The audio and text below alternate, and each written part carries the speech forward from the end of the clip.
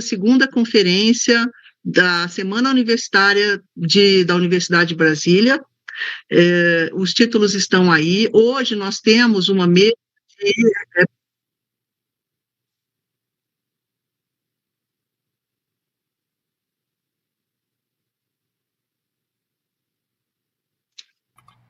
Me desculpem pela... saiu duas... Eduardo, começa de novo, porque saiu aqui o YouTube em cima da minha voz e ficou bem confuso. Começar de novo, né? Então tá bom. Bom dia, pessoal. Hoje nós estamos com a terceira mesa da nossa segunda conferência para discutir o conceito de alienação parental, que nós aqui chamamos de Pseudo Conceito, né? E a questão do gênero que acompanha, né, esse uso desse conceito aqui no nosso país.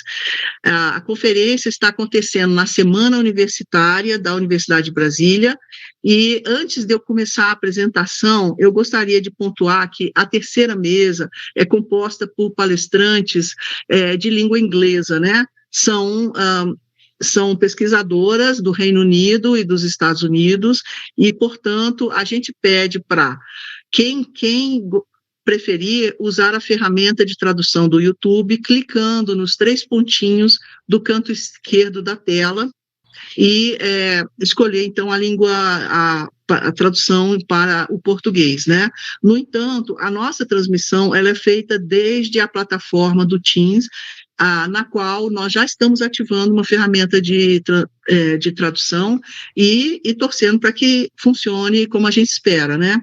Para que possa ser, vamos dizer, acessível para quem está em línguas de espanhol e português, querendo muito acompanhar as comunicações científicas que hoje nós vamos ter na mesa 3, tá? A partir de agora, eu também começarei a apresentar a conferência, mas antes, não sem pedir a todos que se inscrevam no canal do Instituto de Artes, tá, da UNB, onde estará acontecendo todas as mesas durante a semana. Então, diariamente teremos mesas, às vezes pela manhã, por exemplo, amanhã temos mesa de manhã, de tarde à noite, hoje nós teremos mesa de manhã, de tarde à noite, e na sexta apenas à tarde, não, de manhã e à tarde. Então, a gente pede para que vocês ativem as notificações, né, se inscrevam nesse canal do IDA, do Instituto de Artes, do YouTube, né, Instituto de Artes da UNB, e também deem like para ampliar a abrangência e o alcance da nossa comunicação, porque nosso intuito é chegar em outros segmentos, tá, para sensibilizar a opinião pública para a urgência da revogação da lei da alienação parental no nosso país, tá? A partir de agora, eu vou começar a ler em inglês. Eu fiz uma pequena apresentação aqui para não perder o fio da meada, então me perdoem se eu parecer que eu estou lendo um texto, é porque eu estou mesmo, tá? Mas eu vou tentar ser bastante fluida aqui na minha leitura, tá? Um abraço para todos, desejo uma excelente mesa, uma excelente conferência para todos. Não deixem de nos seguir no canal do IDA para acompanhar as próximas mesas também. With immense joy and ethical commitment, we begin the second international conference, The Use of the Pseudo Concept, Parental Alienation and its Gender Bias, promoted by the University of Brasilia within the scope of University Week 2025. This event brings together researchers, professionals of many fields, legal experts, representatives of Brazilian councils and social movements from Brazil and several other countries, including Colombia, Mexico, Argentina, United Kingdom, and United States.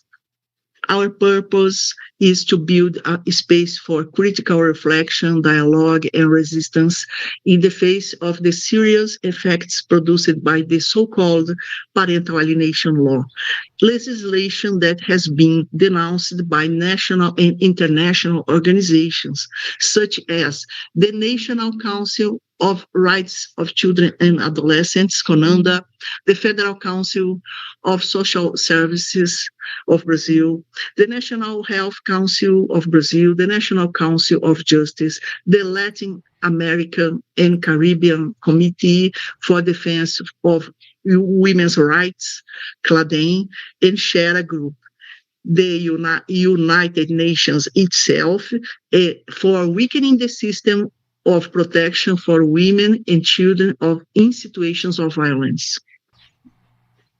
We'll have panel discussions throughout the week, always in this channel of the Institute of Arts at the University of Brasilia on YouTube. Please follow and join us. We ask for the help of audience of this conference to help us spread the word about the cards and the links to broadcasts, to subscribe to YouTube and Instagram channels of the Institute of Arts at the University of Brasilia, and to like the broadcast to broaden the reach of this necessary and urgent discussion.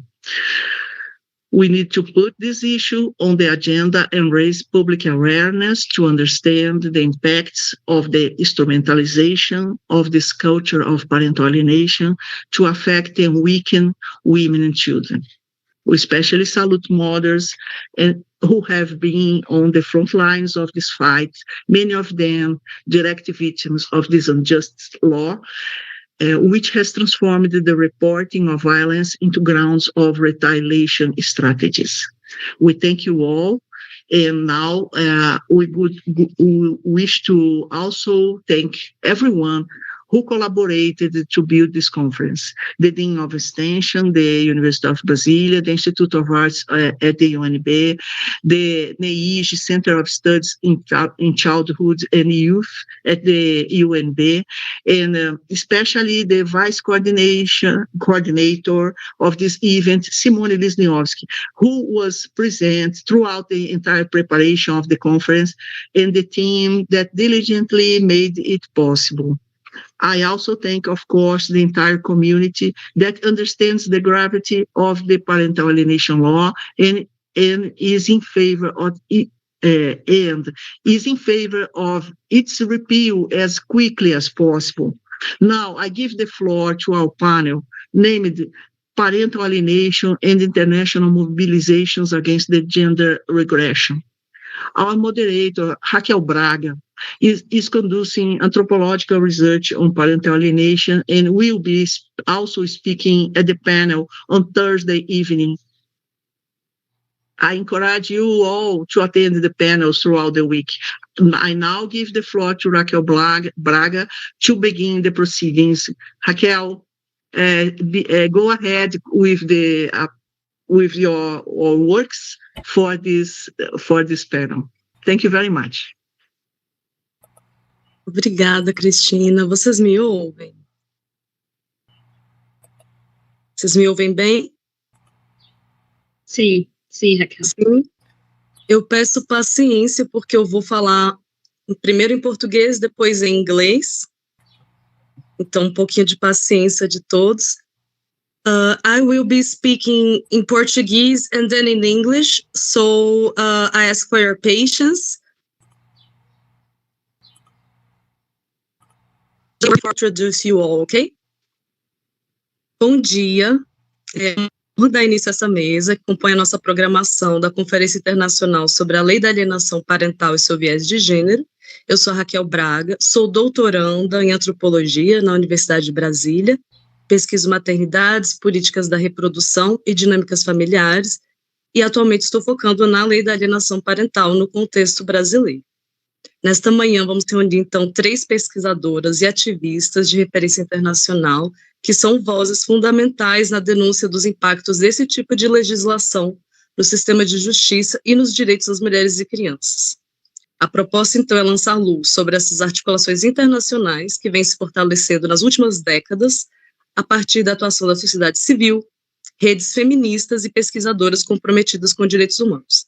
Em diferentes países, assistimos à consolidação de uma agenda que, sob o pretexto de neutralidade ou de proteção da infância, tem alimentado o silenciamento de mulheres e a revitimização de mães. Vamos ouvir as experiências de Danielle Pollack, Adrienne Barnett e Elizabeth Dalgarno. Vamos refletir sobre como o discurso da alienação parental tem sido mobilizado como tecnologia que opera uma forma de controle sobre a maternidade, reforçando desigualdades de gênero. Que essa escuta, então, nos fortaleça para seguir articulando resistências e construindo pontes transnacionais em defesa da justiça de gênero. Good morning, everyone. It's an honor to open this roundtable, part of our broader international conference on the parental alienation law in Brazil. My name is Raquel Braga, and I am a doctoral candidate in anthropology at the University of Brasilia. I research motherhood, reproductive politics, and family dynamics, currently focusing on the parental alienation law in the Brazilian context. Today, we welcome three remarkable international speakers, researchers, and advocates who have been leading voices in denouncing how this legal concept impacts women and children within justice systems worldwide. This panel aims to highlight the growing international mobilization against gender backlash, a movement driven by feminist networks, civil society, and committed scholars. In various national contexts, including Brazil, we are witnessing the advance of agendas that, under the guise of child protection or neutrality, end up silencing women and re-victimizing protective mothers.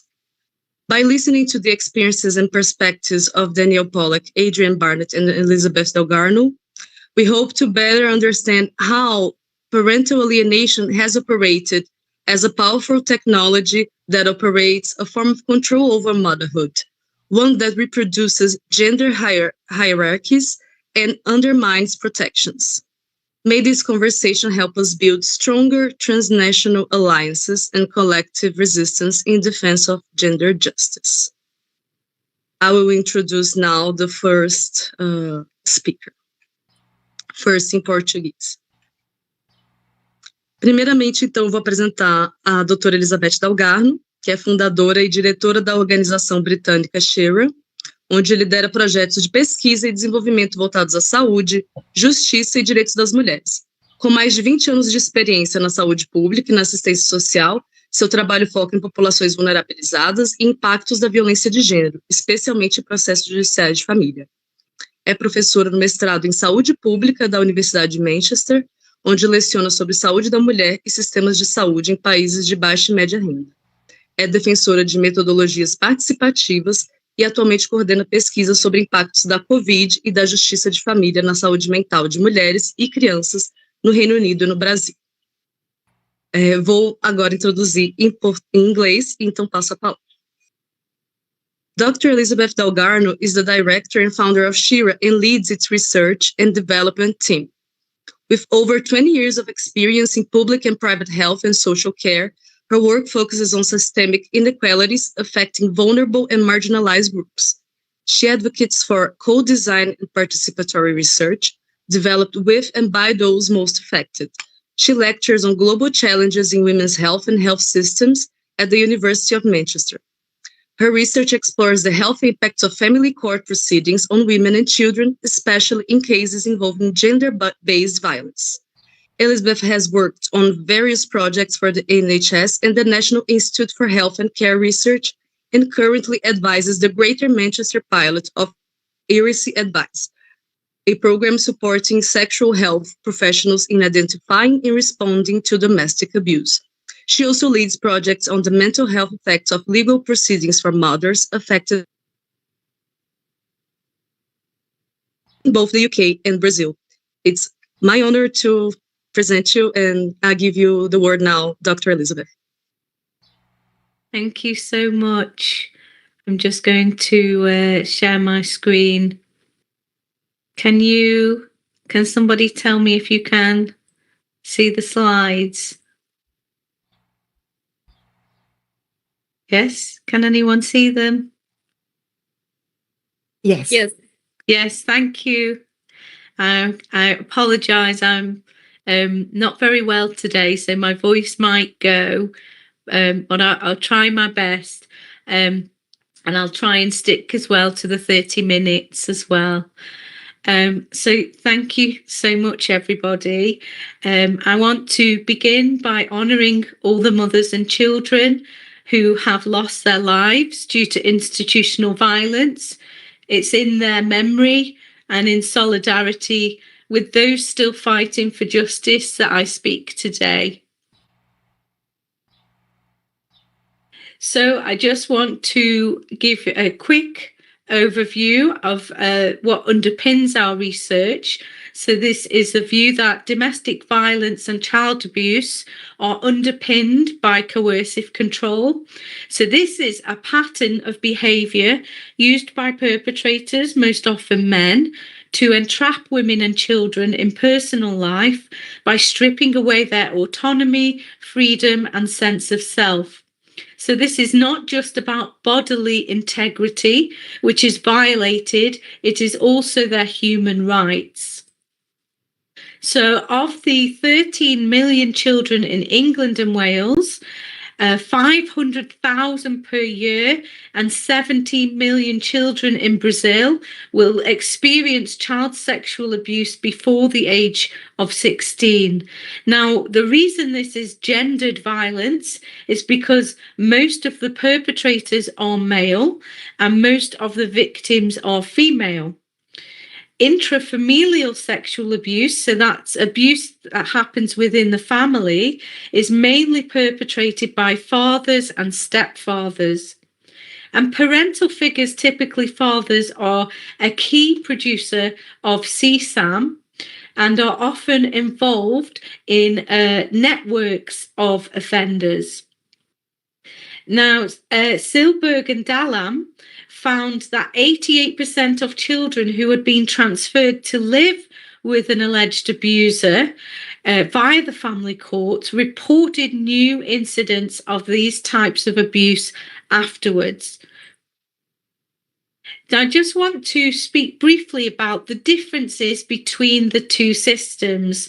So private law proceedings obviously usually concern child arrangements between two parents, and there's some slight differences between the Brazilian and English systems. So the Brazil civil law system is very much principle driven. So decisions are based on broad legal principles written into law, and the codified laws, so organised into legal codes such as the civil codes and penal codes. And it is quite abstract in that legal reasoning often starts from general rules and then applies that to specific cases. England, on the other hand, is a common law system. So this means it's very case-driven.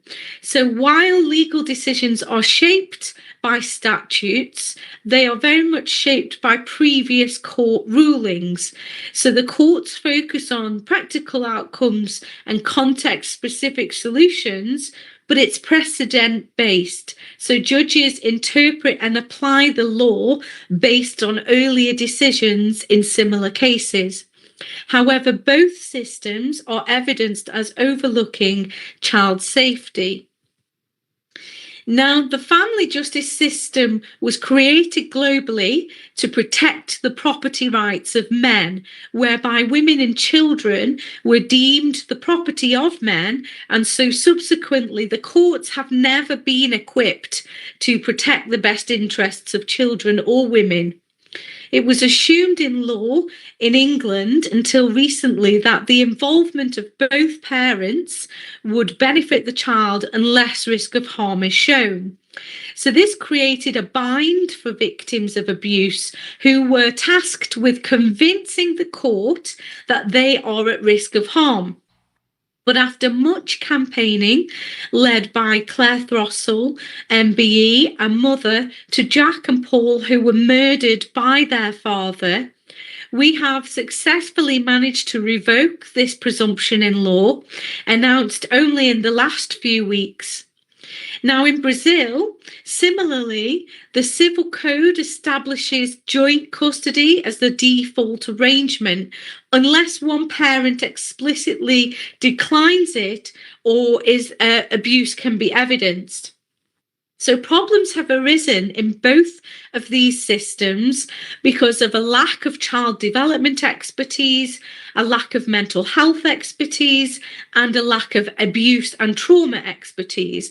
And this is where expert witnesses come in.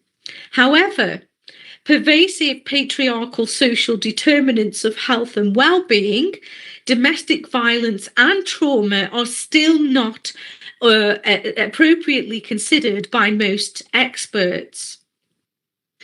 So there are around 60,000 private law cases on average in England and Wales, containing around 100,000 children.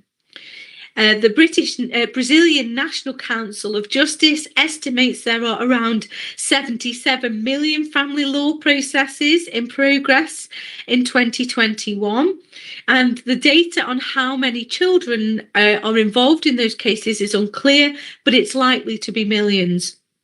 It's estimated that around 90% of cases in England and Wales contain reports of domestic violence.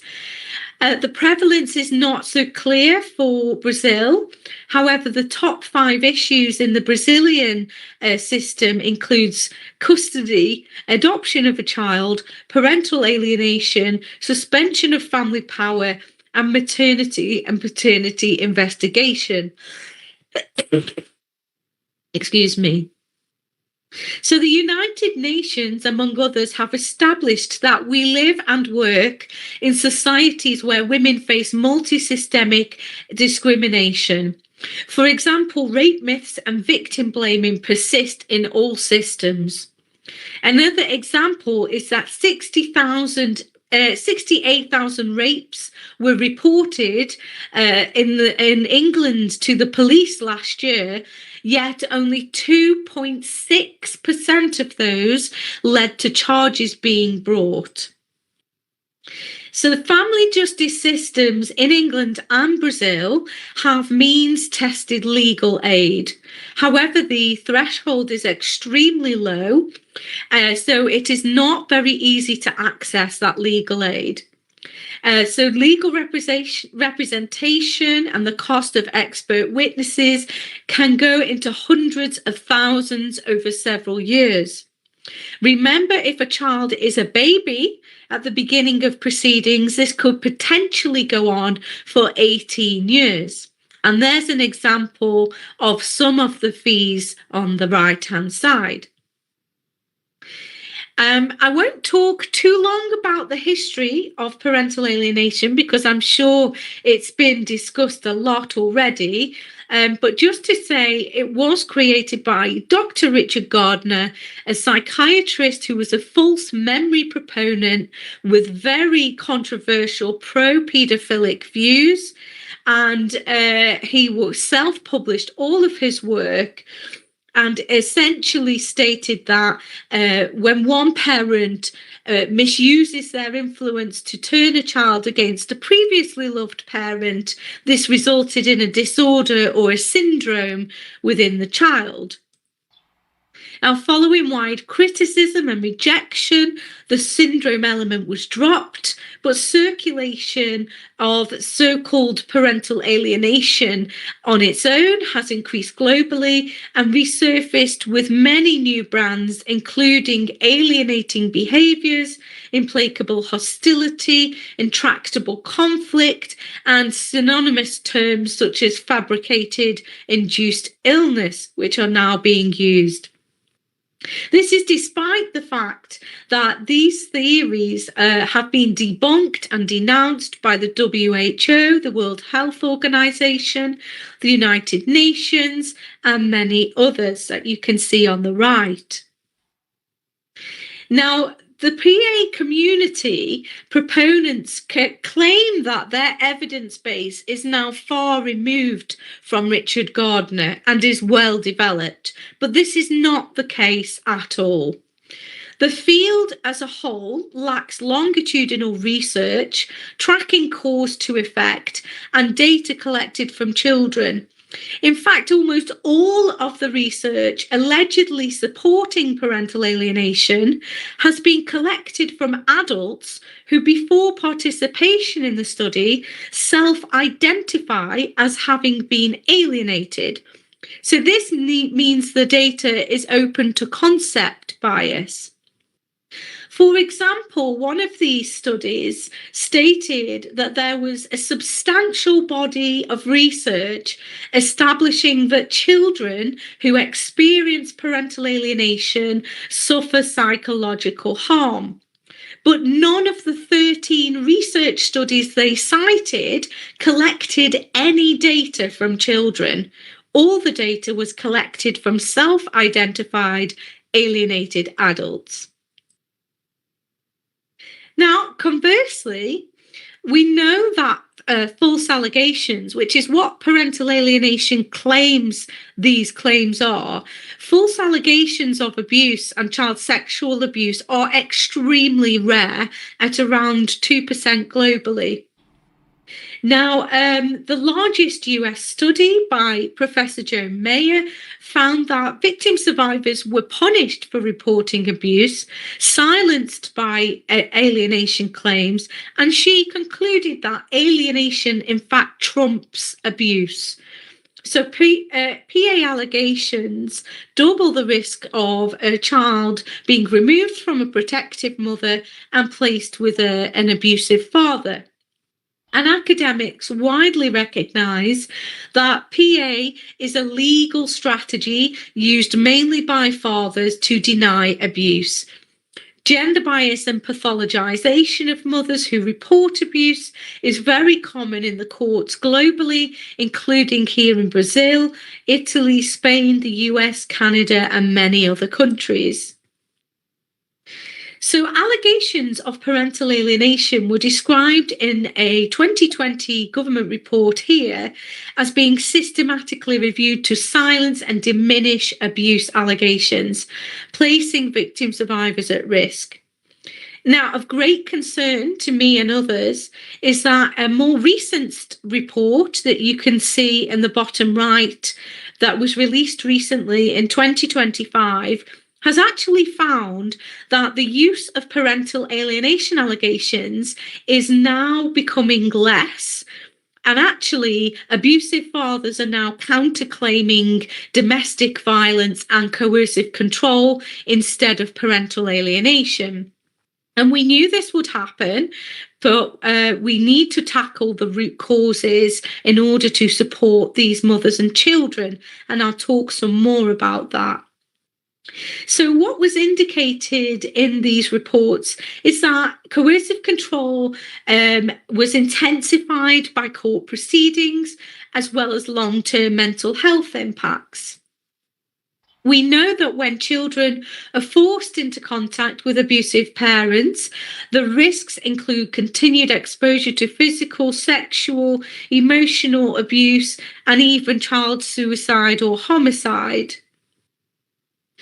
We also know from systematic reviews and meta-analyses that coercive control is associated with severe trauma and depression for adult women, and women subjected to domestic violence are 3 times more likely to attempt suicide. So our research, we looked at the 2 countries, Brazil and England, and we conducted 2 qualitative studies to explore the health-related experiences of women and children in these countries. We interviewed 45 mothers of 77 children in England and 13 mothers of 16 children in Brazil.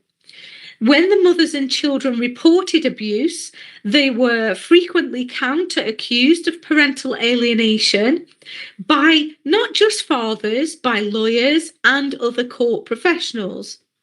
The allegations were highly persuasive, leading to abuse being disbelieved, minimised and ignored. And some women lost custody or residency of their children, or they were threatened with this if they resisted contact with the abusive fathers. Alienation was repeatedly described as a weapon of post-separation violence and abuse, and was frequently used to shift the court's focus onto the mother as the perpetrator. Now, mothers in both studies reported multiple physical and psychological trauma responses. Most of the mothers had good health before entering the family court system, despite being victims of abuse. And those who had poor health conditions, they said that their health extremely worsened and they developed new health issues whilst in proceedings. There's also links to wider families, because one mother reported to us her own mother, so a grandmother, had a heart attack in the middle of a court hearing, and another that her father had a heart attack while proceedings were ongoing, which she linked to the family court proceedings. Now, you can see here from the mothers in Brazil, these are all the health conditions that they reported to us. There are so many, and the mothers were very explicit that these conditions were a result of family court proceedings. And it ranges, as you can see, from musculoskeletal, autoimmune conditions, all the way through to respiratory and maternal health implications. We found very similar for the English mothers, again, ranging from maternal complications through to chronic pain, respiratory illnesses. And actually, there were mothers in this study who had cancer, and their consultants had told them that the stress of court proceedings had caused the cancer. Now, we have a couple of papers in press at the moment about the specific harms to health of the children, and this is in both England and Brazil. Again, a huge range of health impacts that the children, the mothers of the children associated with being forced to engage with family court professionals, being forced into contact with abusive fathers, ranging from developmental delays in younger children, all the way through to convulsions and fitting in older children, through to development of eating disorders and much more. So we viewed these health issues as the same as the mothers viewed them. And to explain this, we developed this conceptual model, and I'm very privileged to have a co-author here today, Dr. Adrienne Barnett. And what we conceptualized was that court and perpetrator-induced trauma captures the ABCs. So that is the actions such as child removal, the behaviours such as threatening language, and the circumstances such as gender inequality that mothers say caused the trauma. And then it also reflects the physical and emotional responses, the trauma responses to those ABCs. Mothers felt disempowered and abused by the systems they believed were father-centric, profit-driven, money-driven, and not protective.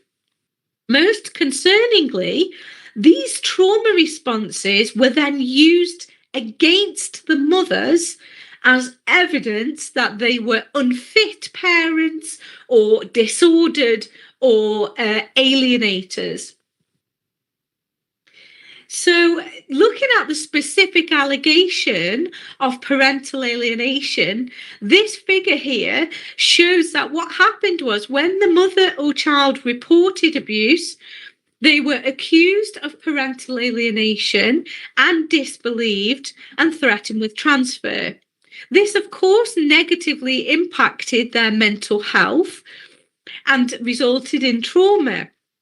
But what they did was they kept advocating for themselves and for each other, But when they did that, that persistent advocacy was observed as an indicator of alienation. So you can see that this is a cyclical trap that the mothers and children cannot escape. Now, numerous studies link stress to trauma, suicide, self-harm, autoimmune conditions, and many other non-communicable diseases. Emerging research also suggests that stress and insomnia, for example, is linked to the onset of vaginal and cervical cancer and other NCDs. And this highlights the need for further investigation. Now, we know from longitudinal studies conducted over many years from Professor Sir Michael Marmot and others, we know that stress pathways are triggered by social determinants of health. So what we believe is that the WHO now needs to collect and monitor the links between stress, social determinants of health, and institutional violence in the family courts. And we believe what we will find is some strong causal pathways or linked pathways between many non-communicable diseases and even suicide in women and children. I want to read now some quotes from the studies. So this is Marcia, a Brazilian mother, and she said, with the alienation claims and the threat of losing custody, I had anxiety crisis, depression, panic attacks. I have fibromyalgia.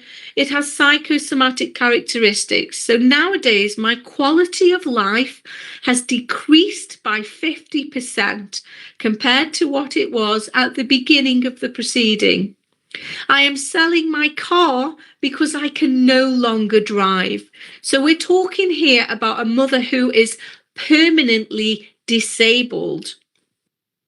Many mothers likened the proceedings to being in war, to torture, and there were intersectional injustices that were especially heightened in both studies.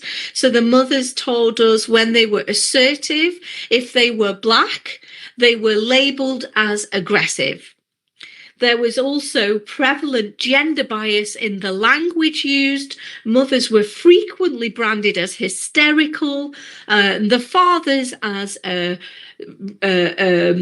breadwinners or as prestigious members of the community. So very different negative or positive stereotypes depending on the gender of the parent. Now, this mother, Debbie, she told us about an expert witness who came into her home and essentially made clear to her the power that he had over her and her child. So he started by saying to Debbie how he'd had a 15-year-old child removed from their parents and put into care because he felt the parents were useless. The judge didn't want to, but the court officer had really worked on the judge to get them to agree that the child should be put into care, and he was really proud of that. Debbie went on to say that when he said that, my heart sort of flipped. He told me he can manipulate judges and he has power over the judges. Now, credible evidence was minimised in both studies. So Sarah from England told us her partner was convicted of indecent images of children. There were babies and toddlers in there, somewhere between 100 and 200. The child said her father had touched her and he got supervised access. And invidious outcomes were prevalent. So Isabella in Brazil told us parental alienation was not only used to disqualify a complaint of sexual abuse against her daughter, it closed the criminal investigation of the sexual abuse, but it also established a precedent for her to be sued for slanderous defamation, and now she is the defendant. When I talk about credible evidence that was ignored in England and Brazil, I just want to make clear some of the credible evidence. This included fathers admitting to child sexual abuse, video recordings of child sexual abuse, witness statements, reports from police, medical professionals, domestic violence experts, and more. More concerningly, the family courts constructed the truth of these events around whether the father was gratified or took pleasure from the child's sexual abuse. So if the father admitted the abuse but said he didn't do it on purpose or he didn't gain pleasure from it, he was deemed as remorseful and forgiven, reinforcing sexist and ageist power dynamics. The mother's and children's suffering was only acknowledged within the frame of the father's experience, so not their own suffering. In Brazil, very punitive measures were seen. For example, 2 mothers were imprisoned, one for speaking publicly about her case, the second for failing to pay child support, whereas the fathers, many of whom had convictions for child sexual abuse, domestic violence, and even firearms offences, all avoided imprisonment. So in 43 out of 45 of the English cases, these resulted in direct contact, often unsupervised, and 39 of the mothers were accused of parental alienation. There were 8 transfers of residence based on the findings of PA, and 2 criminal investigations into child sexual abuse were closed due to findings of alienation in the family court. So the judge had informed the criminal courts to close those cases. All 13 cases in the Brazil study resulted in direct contact with the fathers, and 5 out of 8 criminal investigations into child sexual abuse were closed in Brazil because the family courts informed the criminal courts that these mothers were alienators and the investigation should not continue. Examples, on the other hand, of so-called alienation evidence was ranged from simply reporting abuse, persistent advocacy for children, seeking medical care or support, or showing hostility towards a father that had been reported as abusive. So we have many human rights being breached, as you can see, and many from not just the European Court's Convention on Human Rights, but also as relevant to Brazil, the IACHR, including the human treatment, right to a fair trial, rights of the child, and equal protection. So all of these rights are downgraded in favour of the abusers, and to prioritise the abusive father's rights above that of the safety of the mothers and children. Now, these warnings have been repeated on the global stage by many people, including here, you can see the UN Special Rapporteur for Violence Against Women and Girls, the former chair of the Association of Clinical Psychologists, Professor Mike Wang, and they all agree that parental alienation is a pseudoscience which is not fit for purpose in these proceedings. In terms of Brazil specifically, you will of course know that there have been multiple international recommendations, including from the United Nations Human Rights Council, CEDAW, all urging the repeal of the parental alienation law.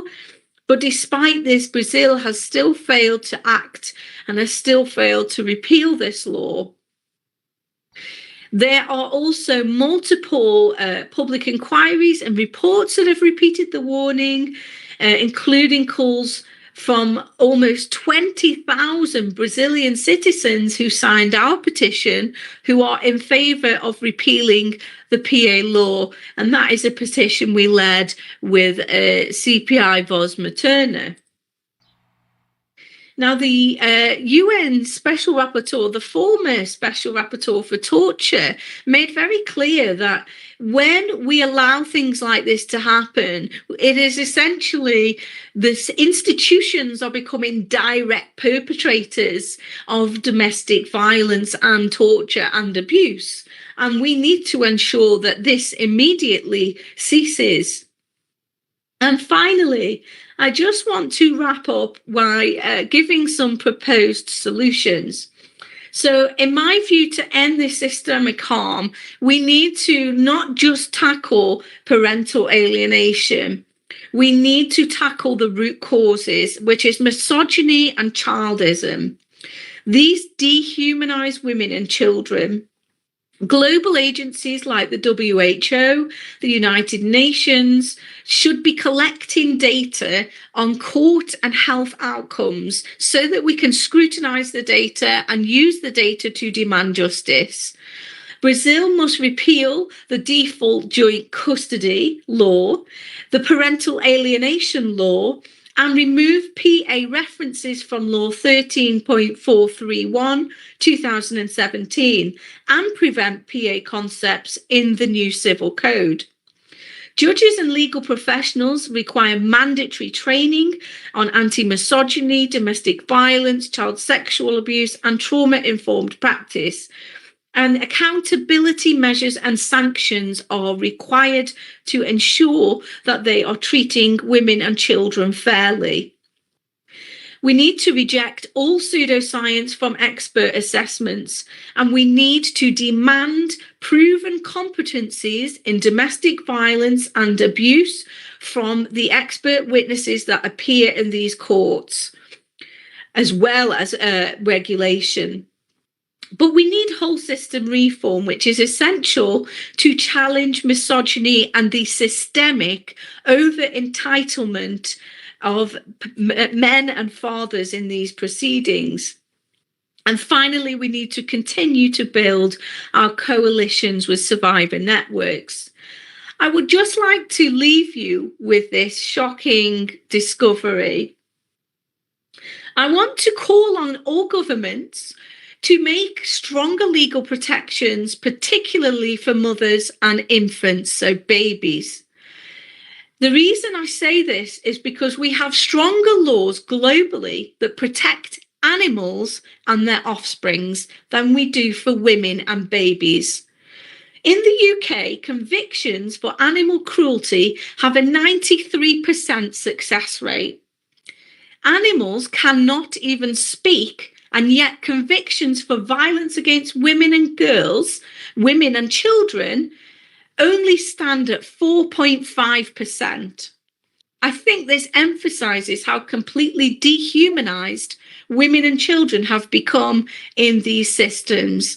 We must let them speak, but more importantly, we must hear them and we must act. Thank you very much for listening to me.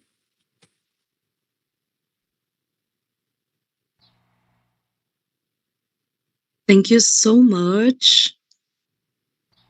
That was great. Thank you so much.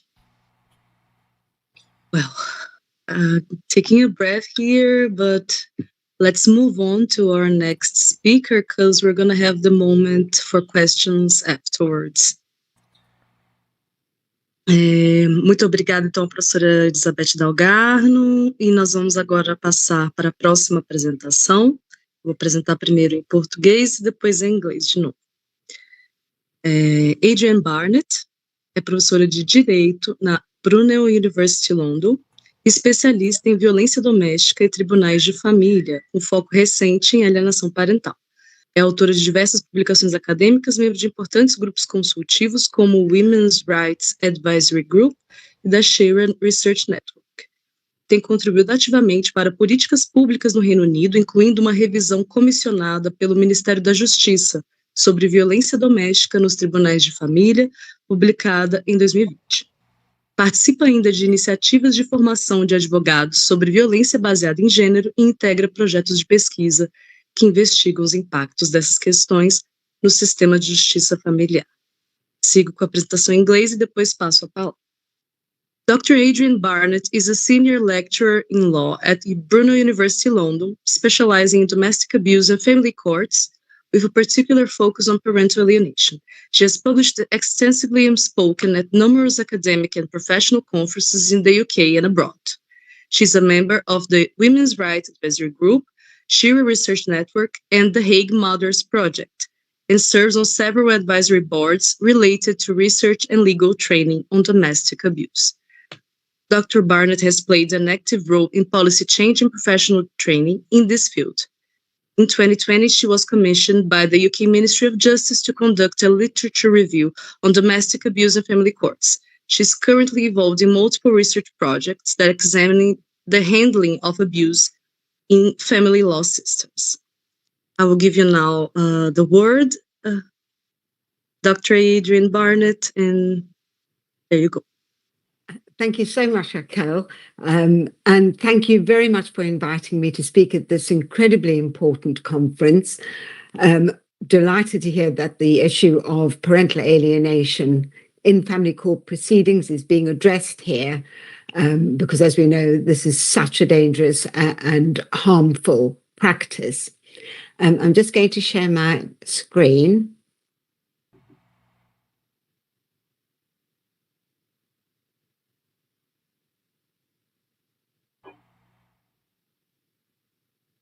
Thank you. So I'm going to talk about parental alienation in England and Wales, some general issues about how it's played out, where it's going, and then I'm going to look at two small-scale studies that I have conducted and am currently involved in. So the first thing I wanted to look at is how prevalent are allegations of parental alienation in England and Wales. Currently, we don't know. There's no systematic data, no generalizable evidence on either the prevalence of allegations or findings of so-called parental alienation in the family courts. What does seem to be the case is that it really seemed to have spread pretty rapidly. It first came into the system, our family law system in England and Wales, in the 1990s as parental alienation syndrome. And it was promulgated, largely instigated by fathers' rights groups, who found an expert called Dr. Ludwig Lowenstein, who was in some ways the Richard Gardner of England and Wales. And he wrote prolifically, over 100 articles on parental alienation syndrome in really highly gendered terms, and appeared as an expert witness in cases. However, in 2000, Lowenstein and parental alienation syndrome were discredited by the Court of Appeal in a seminal domestic abuse case, as it happened. There were 4 conjoined appeals, and one of the fathers had instructed Lowenstein. What seemed to have happened after that is that parental alienation syndrome didn't gain that much traction, but over the next few years, they dropped the syndrome and just carried on pursuing allegations of parental alienation, and that's when it seems to have started to proliferate and take off. But there seemed to be a marked increase in claims of parental alienation in the courts since about 2017. So it is fairly recent. How prolific is it? Well, there was a Channel 4 dispatches program in 2021 in England and Wales about the horrors going on in the family courts. And the program makers, Candid TV, conducted a survey of family court users, parents, children, aged out children, and lawyers. And this survey received the hugest response of any family court survey ever, sort of well over 5,000 responses, mostly from parents. I was commissioned to do the report on the quantitative findings, and we found that allegations of parental alienation were made in nearly 70% of the cases of, well over 3,500 parents who had responded to that question, with the vast majority of all the claims being made against mothers.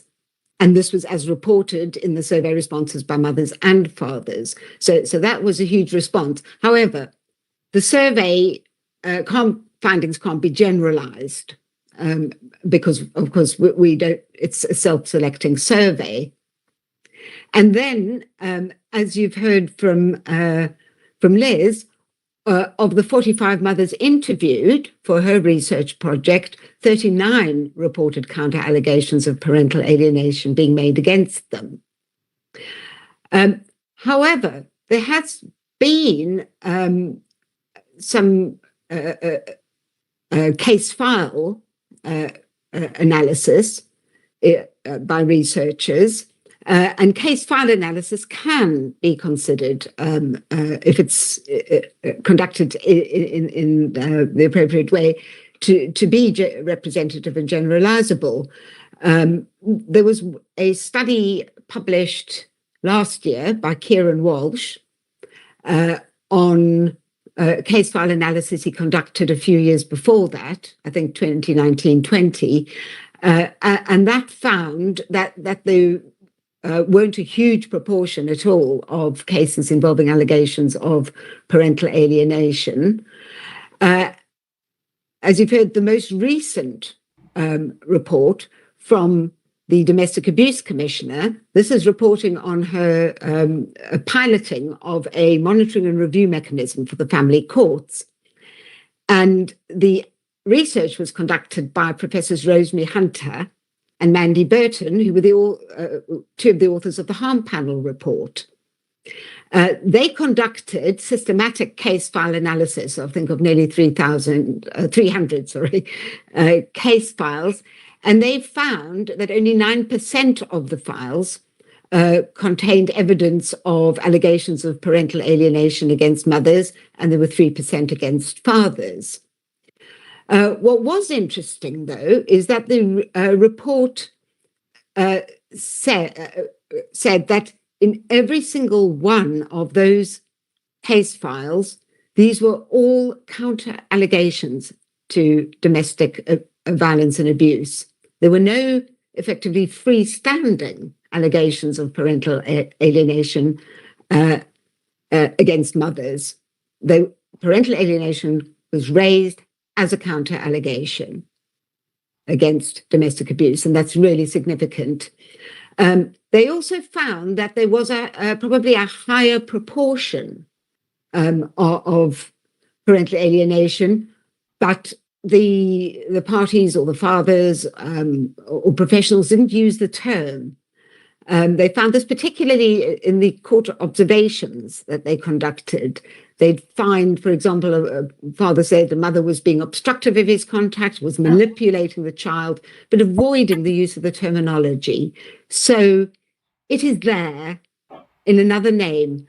But I'll go on to look in a little while about why, to some extent, we need to be cautiously optimistic about the fact that the terminology of parental alienation itself seems to be on the decline. I do think we need to take these wins, as small as they are, where we can find them.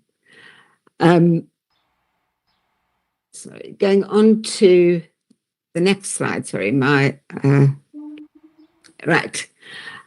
So What about parental alienation and domestic abuse? What is undoubtedly the case in a variety of studies using different methodologies is that there's a high level of domestic abuse in cases in which parental alienation is raised. The Channel 4 survey that I just mentioned found that allegations of domestic abuse were made in 85% of the parents' cases, of all those who responded. And this is a statistically significant finding, that parental alienation allegations were 5 times more likely to be made against a parent who had alleged domestic abuse. Now, one doesn't know which came first from the survey responses, but that is certainly a statistically significant finding. We also know from a range of studies, some of them conducted in England and Wales, from the Harm Panel report, from an important report by our Domestic Abuse Commissioner published in 2023, and from Sonia Chowdhury and Gutierrez's report on Europe, a number of European countries published last year, how powerful parental alienation is as a barrier to victims even disclosing abuse. Victims have reported being discouraged from raising it by their own lawyers and feeling afraid to even raise domestic abuse for fear of being accused of parental alienation. So it is having a really harmful effect in sort of ironing out what one might call, I think they do in the States, purple washing domestic abuse out of the proceedings. It can also be a barrier to proving the abuse. As soon as parental alienation is raised, all these images that proliferate in family court proceedings of hostile, vengeful mothers, revengeful mothers, come to the fore, and it makes it even more difficult than it already is to prove domestic abuse.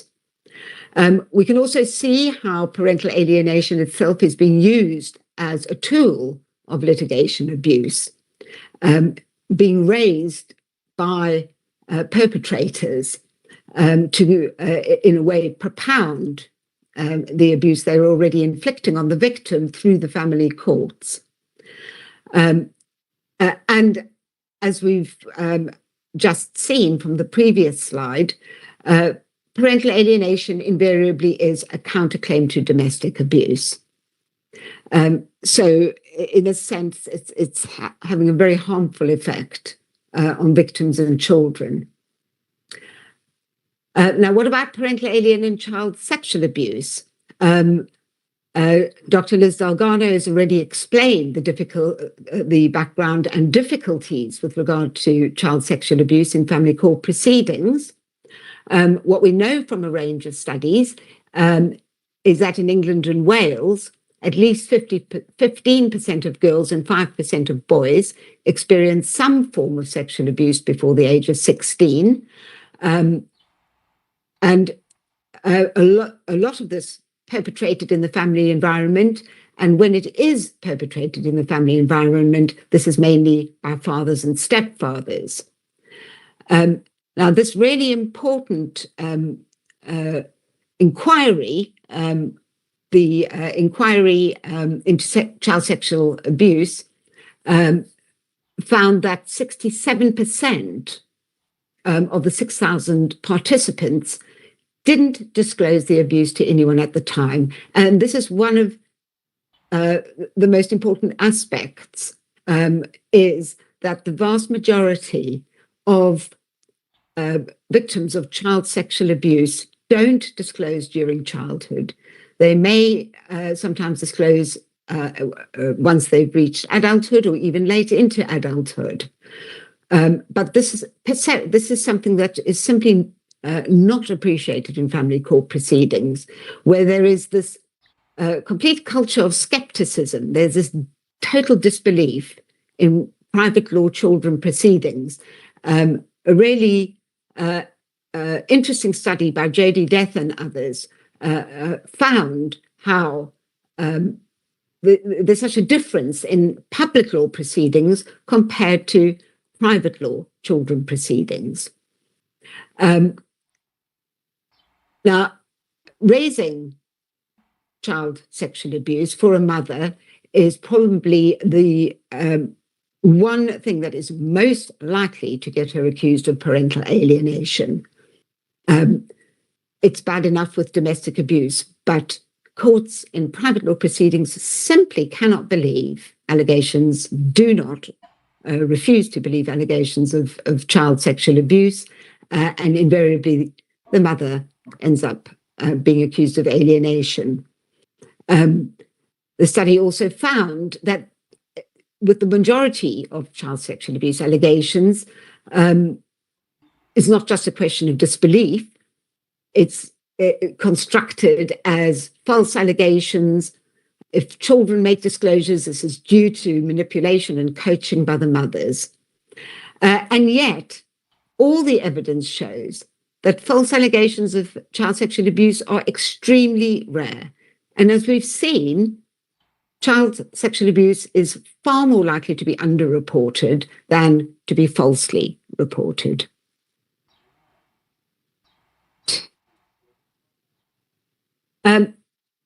Now, we've looked at terminology, and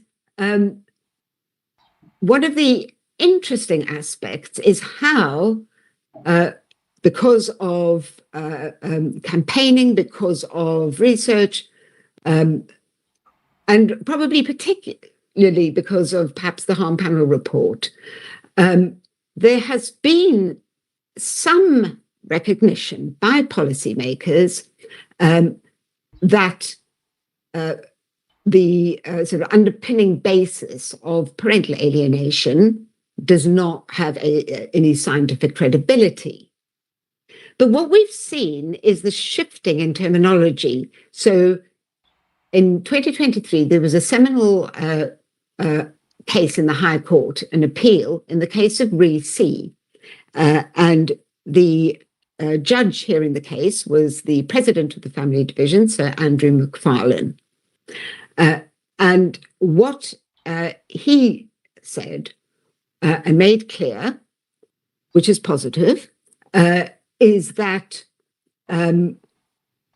parental alienation is not a syndrome capable of diagnosis. Indeed, he said, most family judges have for some time regarded the label of parental alienation and the suggestion they may be a diagnosable syndrome as being unhelpful. I'm not sure that most family judges have taken that view. From what I've seen in research, very many haven't. However, that's an important message from the president of the Family Division. What he did say was it is a question of fact. And what the court should be looking at is a parent's actions. Have they engaged in alienating behavior? Which, unfortunately, perhaps is not helpful because it continues to perpetuate the notion of alienation, albeit through a different means, a different guise. Now, CAFCAS, which is the body that like in the US where they have family court evaluators, advises the court on children's welfare in individual cases. And so they have picked up on alienating behaviors. So it seems that the impetus in this case for moving away from parental alienation, needing diagnosis, to alienating behaviors as a question of fact was to try and get away from and avoid the use of experts in these cases. And I'll say more about that. But we can also see from, for example, Chowdhury and Gutierrez's report that other jurisdictions are changing the terminology, using different sorts of terminology. And as Prigent and Cyr so aptly said, Parental alienation thus mutates according to resistance to its use. So something we need to be very alive to is the changing terminology. Now, having said that, the issue of terminology was picked up on in this really important report by our Domestic Abuse Commissioner, published in 2023, which is about the family courts and achieving cultural change. So we're not just, she wasn't just talking about change in the books, change in the law, change on paper, but real deep-seated systemic cultural change. That's the big challenge. How do we achieve that? And she emphasized how linguistics, language, is so crucial. And what she proposed was the RRR model. And that's the model, of course, that was proposed and adopted by the US Council on Juvenile and Family Court Judges, which is an excellent model, the reluctance, resistance, refusal model, which looks in a much more nuanced, much more realistic way at children's behavior. And so she proposed an approach based on the RRR model. Trying to move the slide forward. And indeed, the following year, the Family Justice Council of England and Wales published a really important guidance. That was towards the end of last year, so it's relatively new. And this guidance essentially adopts the RRR model. And in many respects, this guidance is excellent. However, it does deal with allegations of alienating behavior. So it does not get completely away from the entire PA terminology.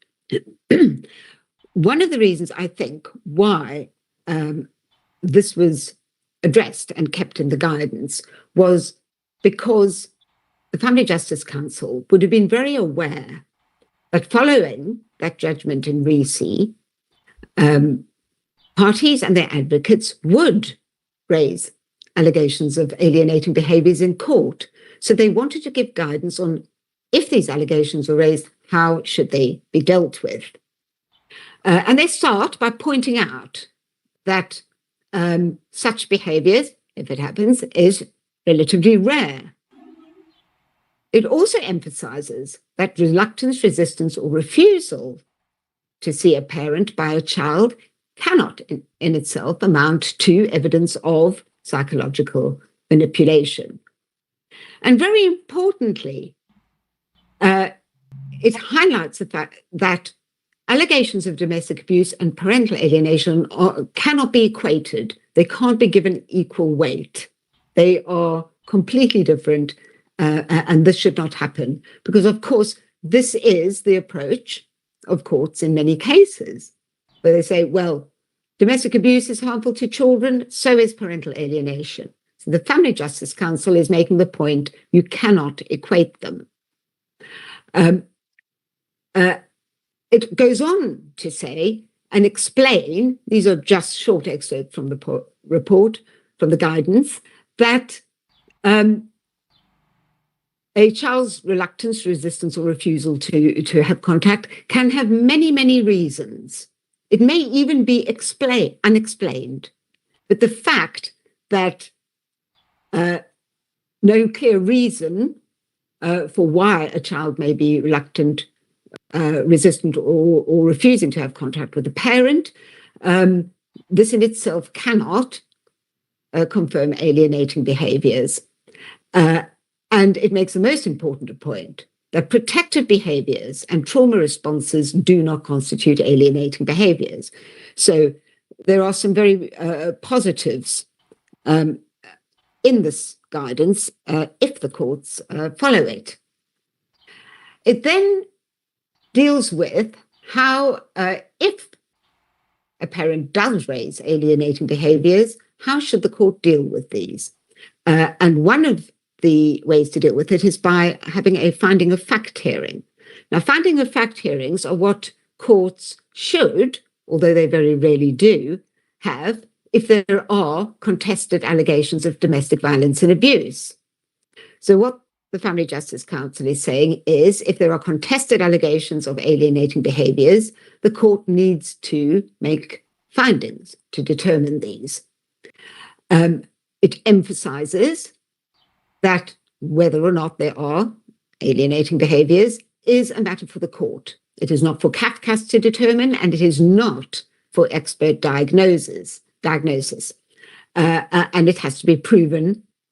The parent alleging it has to prove it on the basis of evidence. But what it also cautions judges and says needs to happen is that if there are allegations of domestic violence and abuse, those must be determined first. You cannot have a joined up hearing with all allegations heard at the same time, and you cannot determine parental alienating behaviours first. And then any allegations of alienating behaviours should then be seen through the lens of abuse. It also cautions against avoiding default findings. In other words, if a child is resisting, reluctant to have or refusing contact with a parent, then all potential causal factors have to be considered first. The court must not leap to an assumption of alienating behaviours. And finally, it makes the point that fails or even false allegations of domestic abuse, which we know from systematic case file analysis are extremely rare, but these will not constitute in and of themselves evidence of alienating behaviours. The guidance also deals with the voice of the child, because this is one of the, as we know, equally one of the worst aspects of the deployment of allegations of parental alienation in the family courts, the way it not only silences victims, but it silences children as well. And what the guidance says is it explains the impact that allegations of alienating behaviours can have on children, how children can experience professionals as being dismissive of their experiences and views, and how this leads to children having losing trust in professionals, particularly if they are constantly questioned, if professionals clearly don't believe their accounts. So even courts need to be aware that even making allegations of alienating behaviours can have an extremely detrimental impact on children. It also takes care, says that courts should be cautious not to assume that the style of language a child uses confirms allegations of alienating behaviour or coaching. Very often we see in Section 7, in the reports to the court by CAFCAS or social workers, that the child spoke in an adult way. The child was obviously parroting what the mother said. And this part of the guidance is expressly saying that courts should be, and professionals should not make those assumptions. Moving on to the subject of experts. Now, experts, as Dr. Liz Dalgarno has explained, is one of the key issues that has been plaguing our court system, where the study I first did in 2020 had flagged up that there is this industry of so-called experts who are profiting from the use of this of parental alienation allegations.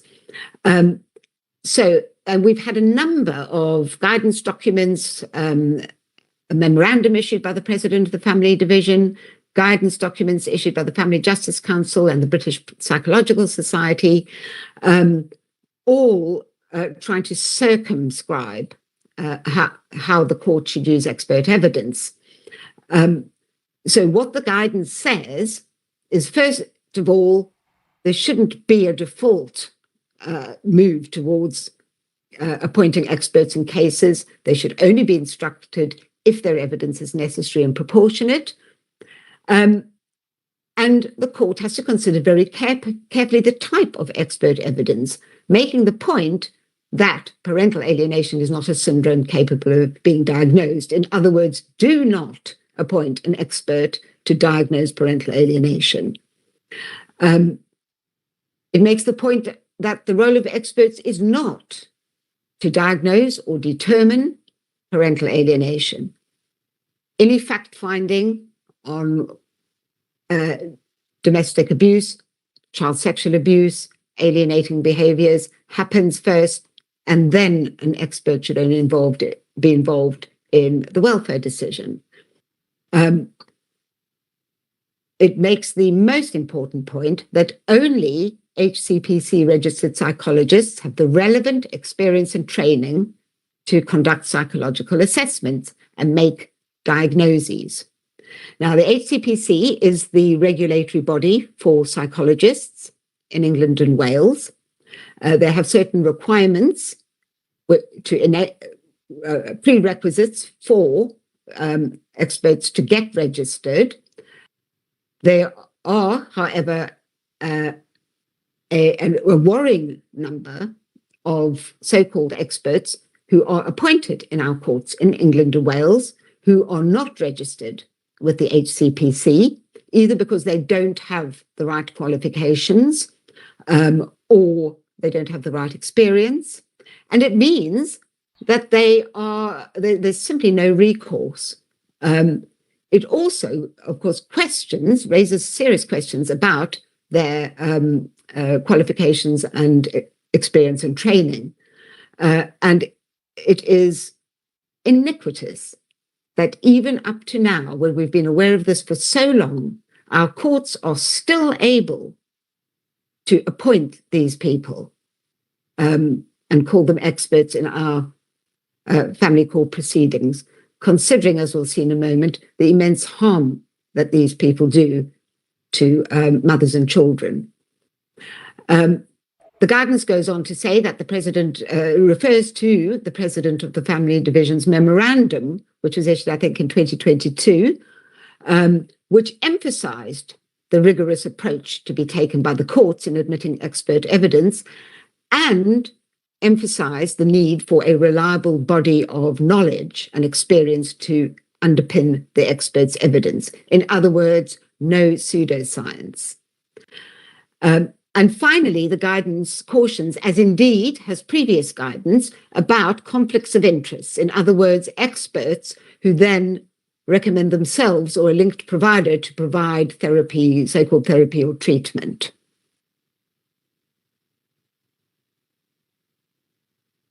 And that leads us, the subject of experts, onto this, the subject of transfers of residence, which is possibly the most worrying and harmful aspect of deployment of allegations of parental alienation.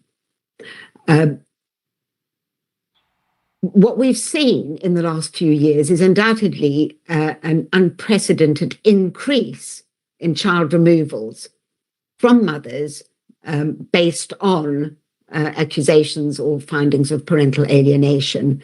Now, I remember when I was in practice in the family courts as a barrister for 25 odd years, up until the end of 2013, when I went into full-time academia, in the hundreds or possibly thousands of cases I did, I could honestly count on the fingers of one hand the number of transfers of residence in private law cases. It was nothing like we're seeing at the moment.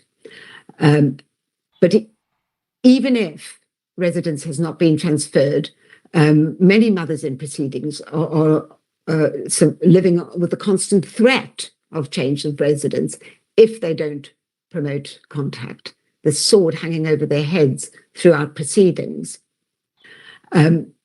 So a number of studies have found an increased willingness to transfer residence of so-called alienated children. And then invariably, the mother's contact is either stopped for a period, sometimes for longer, and then if it is reinstated, it's usually quite minimal and very often supervised. What the point the courts don't seem to get in these cases is that a change of residence is not a therapeutic intervention, even though it may be dressed up like that by some of these so-called experts. Indeed, the harm of this, what's sometimes called residence reversal, needs to be addressed. Now, in public law proceedings, we have something called the threshold criteria. And a local authority, if it wants to permanently remove a child from the parents, has to prove the threshold first before the court can even go on to consider the welfare of the child. And that threshold is, has the parent caused or likely to cause significant harm to the child? There is no such threshold in private law, and yet the decisions being made could reach the level of seriousness and permanency of private law. As Dr. Liz Dalgarno has already explained, there are serious international human rights breaches involved in these family court proceedings, and certainly forced removals need to be considered more carefully, and more research needs to be done on how they can be a breach of Article 3 of the ECHR, the right to freedom from torture and inhuman or degrading treatment. What happens when when there's been a child removal? Children can be left in harmful situations, as was found by the Harm Panel report, but also so isolated. It's no support, no way to get help. There's no wide-scale or systematic, and certainly no longitudinal research on the outcomes for children of child removal. The small study I did in 2020, there were a few cases a couple of cases where a child had been removed and then eventually returned back to the mother. And these children were traumatized, devastated, possibly permanently harmed. Now, I'm going to move on finally, because I think I'm probably running out of time, to some recent research. Last year, I published a study which was an analysis of judgments. It wasn't a study specifically on parental alienation. It was on our statutory presumption of parental involvement. And the reason why I've got this picture up here, so this picture is of Professor Felicity Kaganas, and she was a eminent feminist family law academic. She taught at Brunel for, I think, over 4 decades. She was my PhD supervisor, my mentor, and my very good friend. And she retired at the end of 2023. So in honor of her retirement, we published a Festschrift, a tribute to an eminent academic who's retiring, as a special issue of the Journal of Social Welfare and Family Law. Now, Felicity had published the 2 seminal articles on our statutory presumption of parental involvement, one in 2013, just before it came into effect, and then another one later, 5 years later, in 2018. And she analysed judgments to see, what was happening with the presumption. So the article I published in this special issue also looked at the presumption now, sort of 6 years after Felicity's study, using the same methodology, which was analysing judgments.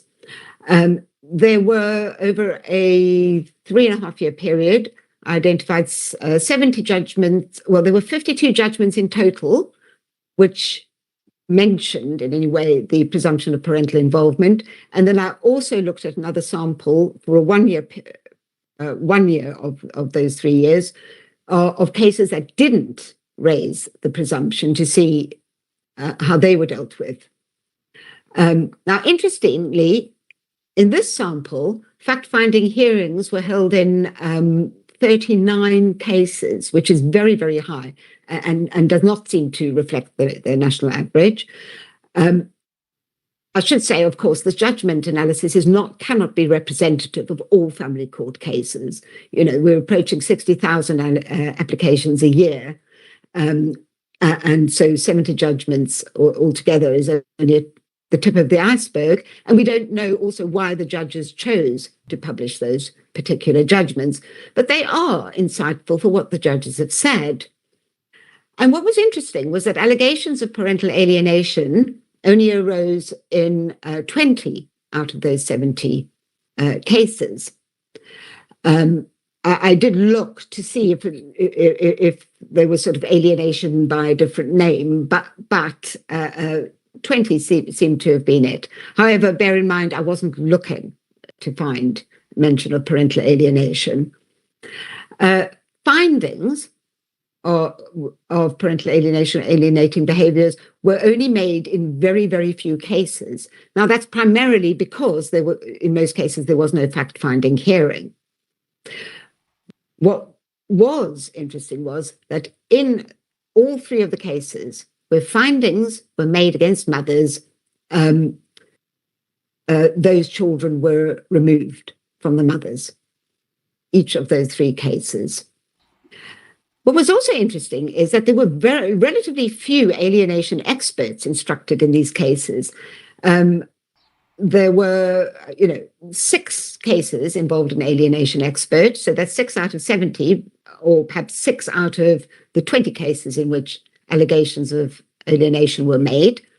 But in 3 of those cases, the expert's evidence was rejected, and some of those judges were quite scathing about the experts. So particularly bearing in mind from 2022 onwards, 2023 in particular, after REC, the courts do seem to have become more sceptical. Now, finally, I'm going to talk a little bit about a research project that I'm currently doing. As it's a current project, I'll only give you sort of a few headlines. So the project's called Parental Alienation, Domestic Abuse and Family Court Proceedings, a Collaborative Action Research Project. It is collaborative because it's being conducted in conjunction with Rights of Women, who had commenced a casework project in October 2021. Now, that project is now finished. The research project commenced in May 2022.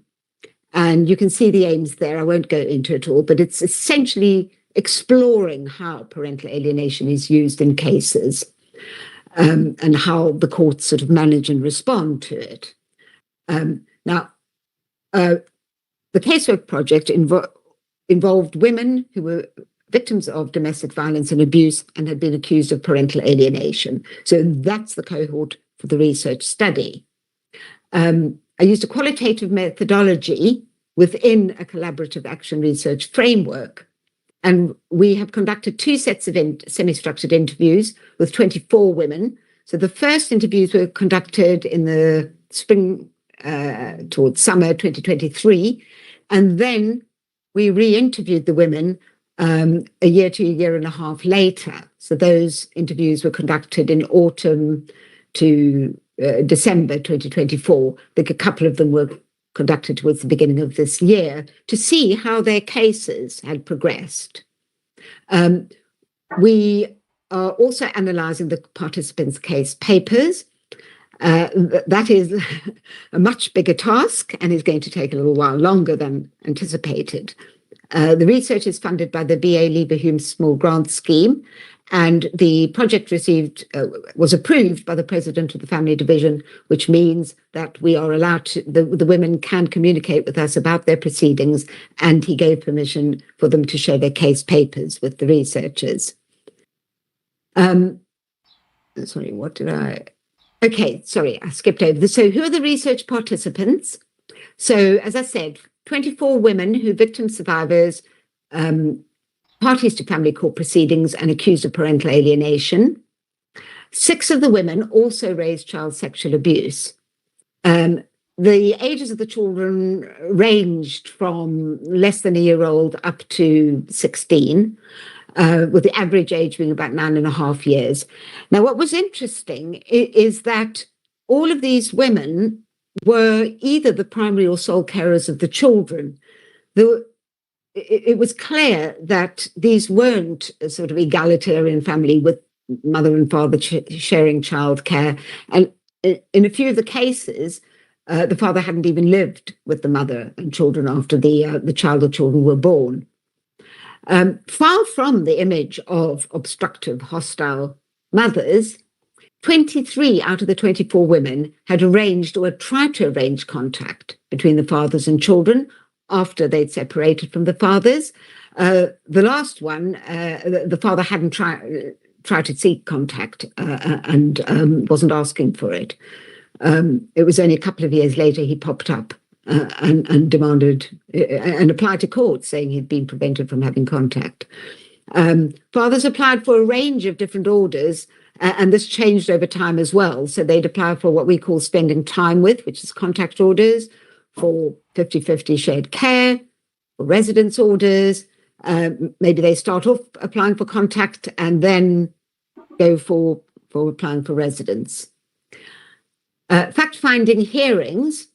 In 14 of the women's cases, there was no fact-finding hearing held, but fact-finding hearings, this is on domestic violence or abuse, were held in 10 women's cases. And in 9 of those 10 cases, no findings were made, despite, in some cases, convictions, cautions, clear evidence, injuries. Once that parental alienation label was dropped into the proceedings, it was very hard for women to avoid this suspicion that was cast over them. Some of these cases moved into public law from private law. So in one of the cases, there was a fact-finding exercise, but that was held in the public law proceedings.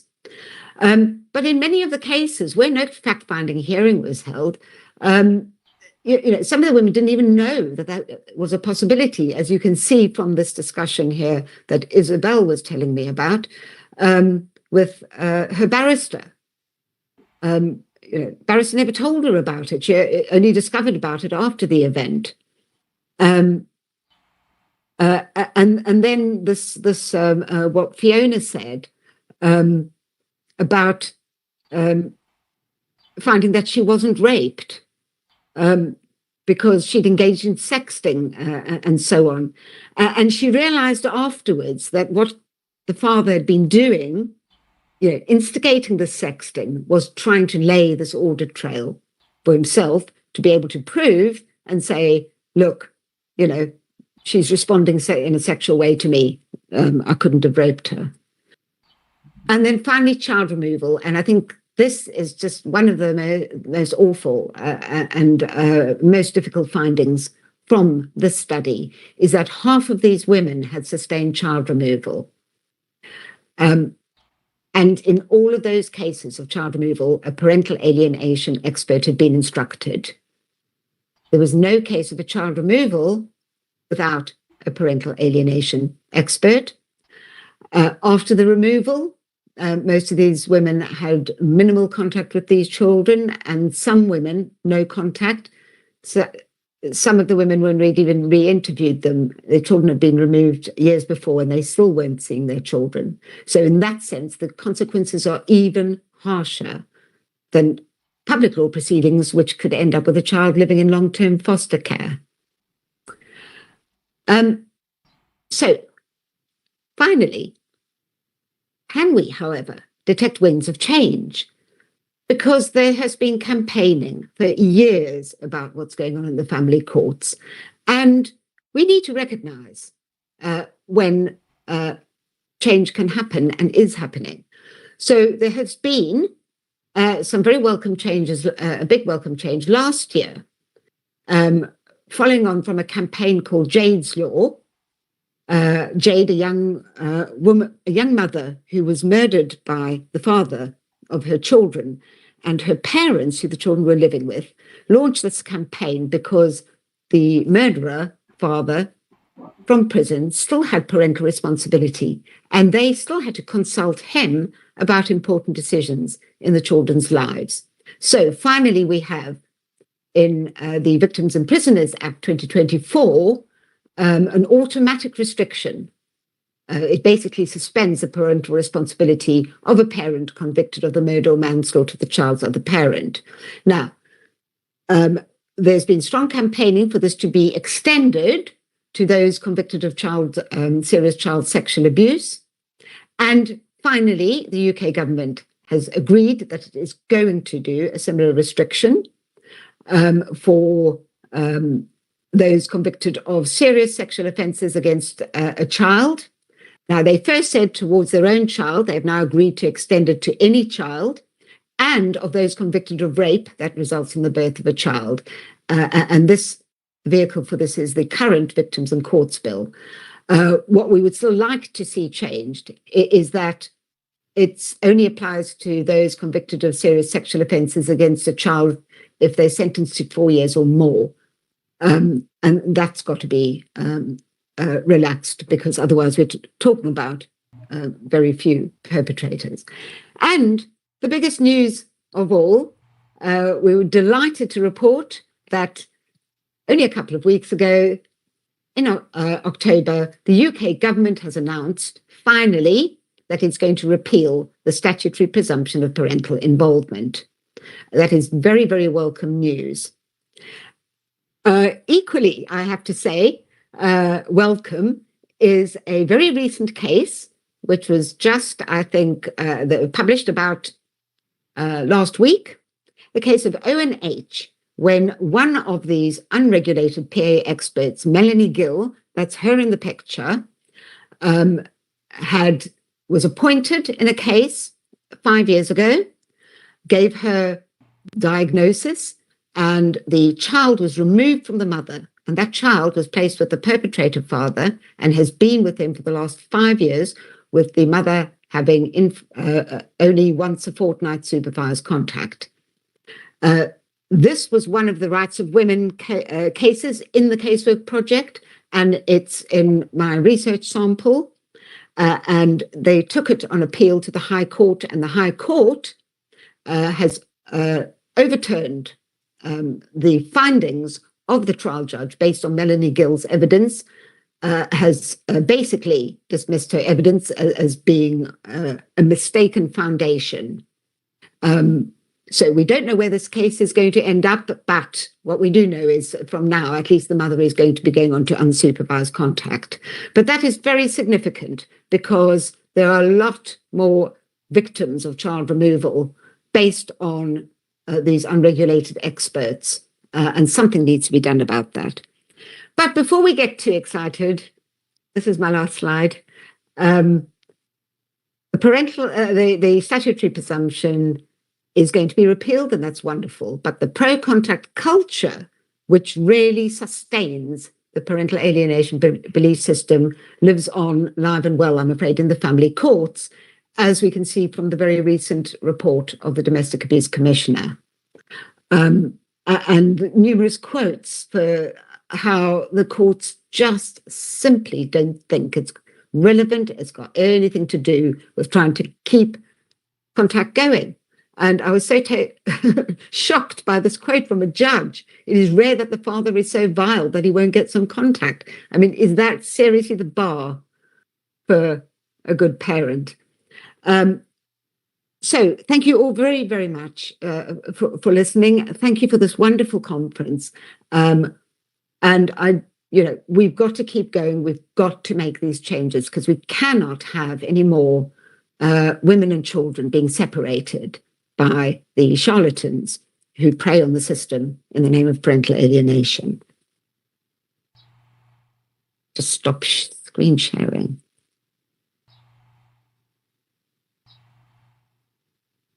Sorry, I should have.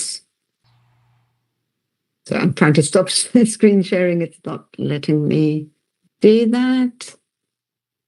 Let me just see if I can get in another way. Sorry. There we go. Thank you. Thank you, Dr. Barnett. That was great. I think we're gonna have great debate very soon. But first, I'm gonna introduce the next panelist in Portuguese and then in English. Só agradecer e agora eu vou apresentar a próxima palestrante. Depois apresento em inglês e passo a palavra. Danielle Pollack. Danielle Pollack atua como Policy Manager no Centro Nacional de Direito contra a Violência Familiar na George Washington Law, em Washington, nos Estados Unidos. Ela é reconhecida por sua significativa atuação na formulação de reformas jurídicas e políticas de proteção à infância, especialmente em processos de guarda, violência familiar e controle coercitivo, tendo sido responsável pela lei federal Cadence Law, que é parte do Violence Against Women Act, aprovada em 2022. Pollack colabora com legisladores estaduais e federais, organizações de advocacia, especialistas em ciências sociais e famílias sobreviventes, desenvolvendo formações, diretrizes de política pública e produções midiáticas voltadas à reforma dos tribunais de família. Danielle Pollack is the policy manager at the National Family Violence Law Center at George Washington University Law School. She's a nationally recognized advocate for protective parents and children in the U.S. family court system. She played a central role in the development and passage of Cadence Law, incorporated into the Violence Against Women Act reauthorization of 2022, which aims to improve child safety in custody decisions. Her work focuses on public policy, legal reform, and elevating the voices of protective parents and survivors within institutional systems. I'm gonna give her the word now, Danielle Pollack. Passando a palavra. Thank you. Thank you, Raquel. Bom dia. Thanks, everyone, for being here. And thanks to my fellow panelists who did amazing presentations. I'm very grateful to be with you all. Let me just share my screen and we can get started. Let's see. Let's hope that it works.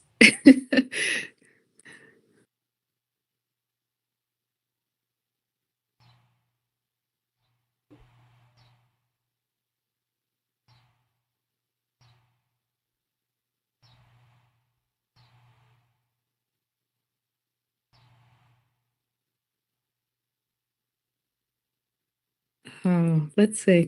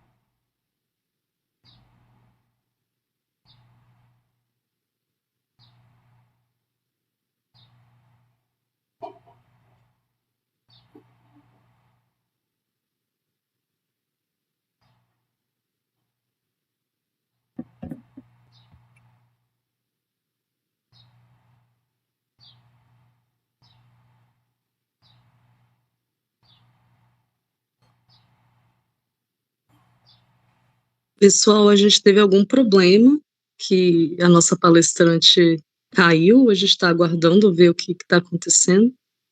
For our English speakers that are here, our speaker seems to be having some problem. We don't know what happened. We're gonna check, but if she doesn't come, we will proceed with the discussion. Okay.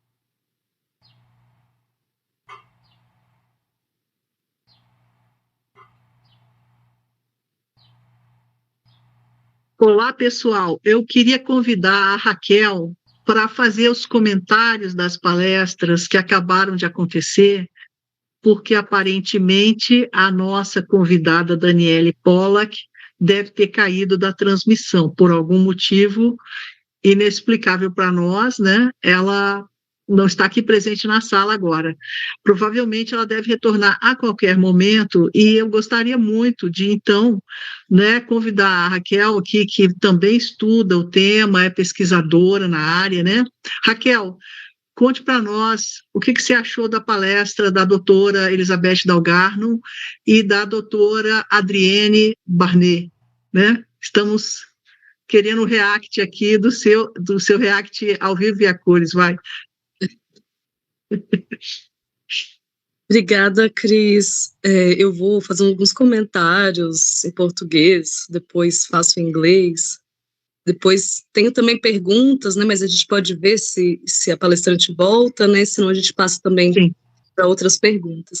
Primeiro, queria agradecer, é uma honra estar realmente com pesquisadores que são referência, né, nessa temática e que ajudam a ampliar esse debate a partir das experiências internacionais, mostrando que as pautas realmente têm uma dimensão internacional, uma dimensão histórica, né, e em muitos elementos comuns, né, de luta que a gente pode buscar aprender, eu acho, com essas experiências, né, talvez de como a pesquisa engajada e essas redes de advocacy podem atuar, né, de forma expressiva para construir esse debate. Então, quando vocês compartilham essas pesquisas, vocês estão contribuindo, né, para a incidência política do tema, para o engajamento, né, nessa rede de apoio à luta das mulheres e de crianças. Eu acho que está sendo um debate muito valioso para fortalecer essa resistência que tem múltiplas facetas, né?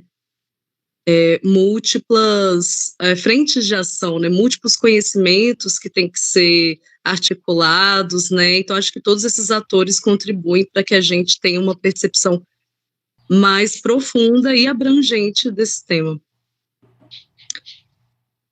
I'd just like to express my gratitude to the speakers on this panel who help us expand this discussion on the impacts of these types of laws and practices and bring us this international experience.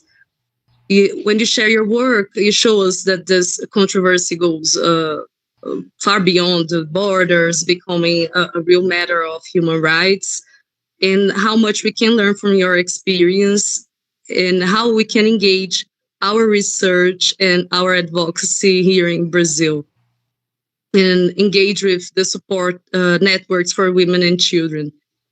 So this really strengthens the collective resistance and the production of critical knowledge on the subject, which is benefited from there being so many different types of knowledge, different perspectives on this subject. We need to be able to articulate all these knowledges so we can reflect more deeply about this theme. So, thank you.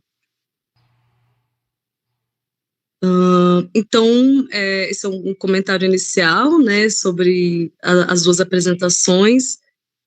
Eu fiquei pensando, Cris, principalmente uma parte da doutora Elizabeth Dalgarno, que ela trouxe, né, no final sobre soluções, né? Temos que atacar nas causas, as raízes, que são a causa, né? Sim. Então, ela colocou a misoginia, a infantilização e os estereótipos, né? Estereotipação de mulheres. Então, eu fiquei refletindo como que a gente pode, né, como pesquisadores que se colocam, né, de maneira engajada, produzindo ciência, mas com uma reflexão política, né, que é imprescindível, indissociável da questão, como que essa pesquisa, né, pode se aliar às redes de advocacy para ajudar a tratar a questão do reconhecimento da desigualdade de gênero, né, porque com as pesquisas que eu venho fazendo, tem me saltado aos olhos esse desafio, o próprio reconhecimento da desigualdade de gênero enquanto desafio para a gente tratar, né, questões sérias como a alienação parental. Essa foi uma primeira pergunta que eu pensei. Eu posso fazer um comentário? Claro. Em cima do que em cima das suas observações, né? Ao que me parece, né, o que a gente vê é um embate entre uma cultura de alienação parental que é baseada em senso comum, preconceitos, né, sistemas de crenças aí arcaicos, né, que eles utilizam para instrumentalizar, então, uma máquina de violência muito danosa, né, e esse embate é com o outro lado, que é um lado da ciência, que está balizando aí por estudos que essa violência aumenta em números astronômicos, porque se torna quase uma engenharia social para abater as maternidades, as infâncias, né? E eu acho que sim, as pesquisas, ela está pedindo, a doutora Pollack está entrando, tá? Muito bem, doutora, muito bom, parabéns. Ela está de volta conosco, a doutora Pollack, e agora eu deixo que a Raquel Braga conduza os trabalhos, né? Muito bom, muito bem, que bom. Mas não sem antes dizer que a doutora Dalgarno está precisando nos deixar, né? Ela tem horários, compromissos, ela gostaria apenas de dar um tchau, ela vai aparecer aqui para se despedir. Fala em inglês, Raquel, que é para a doutora Dalgarno se despedir de nós, né? Que ela precisa sair. Okay, we're going to have to let Dr. Dalgarno go, because she has to go. So she'll be leaving us, but she thanked us all, and we thank her because it was amazing, and we can still have the discussion about her ideas later. So thank you so much. And now we have Dr. Pollack back, and we're gonna have her have her presentation, and then we get back to the questions. Thank you. Thank you, and I'm so sorry. Technical difficulties. I guess they don't want me to present. You know, things are funny here. And sorry to miss you, Liz, but I'm sure we'll catch up. So thank you again for having me. My talk is gonna focus kind of on the mobilization that we've taken in the US, and sort of my dual roles at the university, at the National Family Violence Law Center, and then sort of connecting it to the advocacy and mobilization on the ground from a very grassroots approach. So I'm going to talk about those two roles. Can you see me and hear me okay? Yes? Yeah? No? I can't see you, but I'm going to trust that you can hear me unless you tell me otherwise. Yes, we can, Danielle. We're hearing and we're seeing. Yay! Okay. Great. Thank you so much. So as policy manager at the National Family Violence Law Center at GW Law, I partner very closely with Professor Joan Meyer, who's one of our leading legal scholars on these issues in the U.S., and some of you are probably familiar with her work. And at the center, I'm the policy manager. We carry out sort of four main activities. We do research, and we do policy, which I spearhead. We do professional education and public education, and then we do impact litigation. So we help in cases, you know, at the higher level, like Supreme Court cases, where we think we can really create a change that will flow downward to the lower courts. So my role there is to integrate the research that we do at the center, and of course colleagues' research from all around the world, and create policies and try to advance them based on that research. All of the policy work we do is rooted in empirical research, evidence-based research. Oh boy, let's see. Did you lose my slides again? Oh boy, here we go. Okay. My role at the National Safe Parents Organization, which is a side project that I began to kind of bring together advocacy around policy work we're doing at the center. We launched in 2022. So the role there of NSPO is really to connect our policy work at the center with advocacy to help advocates understand what we're doing at the center, why, you know, we're trying to get the policies move forward and the rationale behind them. We're organizing across borders. So unlike in some of your other countries, we cannot just make one national law and have it change, you know, statute across the board. We need to get things enacted in 50 different states in order for them to be effective and applicable in individual states. So we can do some things federally, but really to change the statutes, we need to go state by state in the US. So that's a lot of the reason that we created NSPO, to get advocates in each state to coordinate across borders and within their own states. We do a lot of education. We do monthly seminars and events, and then we work on passing the legislation that is rooted in the policy work at the center. So it's kind of a cohesive strategy to bring together the policy and research with the advocacy. A lot of the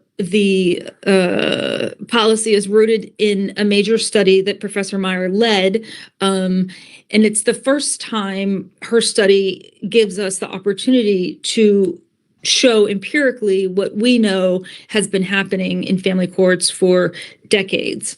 But once we had her research that looked nationally at what courts were doing in these cross-claim cases, then I had the tools to kind of go forward and try to get the policy reforms advanced and enacted. So just in quick sum, the kind of highlights of her study, and I highly recommend you read it if you haven't, are the following. So custody courts, we found out, and we knew, but now we know empirically, are highly skeptical of accusations of paternal abuse, and particularly abuse against the children. So in 45% of cross-claim cases where moms are alleging abuse and dads are alleging alienation, the domestic violence was credited not quite half the time, 45% of the time by courts. They believed that it was happening. For child physical abuse, 27% of the time, and for child sexual abuse, 15% of the time. That's in all cases that the data set looked at, which was about 4,000 cases across states. And when fathers cross-claim alienation, we found out that courts are 4 times more likely to disbelieve the mother's allegations of child abuse than when fathers don't cross-claim it. So we do know it's an effective legal strategy. Mothers accused of alienation have twice the odds of losing custody compared to fathers accused of alienation. So we know it's gendered. 73% of mothers lose custody when courts believe that the mother is a quote-unquote alienator. We also know from the study that court-appointed experts who are supposed to be neutrals, such as custody evaluators or guardians ad litem, they're associated with even greater gender bias against mothers in the outcomes. So, theoretically, the custody evaluators and the guardians ad litem are supposed to help neutralize things, speak, for the best interest of the child, et cetera. We actually know from this study that it's worse for moms when they are involved in cases. And lastly, the study shows that of 51 cases where child sexual abuse was alleged by mothers and alienation was cross-claimed by the accused fathers, courts credited mothers' claims 1 time. And we know this is remarkably low for what we know about prevalence, of the likelihood, validity of child sexual abuse claims in the child custody context. It's always hard to assess exactly and get a precise number, but if we look at several studies, we know about 50 to 75% of child sexual abuse allegations in the custody context are likely valid, and fewer than 14%, and that's actually kind of a high number if you look at some other studies, are potentially fabricated. So if we look at how courts are decision-making in these cross-claim cases, we know that it's very likely they're getting it wrong a great deal of the time if they're only crediting 1 of 51 based on the percentages, what we know from independent research. The next slide I'm going to show you, we, unlike you in Brazil, we do not have a parental alienation law that is explicit, even though the concept was coined and originated here by Richard Gardner, as I think both previous speakers mentioned, or Professor Dalgarno, I can't remember which one of you. And he was, loosely associated with Columbia University, so he had some affiliation with the university, but all of his material was self-published, and the whole concept is just based on his opinion in essence. But of course, it has grown and evolved, and the cottage industry that promotes the concept and testifies as experts, and all of the problems that are in family court, they still rely on it. We see in the U.S. also they're moving away from using the word alienation because it's been so heavily criticized and debunked so much. So they're using different terminology. But the concept and the way that it's applied in courts is still the same. It's used so frequently to counter abuse allegations and diminish their validity and make the accuser the problem, and therefore take away custody from her, almost always moms. So I'm going to show you just a tiny clip of how this is working in a live court case. This is from a case in Texas this year. This mom was repeatedly shot by her abuser with a weapon during a custody exchange. And this is just a little moment of the trial. And you can hear the father's attorney questioning her on the stand. And he doesn't say the word alienation, but you will hear exactly how the concept is used in the courts. So you were contemplating divorce. I mean, there was no orders in place to keep Billy away from his daughter, right? I never kept him away from his daughter. I tried to co-parent the best way that I could. All right. And You know, there was an order put in place, so he can't see his daughter. Those were his decisions to shoot me. That was placed because of what he did. Did he do anything to his daughter? That I'm aware of, no. Okay. So why would they want to keep him away from his daughter? No, that has to relevance, Your Honor. Overruled. And speculation of law, Judge. Why would they want to keep him away from his daughter? I don't know. That wouldn't be a question for me. Is that more of an action of hatred? Like trying to get him back for him? Objection to ask and answer, Your Honor. She already said she doesn't know.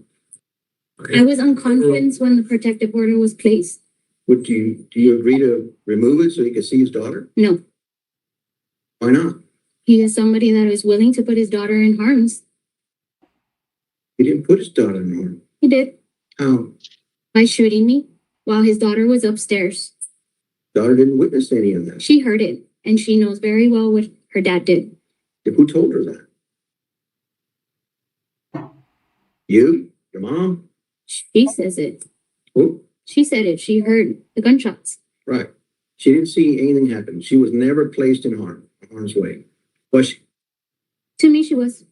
You said was. Okay. And that was the reasoning you used to basically just terminate his rights with his daughter. That was his choice. And you're saying that that's just not, it's just out of retaliation and hatred, isn't it? No. Objection, Your Honor. Ask and answer and also argumentative, Judge. I'll overrule the objection. You can answer, ma'am, if you know. No, I believe they were his choices that caused this. That's all the questions I have with this witness. So you can see there the extreme line of questioning, even when the victim mother is shot. Like, she was hospitalized for days. She's become partially disabled from being shot. Like, there's no question that there's harm and domestic violence being perpetrated by the father, and yet this line of questioning is permitted. The court allows that attorney to continue that line of questioning.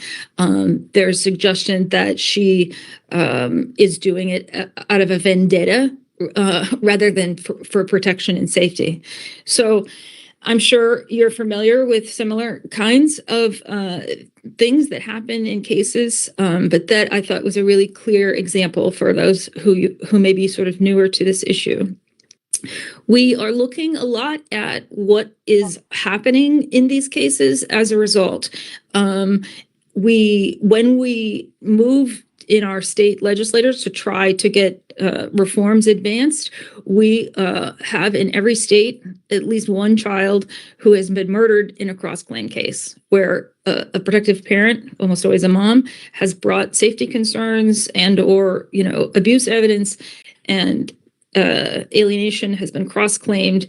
The court awards the child custody time, and then they are murdered by the abuser. Caden Mancuso is on the left, and the key law that I'll talk about in a little bit is named after her, but of course it's for all children who are in harm's way. And her mom, after she was killed, made this sign. It says, "My mom was accused of parental alienation. My dad brutally murdered me. Protection is not alienation." The little boy on the right, Prince, is from Maryland.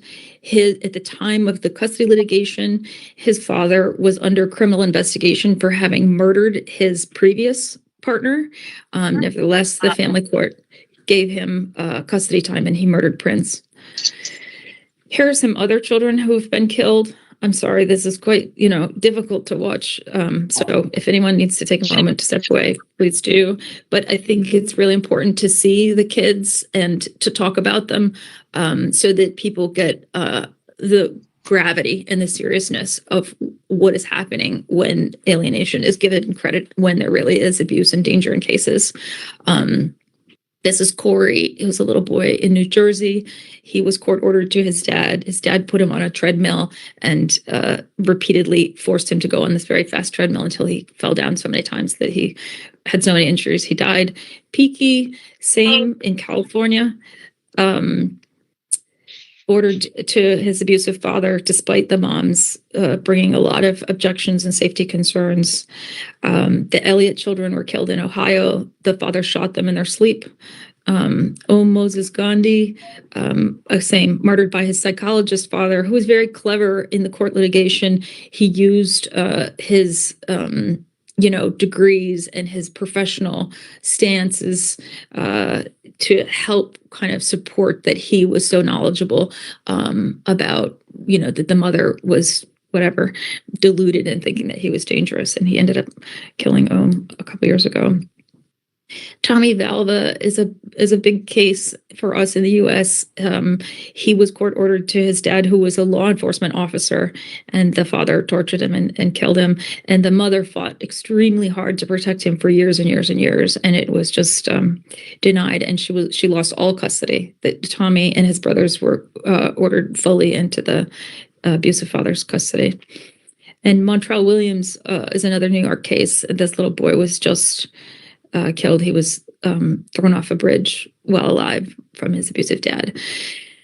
So those are some death cases. We are working on collecting international cases that result in filicide in cross-claim cases.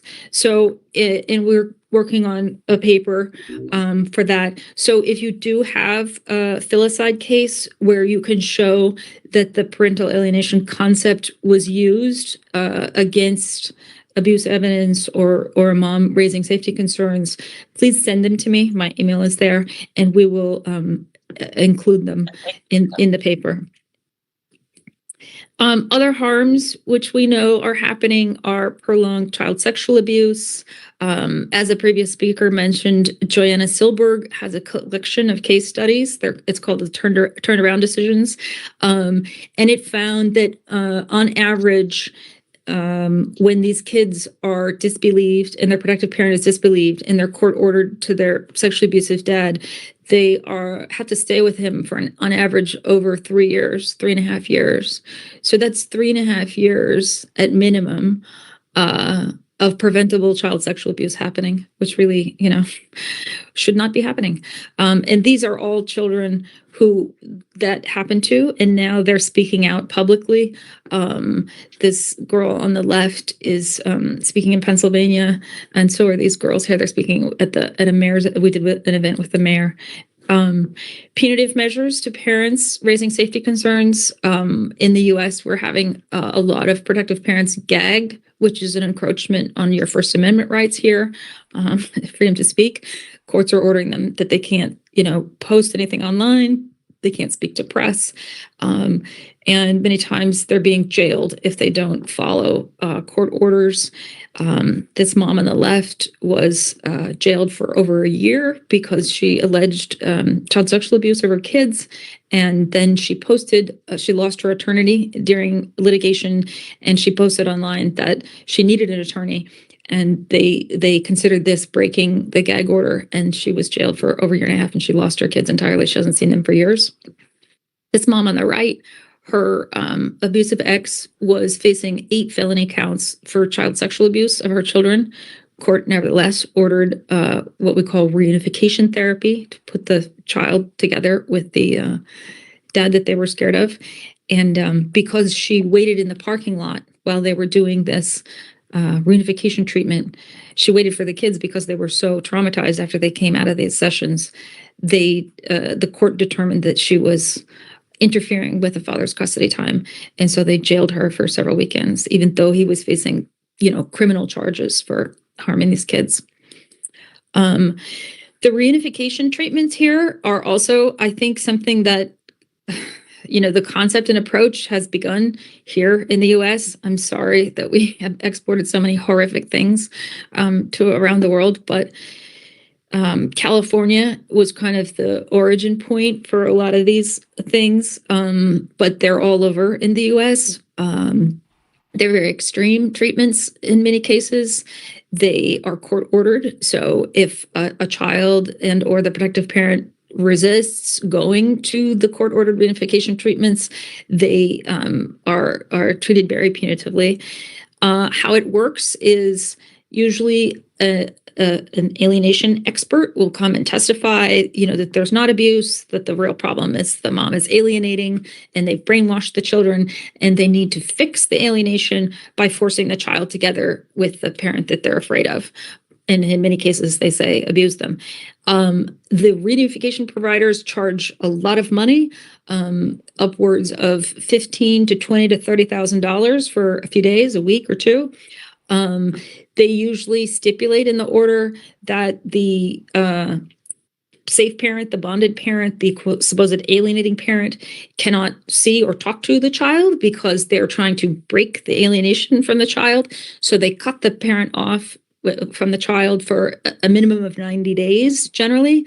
And that usually gets extended, and then it's premised on a custody switch, because after the 90 days, usually the reunification therapist or the attorney for the father comes back to court and says, everything is fixed. We fixed the alienation, but we just need some more time to continue the reunification treatment, even though it is not a validated treatment.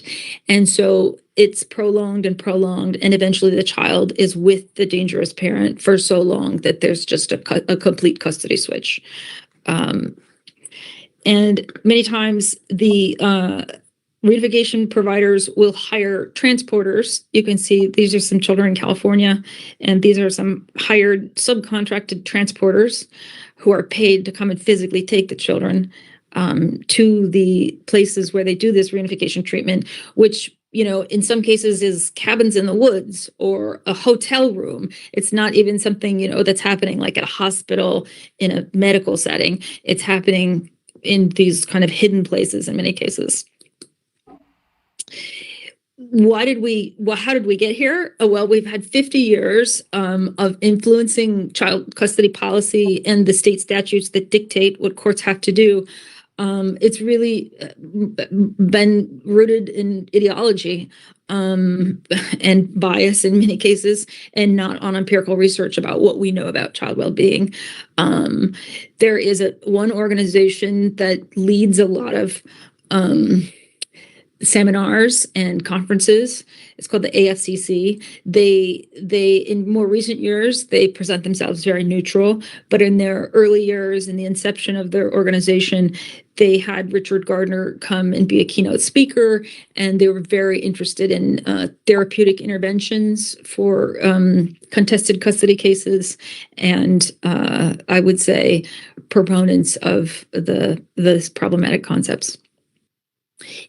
For us in the U.S., shared parenting is emphasized. It is not always explicit that there's a presumption of shared custody in the statutes, but there is an attitude that shared parenting is best for children.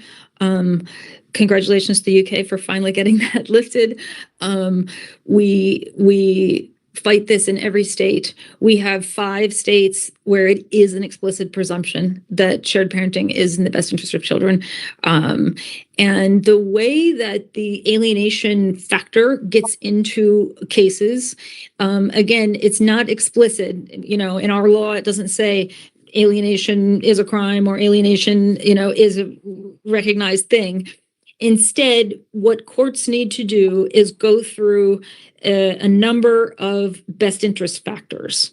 And so the best interest factors are anything such as, you know, how close the parents live to one another and whether the children have sibling relationships.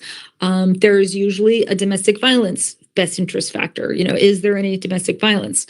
And then one of the other factors is the friendly parent factor, which says, in essence, are the parents cooperating and collaborating and getting along with each other and not talking poorly about the other parent? These kinds of things. And what happens is courts, when they're assessing these best interest factors, they are weighing the friendly parent factor, the cooperation factor, as importantly, or sometimes more importantly, than the domestic violence or child abuse factor. And this is where we have the core problem in how our statutes are constructed. So we are working on trying to ameliorate that in the reforms that we're advancing. Our laws require no substantial training for judges on the evidence-based research on abuse. And courts have been counter-trained for a really long time into alienation. That organization that I mentioned earlier and several other organizations have taught courts to rely on these faulty concepts when they're doing their analysis. So we are developing trainings at the center that are really only rooted in evidence-based research to try to get courts up to speed. So this is where we've arrived in practice. We see a lot of kids getting killed and obviously into prolonged abuse that's totally preventable. And this is what we are trying to do about it. Caden's Law, we began working on it. I began working on it about a decade ago before Caden was killed in Pennsylvania. But then she was killed in my district, and her mother, who you can see here in the center, Kathy, became very vocal and wanted to advocate. So we partnered, and the reform efforts took on her daughter's name after Caden was killed. Here we are testifying early on in a policy hearing. Here we are, there's advocates on the ground rallying a lot. Here we are when we finally got the federal law enacted in 2022, which incentivizes states to make key reforms. Here is our friend Reem talking about how it's a good model for other nations to emulate. So we're making headway the best we can.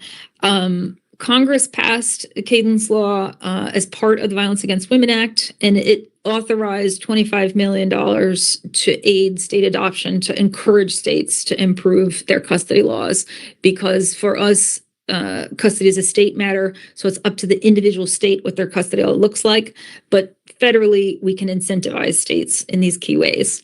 So it's groundbreaking in that it's the first time we created a federal law that directly addresses these core problems in private custody.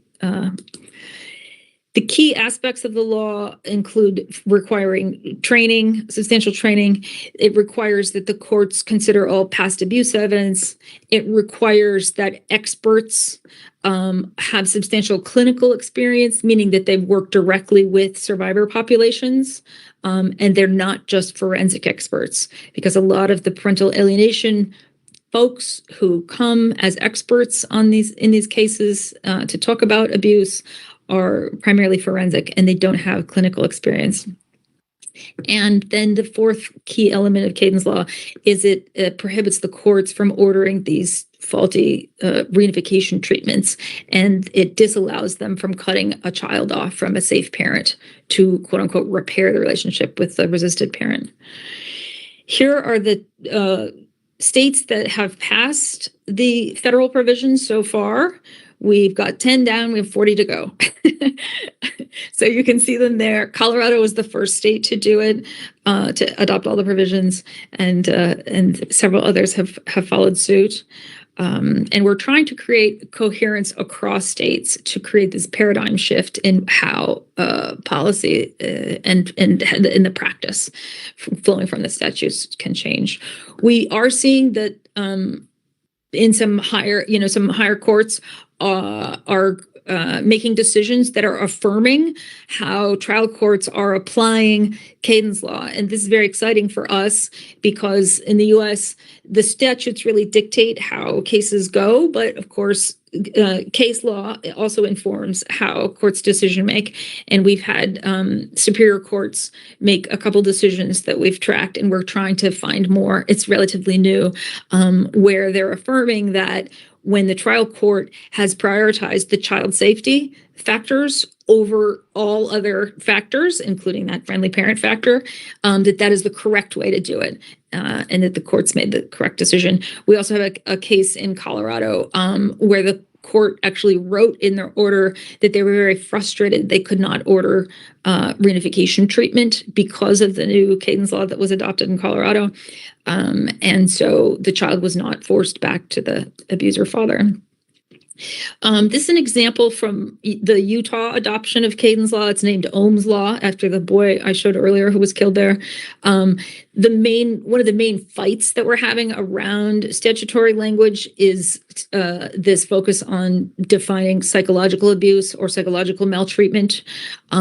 We are working hard to not allow these alienation-like concepts to fall under a definition of psychological maltreatment or abuse. And of course, the parental alienation proponents are always trying to define it as psychological abuse. So far, we're holding the line, but that is one of the main areas where we fight with them. We are doing professional education. This is Peter Jaffe from Canada, and we bring together a lot of professionals from around the world to help develop the trainings with us on the 8 categories where courts must be trained. So they must be trained on child sexual abuse, coercive control, victim and perpetrator behavior, all the things, so that they can, so the courts can better understand what abuse actually looks like. It doesn't mean that someone's alienating when they're trying to protect. Here are a few slides, and I'm almost done. I know we kind of are over time, and plus my technical difficulties slowed us down.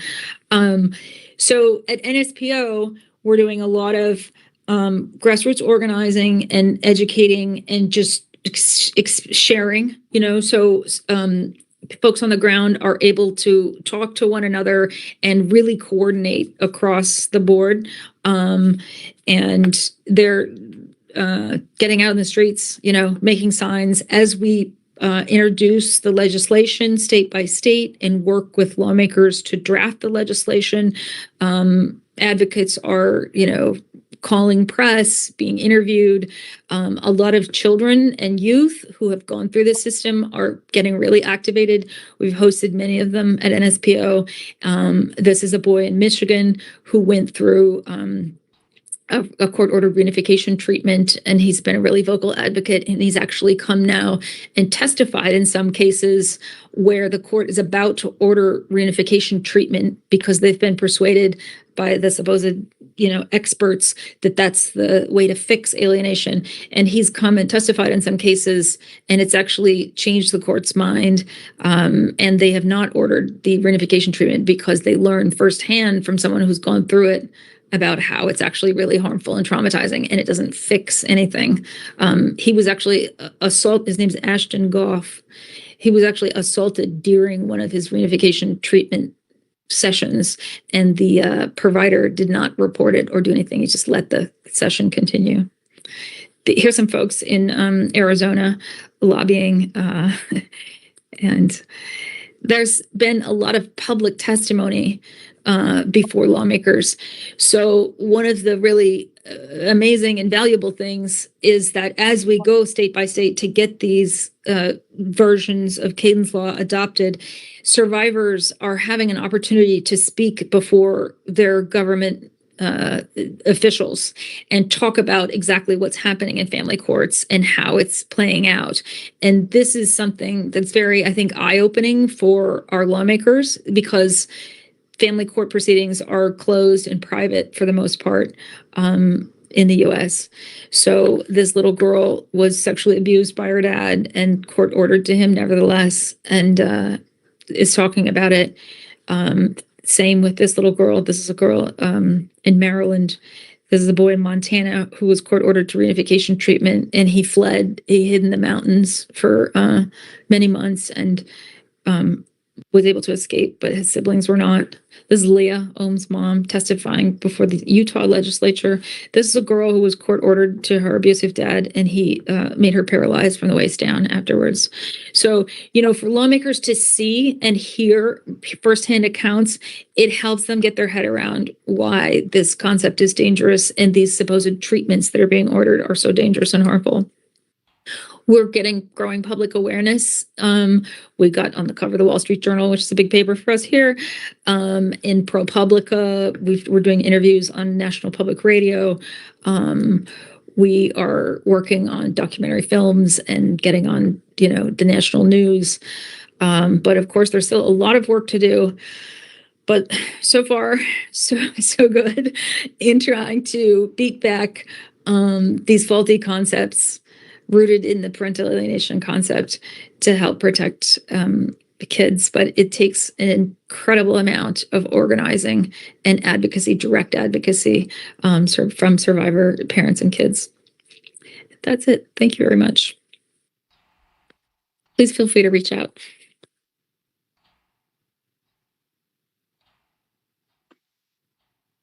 Thank you so much, Danielle Pollack.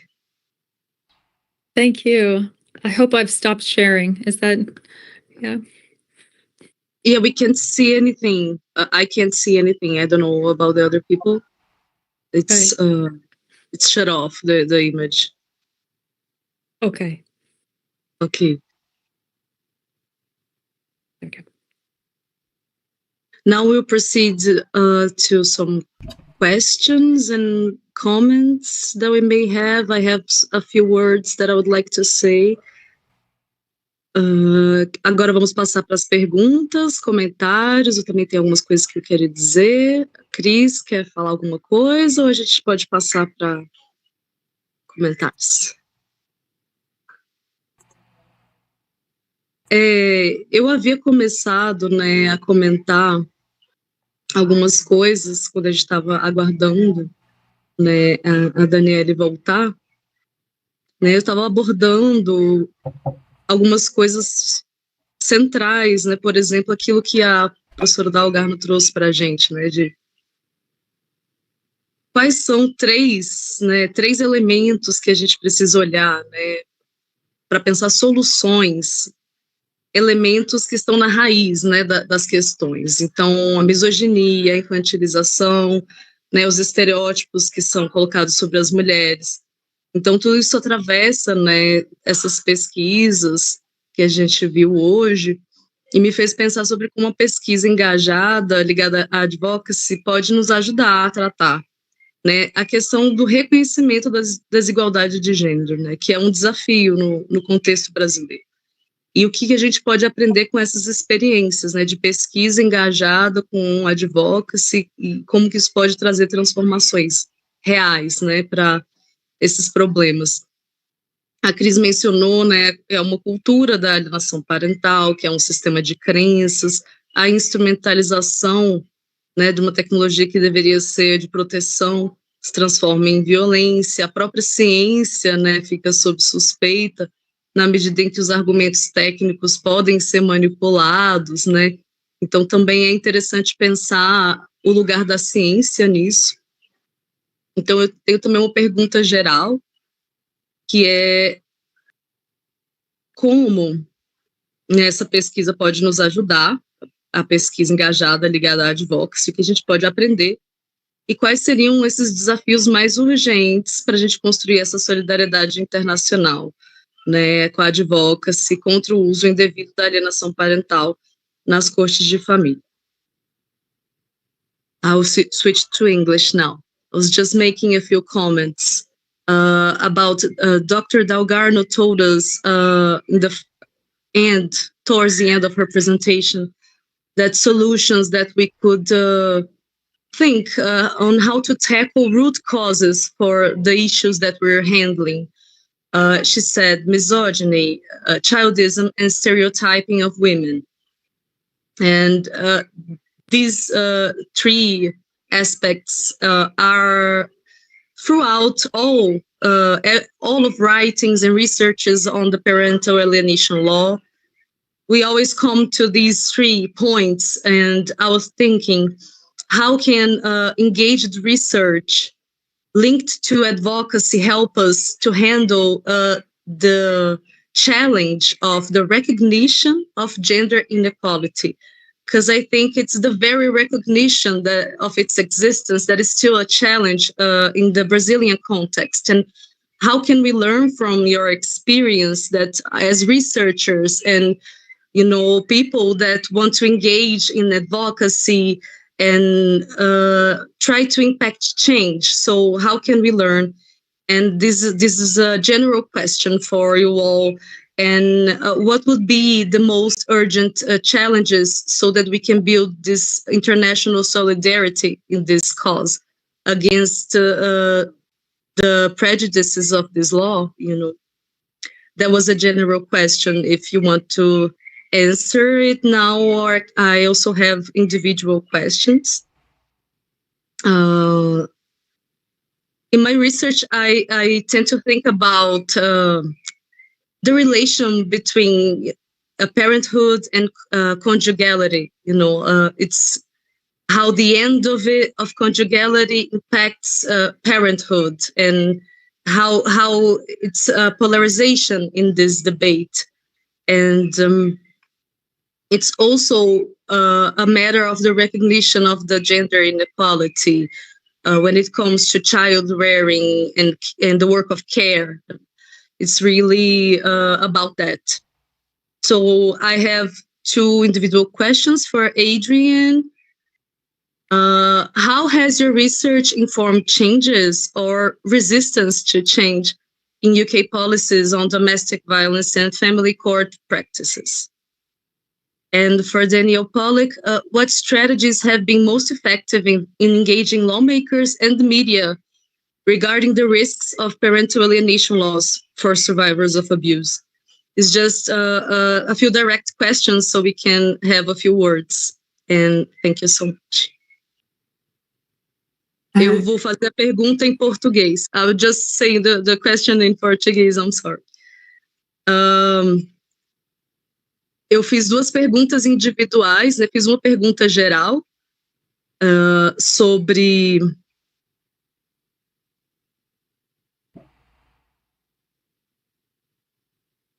como, né, podemos aprender com essa experiência institucional que elas tiveram, né, de pesquisa engajada, que pôde transformar, né, de fato, as questões, e quais vocês consideram os desafios mais urgentes para a gente construir a solidariedade internacional e a advocacy contra o uso deste termo, né, e desta lei, pensando, né, as questões de misoginia, de infantilização e estereótipos sobre as mulheres, como atravessando, né, todo esse debate. E aí eu fiz duas perguntas individuais. Para Adrienne, eu perguntei como a pesquisa dela tem influenciado mudanças ou resistências nas políticas do Reino Unido sobre violência doméstica e práticas das cortes de família. E para Danielle Pollack, que estratégias têm sido mais eficazes para envolver parlamentares e a mídia sobre os riscos da lei de alienação parental para sobreviventes de violência? Essas foram as perguntas, eu vou passar para elas. Okay, you can answer the questions now. Okay, thank you very much for the questions. The first thing I think I'd like to say is that any change that we've had has been through the work of so many people, so many campaigners. It's a real team effort over a sustained period of time. So within that context, I think that my research and the campaigning and campaigning of others has led to periodic changes in the law, in the practice directions, on the books. We have a document called Practice Direction 12J, which stipulates how these sort of child arrangements proceedings should take place when there's domestic abuse and violence. And it's been, through research and so on, it's been improved about 4 times. It's a very good document. Undoubtedly, yes, a lot of the campaigning by many, including my research, has led to this decision to repeal the presumption of parental involvement. But I think that the much harder job is the cultural change, the systemic change, eradicating the misogyny and attitudes to women. Now, there has been a shift.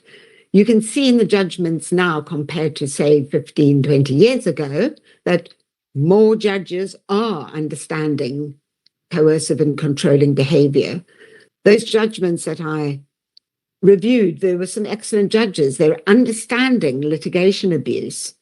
And I would like to think that my research, the research of others, of Dr. Liz, of so many, of Danielle, has all contributed to this.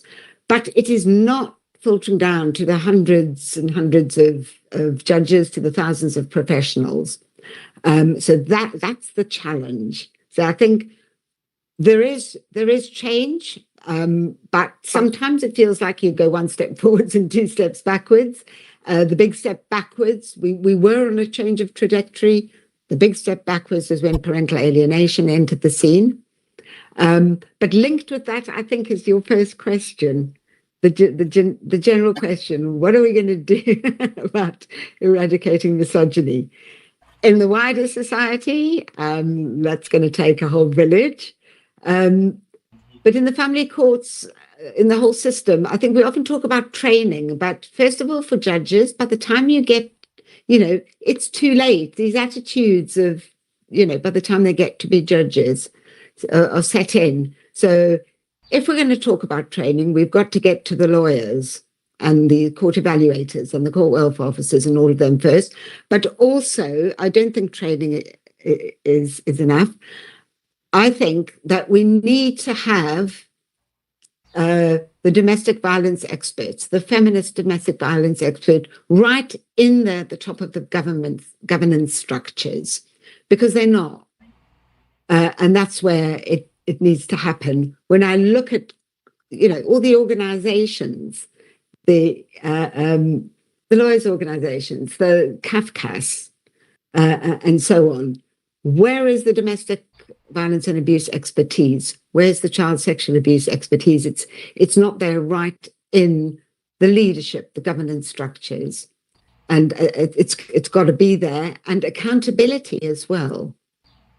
If no one's going to change willingly if it suits them and it's comfortable not to change. So sometimes people have to be held to account. And accountability for change. Anyway, those are my initial thoughts. I would just reflect that, as Adrienne said at the outset, that, all of the positive change has come from a collective work, work of many, many, many campaigners, researchers, policy folks, people who care. It's no one person is doing this alone. Although sometimes it can feel like that. It is absolutely a collective work. It would be great to have at the head of the government a feminist. Clearly, we are not in that situation in the U.S. In our current moment, it can be quite daunting and feel like we're going backwards. But I think, there obviously no one's going to fix misogyny overnight, but as much solidarity as we can build among productive moms and women, the better. And that's also not always easy. There's a lot of trauma in the field. Everyone is, struggling with their own cases.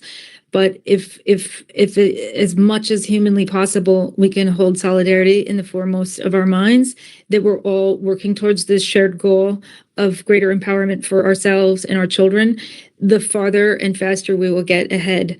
It's really so key, for people to be able to put aside other things and put that at the front of their work. And I know that's not easy, but it's essential in my view. I think also, it's because I don't think we're going to erase misogyny overnight. For me, I've found that it's most efficacious and it's most impactful to just really talk about the child part of it. I don't think we'll ever get rid of women hate. But people on all sides of the aisle, from all backgrounds, can connect with keeping children safe. Like, that's not, controversial. And for me, that's the way that I began, as soon as when I first began doing this work, I was like, oh my God, if I talk about feminism, everyone just closes their ears off, and for us in the US, it's almost verboten. Like, at least I know in the UK, you can still say, violence against women. We almost can't say that anymore. It has to be all in these very neutral terms for us. And if we point out that anything's gender, now, of course, under the current administration, people are losing their funding if they say anything is gender gendered or there's any, the word woman in like grant applications and things. It's really extreme. But it's not true for children and child safety. And all of my work, I'm always talking first about child safety. And of course, we all know naturally that flows to women's safety and women's rights and all of those things. But people are much more receptive if you talk about it in terms of child safety. And to that point, then, the way that we have effectively talked to our state lawmakers and our federal lawmakers and press is using that framing, that narrative. And it's sort of almost unspoken amongst all of us that, of course, it's helping women and protective mothers. Because if you start with the women thing, we just can't advance it. Sadly, I wish that would change. And, slowly women are getting more economic empowerment and more but it's a long, long arc to get to actual equality and freedom. Can I just say I completely 100% agree with Danielle, and every mother going through the family court will absolutely say, all I was trying to do was keep my child safe. So they would all agree 100%. Can I just say something now that we are having this conference in Brazil? I've just come back from the second forum on domestic violence in the 1980 Hague Convention in Fortaleza, where we had fantastic speeches from the topmost Brazilian officials, government. We had speeches from Maria de Penha, from Reem Al-Salam, all absolutely, at top level in Brazil, committed to ending violence against women and girls, ending domestic violence, trying to keep children safe. And perhaps they need to hear this conference because until they repeal the parental alienation laws, they cannot follow through with this. So that would be a special plea. So, Adrienne, could you how to say, send the... me ajuda aí, Raquel, divulgar a nossa conferência. Eu queria falar para ela divulgar a nossa conferência para o evento de Fortaleza, porque tem lá uma organização e eles podem divulgar para os inscritos de lá, que são agentes da lei, né? São os operadores da justiça que precisam ouvir o que as nossas panelistas aqui estão trazendo, né? Explica para ela em inglês, por favor, que eu estou um pouco emocionada aqui. Vai. Chris was saying that she would very much appreciate if you could share this conference with the participants of the event you're telling us about, because it would be really good. I will definitely do that. She is emotional. Without a doubt, I will, yes. I also want to, thank you so much. Oh, go on, please. I just wanted to add something that maybe not everyone is aware of, but we just had a second meeting with several UN organizations that are working on looking at a research review of how parental alienation is working internationally across countries. So they're looking at what research is done so far, where the research gaps are, and we're going to work on making a statement from the joint organizations. So it's, UNICEF is a partner, SVRI, the World Bank is a partner. So these big organizations that are international are finally coming together to do some kind of key things.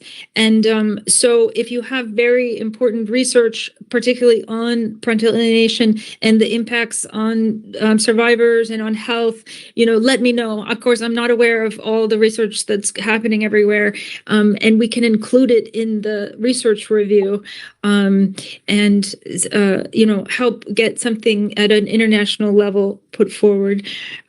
So it's underway. So we just had our second meeting, and we should have a third one soon. That's great. I will let other researchers know. Please. Because we have a network now of Brazilian researchers about this theme. And I would like to say that what you brought about, if you bring the women first, you don't get anywhere with the conversation because they won't listen. So we should just focus on what is the center of it all, since always, which is the child safety.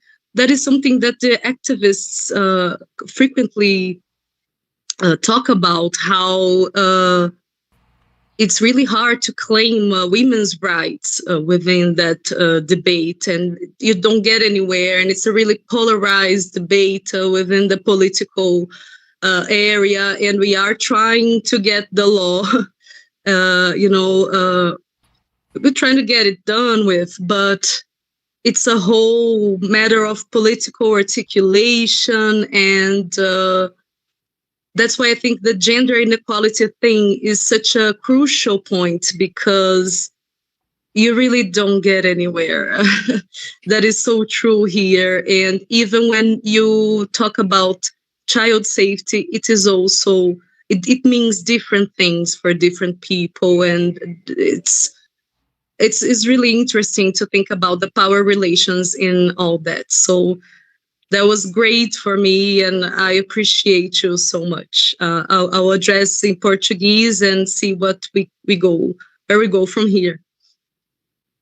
I also like to say that this conference kind of works as a forum, a meeting of minds and hearts, women who are really. I loved the way Dr. Pollack expressed the people who cares, right? That's what it's all about.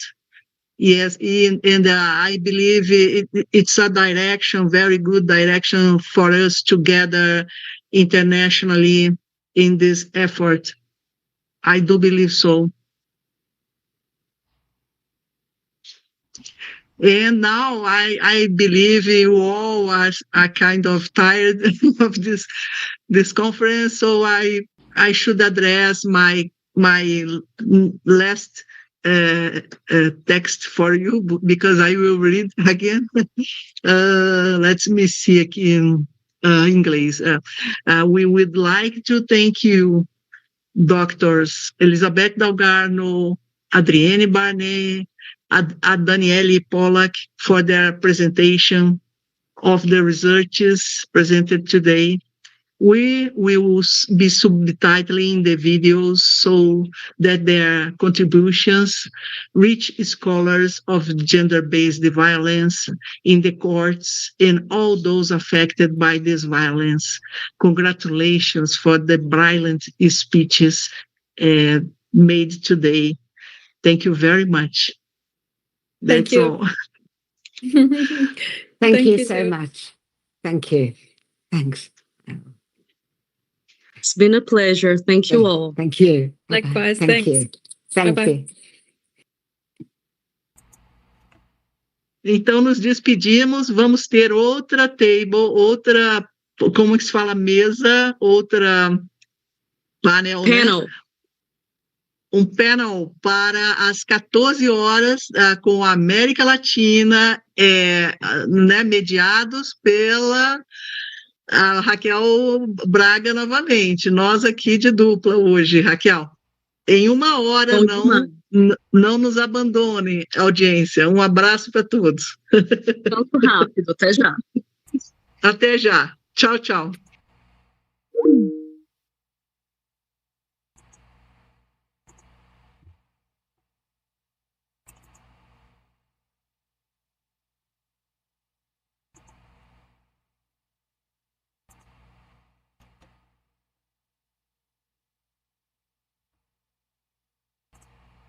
Oi.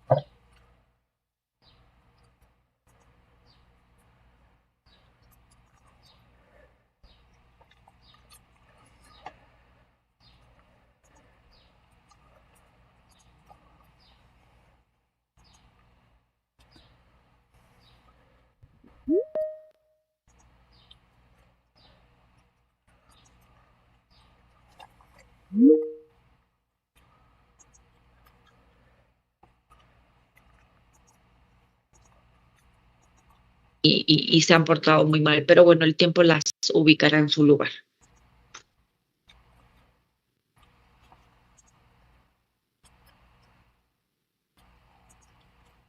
Buenas tardes, Natalia. Hola.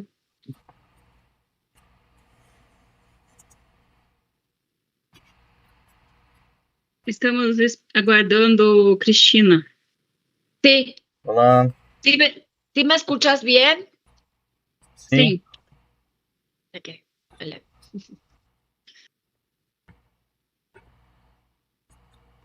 Simone, a gente tá ao vivo, tá? No YouTube. Só pra já avisar vocês, tá? Que a transmissão continuou. Ah, ok, Eduardo. Ok? Obrigada. Nada. Ok, mas a gente precisa aguardar a Raquel e a Cristina. Ok. Antes de iniciar. Deixa eu falar com elas. Olá. Buenas tardes. Buenos dias.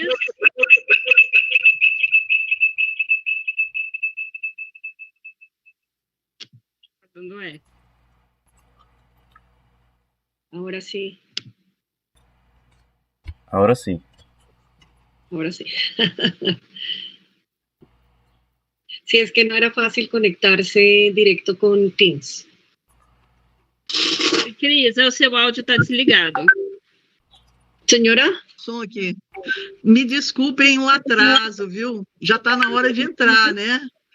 Já está ao vivo. Buenas já tá passando no tardes, YouTube. Alexandra, muitas graças por estar conosco. Natália, muito prazer. Posso falar em português? No, pero entendemos, creo. Obrigada. Onde está Raquel Braga? Onde está? A gente pode começar, Cris, e a gente aguarda ela para fazer a mediação. Está bem, vamos então. ¿No falta el doctor Estolar? Sim, está faltando. Enrique dijo que está sobre el tiempo, que entra sobre el tiempo. Ah, ele não vai chegar junto agora, ele vai chegar depois. Ok. Sim. A Alexandra está explicando. Sim.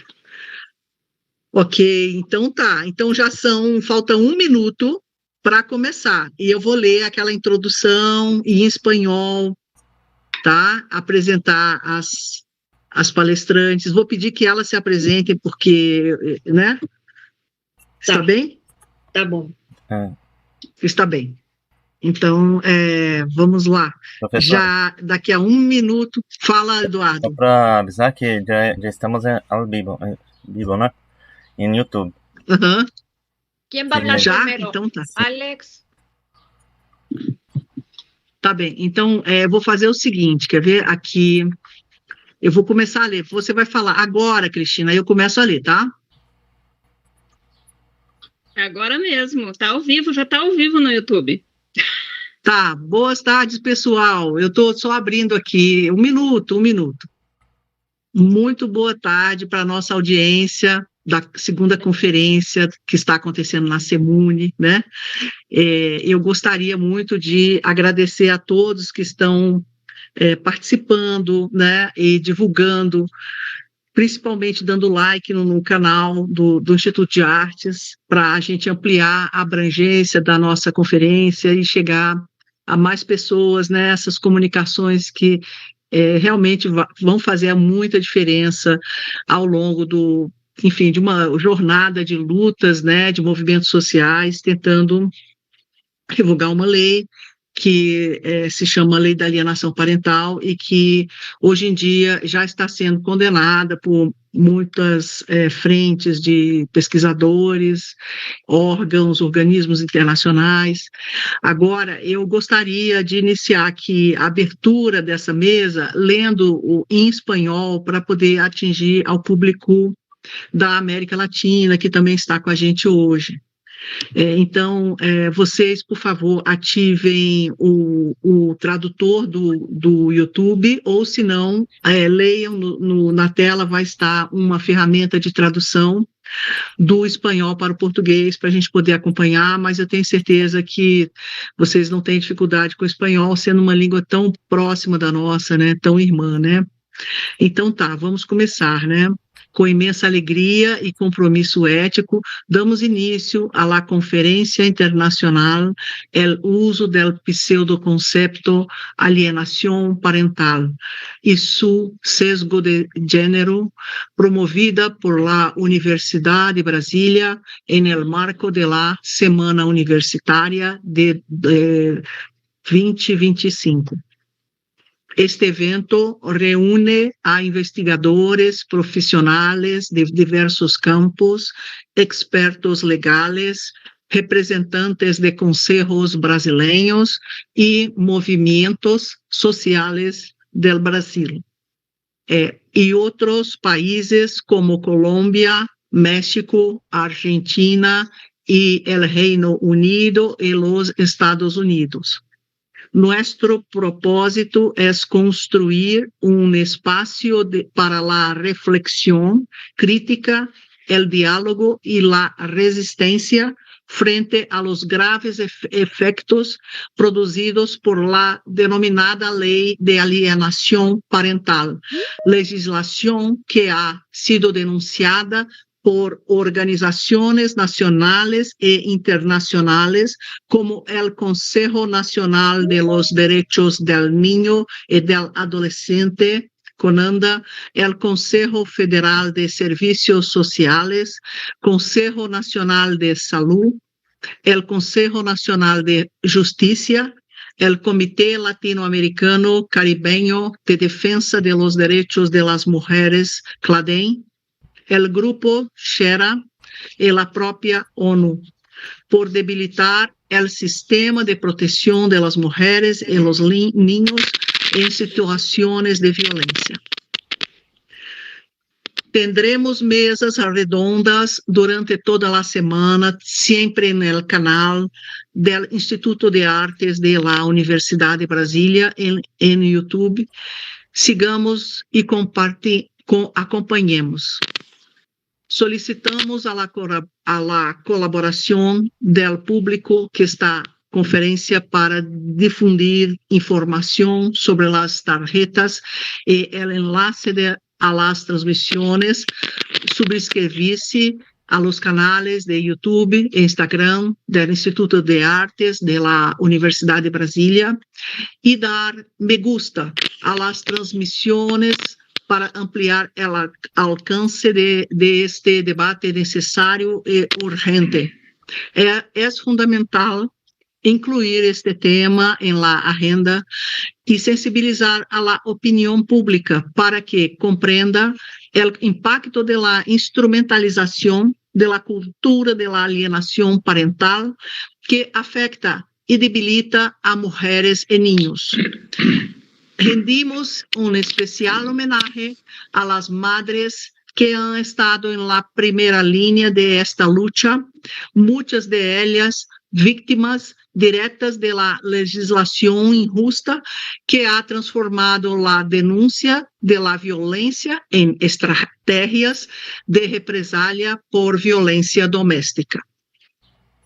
Agradecemos a todos los que colaboraram a la organización de esta conferencia, el decano de extensión de la Universidad de Brasilia, el Instituto de Artes de la Universidad, el NEIG, Centro de Estudios de la Infancia y Juventud de la UNB, e especialmente a la vice-coordenadora de este evento, SEMUNI Lisneovski, que aqui está conosco, quem estuvo presente durante toda a preparação e ao equipo que com dedicação lo hizo possível. Também agradeço, por supuesto, a toda a comunidade que compreende a gravidade da lei de alienação parental e está a favor de sua pronta derrogação. Agora le cedo a palavra a nosso panel, titulado Alienação Parental e mobilizações internacionais contra a regressão de gênero. Creo que yo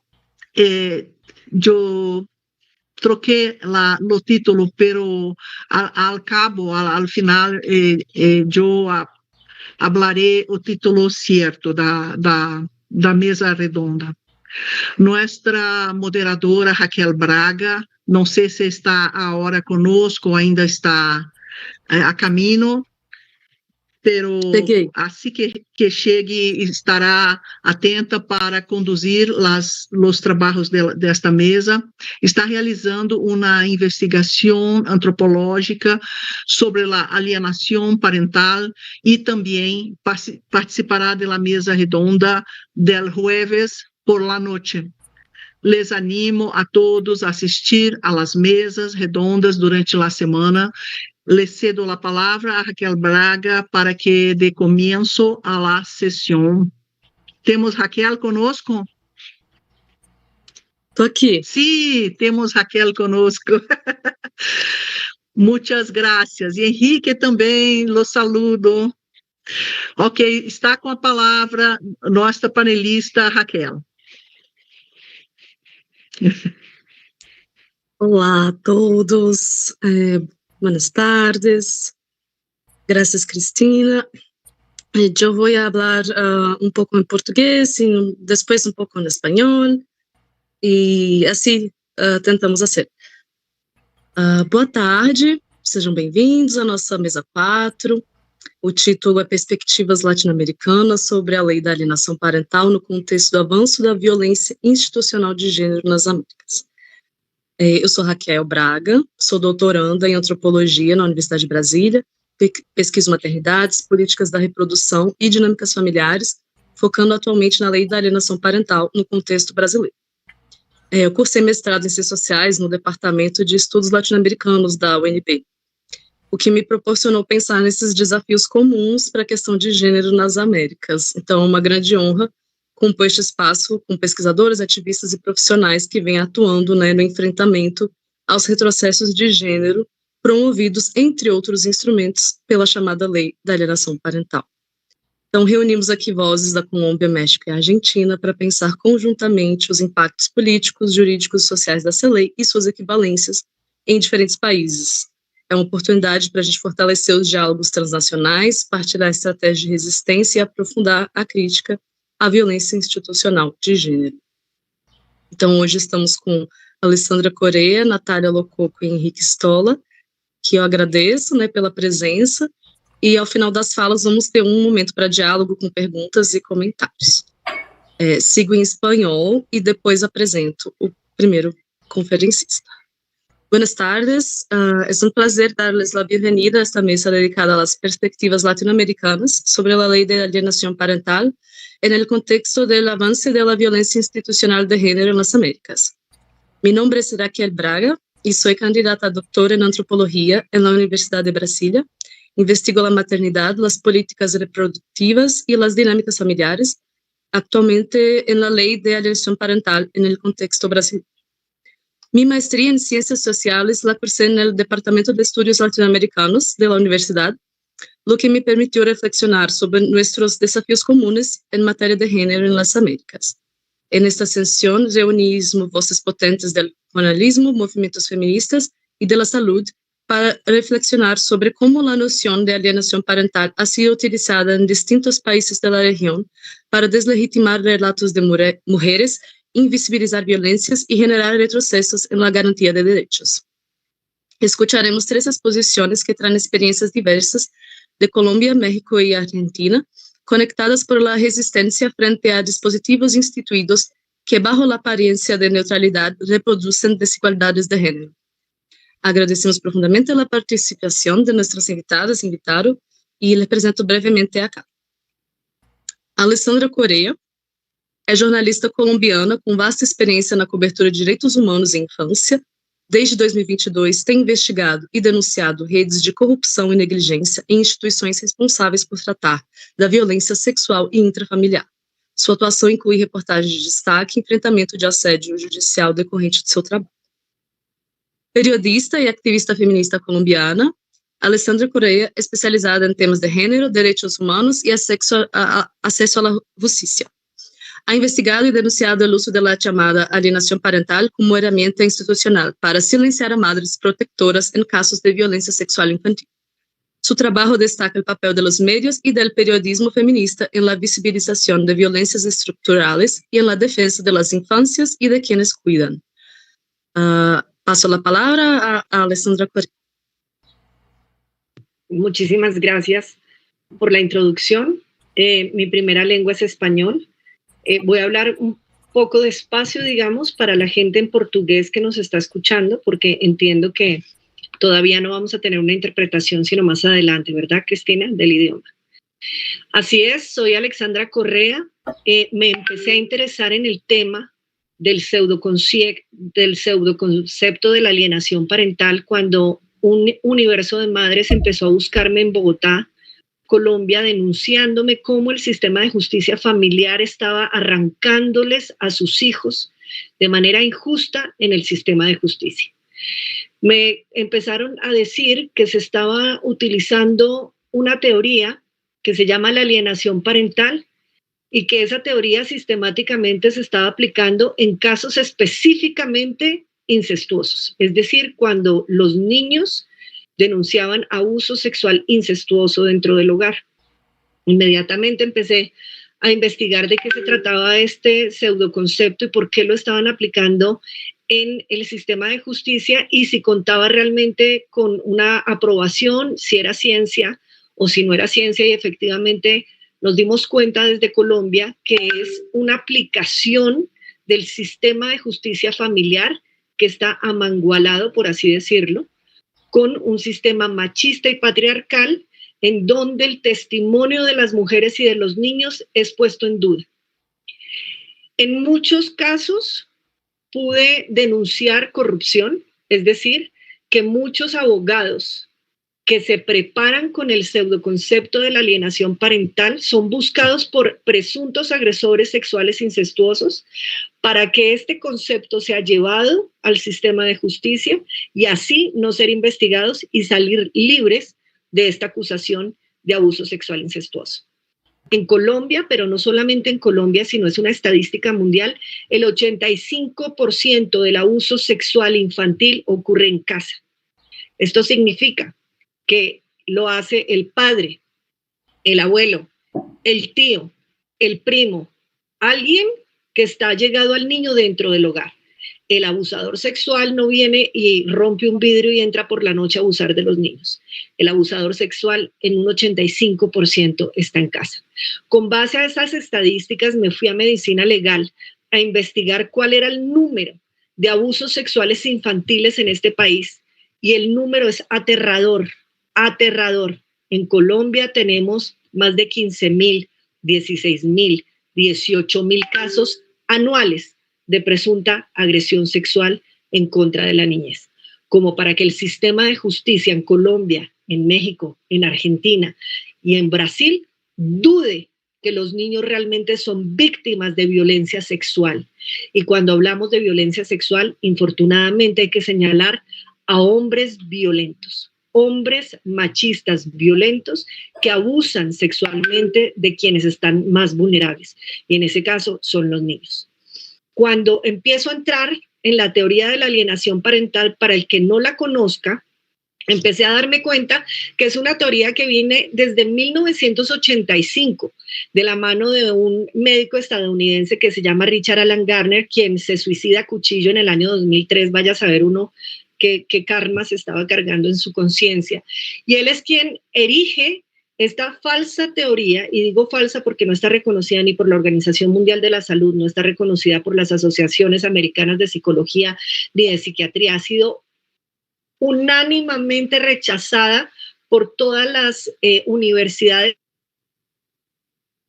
catedráticas que se han puesto en el papel de investigar el pseudoconcepto. De hecho, tú mencionabas, Raquel, en un inicio, es cierto, la Universidad Francesa de Limoges me invitó como periodista para hacer un número especial sobre el falso síndrome de la alienación parental, en el que pudimos tener incluso a Carlos Rosansky, un juez federal de Argentina, y pudimos tener el gusto también de tener un psiquiatra como Enrique Stola para que nos pudiera apoyar desde la ciencia y desde los diferentes quehaceres profesionales de que realmente no es una teoría, que exista o que tenga respaldo. Entonces, ¿por qué en el sistema de justicia familiar en Colombia estaba siendo aplicado? ¿Por qué en Argentina estaba siendo aplicado, en México? Y ahora en Brasil, sorprendentemente, es ley desde el año 2010. Pues bueno, las mujeres en el mundo hemos tenido que luchar por nuestros derechos para ser creídas, y no es un secreto, que es que hasta hace poco conquistamos el voto. Y por lo menos en Colombia puedo decir que desde 1957 pudimos empezar a votar. Esto significa que constantemente las mujeres nos hemos tenido que enfrentar a sistemas machistas, de leyes que han sido escritas por hombres, de leyes que han cobijado a presuntos agresores sexuales, pero lo más sorprendente no es que en muchos casos sea la corrupción que yo vengo denunciando, es que es un sistema que ya tiene intrínseca ese machismo y ese concepto de que las mujeres estamos locas, que las mujeres mentimos, que las mujeres lo que queremos es plata, que pobrecito el señor que está denunciado.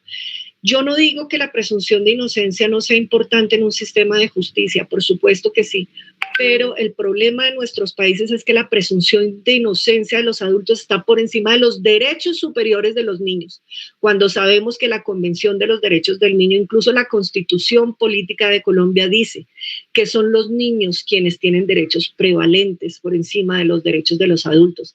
Sin embargo, en Colombia y en muchos países es el adulto quien se va por encima de los derechos superiores del niño, y a este es al que se le cree, a este es al que se le salvaguarda, a este es el que se le da la oportunidad, no al niño.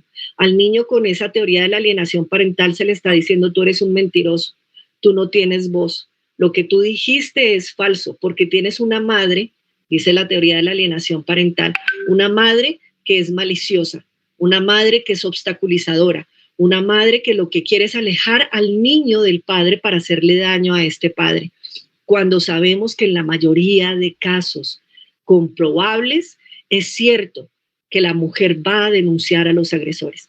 Ninguna mujer y ningún niño inventaría abusos no sufridos. No somos mujeres maliciosas, no somos mujeres obstaculizadoras.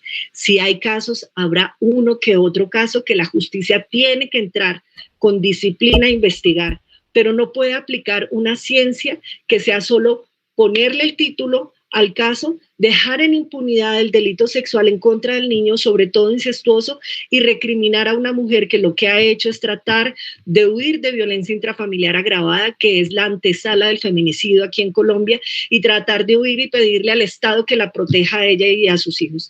Y que veíamos con ese pseudoconcepto, que lo que se estaba haciendo era entregarle la custodia al presunto agresor sexual, para que siguiera violentando a ese niño, para que siguiera violentando a esa mujer. Y en los resultados más tristes y nefastos, esos agresores masculinos, machistas, violentos, porque es un binomio, como dice Sonia Bacaro, investigadora de la violencia vicaria, que no hay que separar. Esto no es una guerra entre hombres y mujeres. Estamos dando la guerra desde la protección de los derechos humanos, es en contra de los violentadores de nuestras vidas y de nuestros hijos.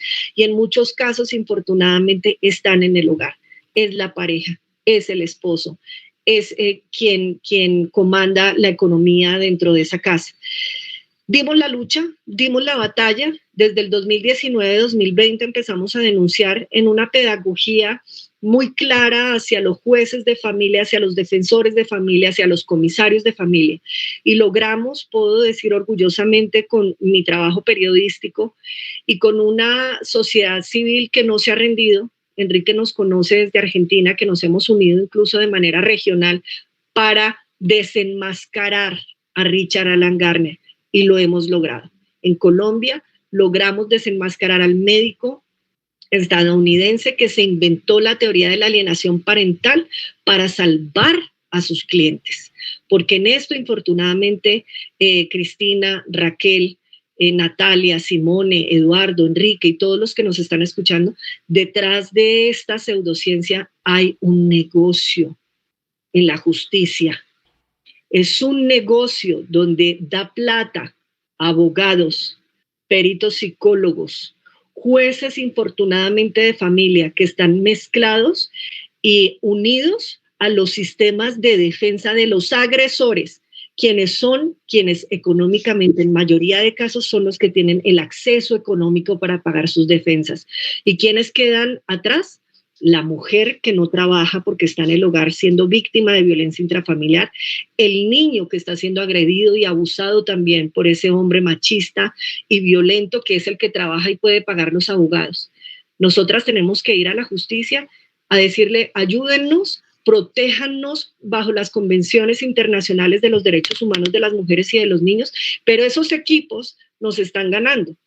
Esos equipos que confunden a los jueces, que no están metidos dentro del cartel de la corrupción, como lo hemos denominado aquí en Colombia, el cartel de la infancia, porque venden las custodias de los niños a los agresores sexuales por plata, los confunden con teorías no científicas que no han sido estudiadas por ellos, porque resulta que estas teorías vienen de la parte psicológica y psiquiátrica, como era el médico Richard Alan Garner, para vendernos que psicológicamente los niños sí podían mentir los abusos que sufrían, cuando es completamente falso, y se los va a decir Enrique Stola con toda la propiedad psiquiátrica, porque él es un psiquiatra muy serio, defensor de los derechos del niño, que ningún niño inventa un abuso que jamás ha sufrido.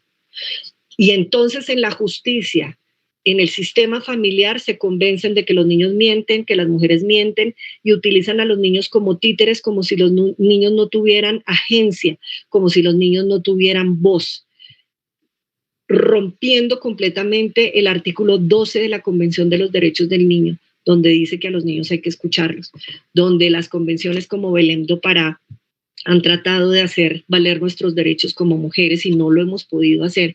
Y dicen las feministas que lo que no se nombra no existe, y aquí estamos nombrando para que existan estas denuncias de la violencia en contra de nosotras. ¿Y qué pasó? Gracias a que periodísticamente me puse en la tarea de sacar a la luz en Colombia esta teoría inexistente, logramos que la Corte Constitucional en Colombia proscribiera, es decir, prohibiera el síndrome de la alienación parental por carecer de ciencia y por estar rechazado.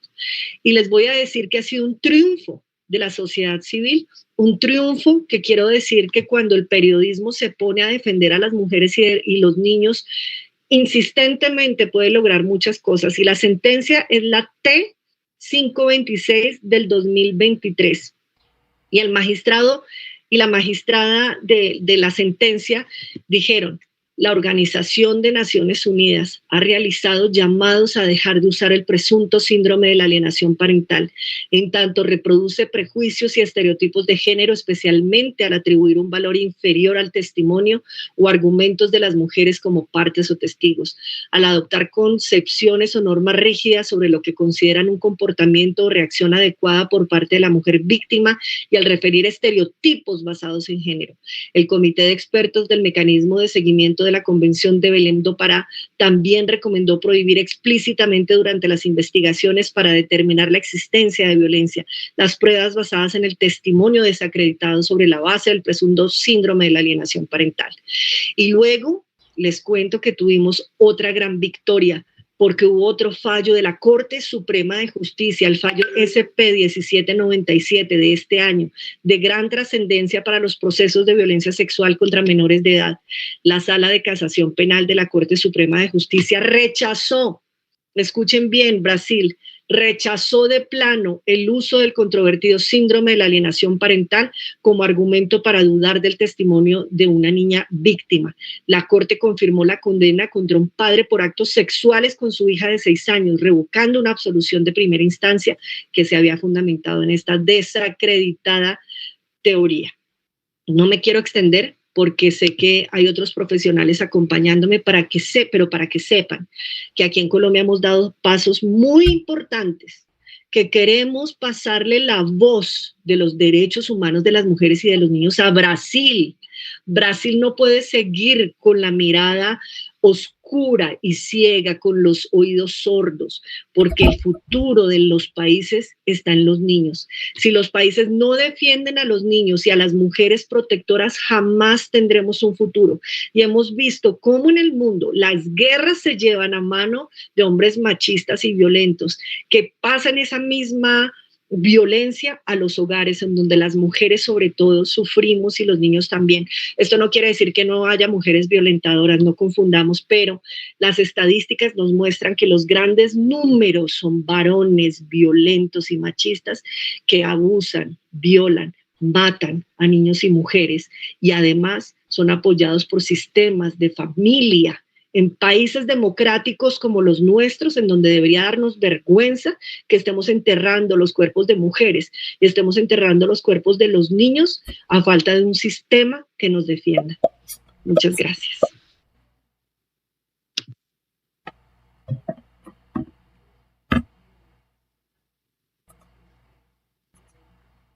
Gracias, Alessandra Correa. Con mucho gusto, y me gustaría repetir las sentencias para que las estudien. Sentencia T526 del 2023 y el fallo de la Corte Suprema de Justicia en Colombia con la 1797 del 2025. Y decir, lo estamos logrando.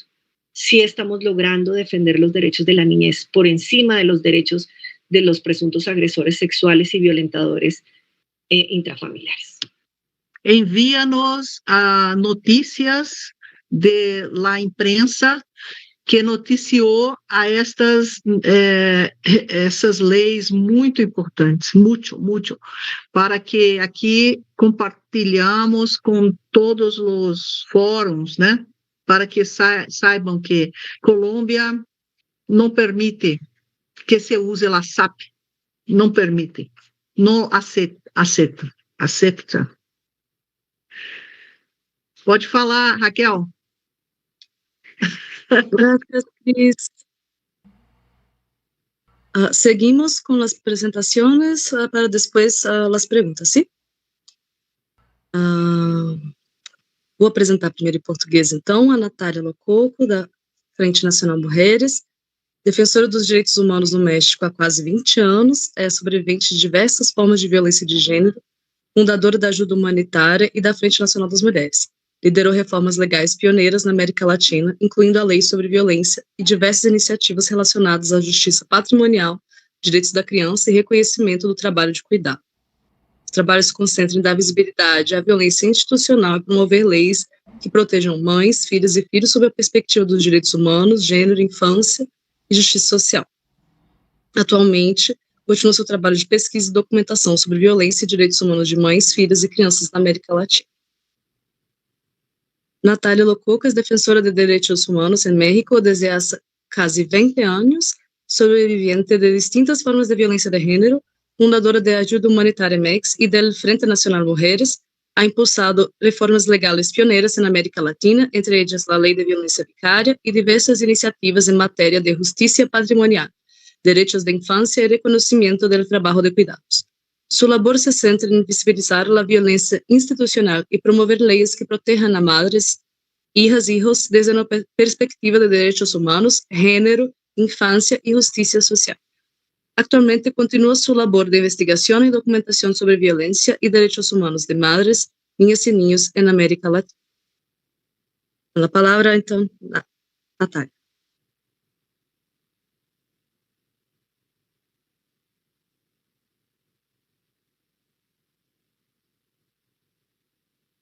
No la escuchamos.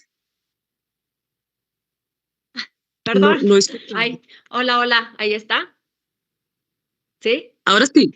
Ahora sí, bueno, gracias a la Universidad de Brasilia, a todos, un gusto poder estar aquí, un abrazo especial a Paola Motosi que hizo posible pues esto, tengo años de conocerla, una mujer maravillosa, y otra vez compartiendo con el doctor Enrique Stolá y con Alexandra Correa espacio que, bueno, los aprecio y los admiro mucho. Bueno, yo sí me voy a extender un poco, Alex, pero porque hay mucho que decir y creo que todo va ligado a todo y todo va entrelazado con todo. Bueno, como se dijo, soy defensora de derechos humanos en México desde hace casi 20 años y en los últimos 5, impulsada también por mi propia historia de 10 años judicializada, he enfocado mi lucha en la violencia contra las mujeres y la protección de sus hijas e hijos. He acompañado a cientos de familias en crisis. He escuchado historias imposibles y he visto cómo la justicia institucional puede destruir lo que el amor trató de proteger. Impulsé la ley de violencia vicaria junto con otras mujeres, una ley pionera en América Latina que reconoce algo tan simple como profundo, que toda violencia ejercida contra una madre es también una forma directa de violencia contra sus hijos. La violencia vicaria no aparece de repente. Tiene raíces, antecedentes, una secuencia que se repite con precisión quirúrgica en todos los casos. La violencia psicológica, económica, patrimonial, física, todas entrelazadas. Si no se detienen, escala. Sustracción de hijos, múltiples denuncias falsas, atrasan procedimientos y audiencias con argumentos frívolos e improcedentes, destruyen el vínculo materno-filial y hacen todo para que la madre se canse, se rinda y no busca justicia. La violencia vicaria ha costado el suicidio de madres e hijas y hay evidencia de niños y adolescentes con ideación suicida por alejarlos de mamá. Y en la práctica, casi siempre, empieza por algo que parece pequeño, el control del dinero. Los hijos son manipulados, sí, en lo económico. Si no vives conmigo, no tendrás escuela, techo, doctor, etc. Evaden el cumplimiento de obligaciones alimentarias y obligan a los niños a decidir entre mamá y papá. No son teorías pseudocientíficas. Son elementos probatorios que están en miles de expedientes y carpetas judiciales. Cierran la llave económica como castigo por decidir separarse. Madres e hijos caen en precariedad y el agresor gana poder y control. Él oculta bienes, deja de pagar alimentos, como lo dije, presenta denuncias falsas, un sinnúmero de demandas para distraer de lo importante. La acusa a la madre de mala madre y a los hijos de estar alienados. Ella pierde casa, trabajo, dignidad y todos sus derechos. Y los hijos, testigos de todo, aprenden sin querer que el amor puede doler. He visto a miles de mujeres y niños pasar por esto. Por eso, en mayo de este año, promoví en el Congreso de la Ciudad de México un nuevo paquete de iniciativas para fortalecer la protección de madres e hijos, propuestas que buscan detener la escalada de violencia antes de que sea irreversible. Las comparto abiertamente por si algún país las necesita. Entre ellas, reconocer el derecho a la continuidad de vida de hijas e hijos después de la separación, porque ningún niño debe empobrecerse por decisiones de adultos. Tipificar el fraude alimentario y el encubrimiento patrimonial, para que nadie pueda esconder bienes ni evadir su obligación de sostén. Permitir que las comunicaciones judiciales se realicen por vía electrónica, evitando dilaciones que revictimizan. Garantizar justicia patrimonial con perspectiva de género, la división de bienes. Reconocer el trabajo de cuidados como aportación de los procesos familiares, porque el tiempo, la crianza y la vida puesta por la madre también construyen patrimonio y deben ser valorados. He visto cómo la desigualdad económica es el punto de partida de la violencia. Por eso en México se ha hecho el protocolo obligatorio para juzgar con perspectiva de género y atender cada caso evaluando la simetría de poder, cosa que en la práctica poco se ejecuta. En América Latina, hablar de justicia patrimonial se considera un pecado. A las mujeres se las llama interesadas, como si querer vivir con dignidad, con el fruto de lo construido en familia y para la vejez de ambos fuera una ofensa. Cuando resolvemos la desigualdad patrimonial con empatía y verdadera equidad, reducimos miles de casos en los tribunales, evitamos tragedias, hijos con traumas que luego traspasan a la sociedad y la escalada de violencia donde utilizan métodos engañosos, entre ellos la alienación parental. Que se entienda, distraen con pseudociencia para que las instituciones se enfoquen en perseguir a las madres y no en protegerlas conforme a derecho. Por eso, lo que hoy se debate en Brasil, con el proyecto de derogación del SAP presentado por la diputada Samia Bonfim, no es solo una cuestión jurídica, es una cuestión de humanidad. Es el paso que puede marcar el comienzo del fin de la impunidad. Ese es el gran desafío del mundo, convertir la ley en práctica cotidiana, garantizar que la justicia deje de ser promesa y se vuelva realidad. Y para lograrlo, debemos recordar que legislar no es solo redactar normas, sino comprender el alma de un pueblo.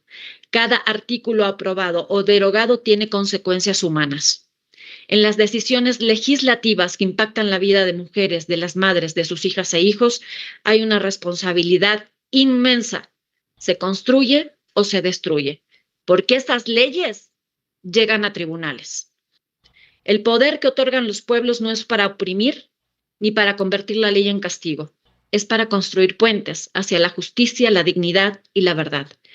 Giovanni Sartori lo dijo con claridad. Saber de política es importante porque condiciona toda nuestra convivencia. Y tenía razón, vivimos rodeados de pantallas y discursos, pero a veces olvidamos reflexionar lo que vemos, sentir lo que permitimos y exigir lo que corresponde. Por eso esta conversación no solo es jurídica ni académica, es profundamente humana. En este contexto, aparece el término sin base científica, pero con enorme poder político y judicial, la llamada alienación parental. No solo se invocan tribunales, se infiltran parlamentos, comisiones, foros y termina incorporándose en leyes que afectan la vida de familias en el mundo. Cuando una norma se redacta sin evidencia, sin perspectiva de género, infancia, niñez, adolescencia, sin comprensión del trauma, lo que se genera no es justicia, es una cadena institucional de dolor. Una frase mal escrita puede destruir una vida, una omisión puede dejar desprotegido a un niño, una ley mal entendida puede convertirse en una nueva forma de violencia, la violencia judicial. Esto es lo que hoy vemos en distintos países, leyes pensadas para promover conciliación familiar, pero que son usadas para castigar a las madres, silenciar denuncias de abuso y violencia y separar a los niños de su refugio emocional. Detrás de muchos de estos casos hay un mismo patrón, agresores de alto riesgo, nunca evaluados ni contenidos, personas con perfil de riesgo criminológico capaces de manipular el sistema, presentarse como víctimas y convertir el lenguaje legal en arma.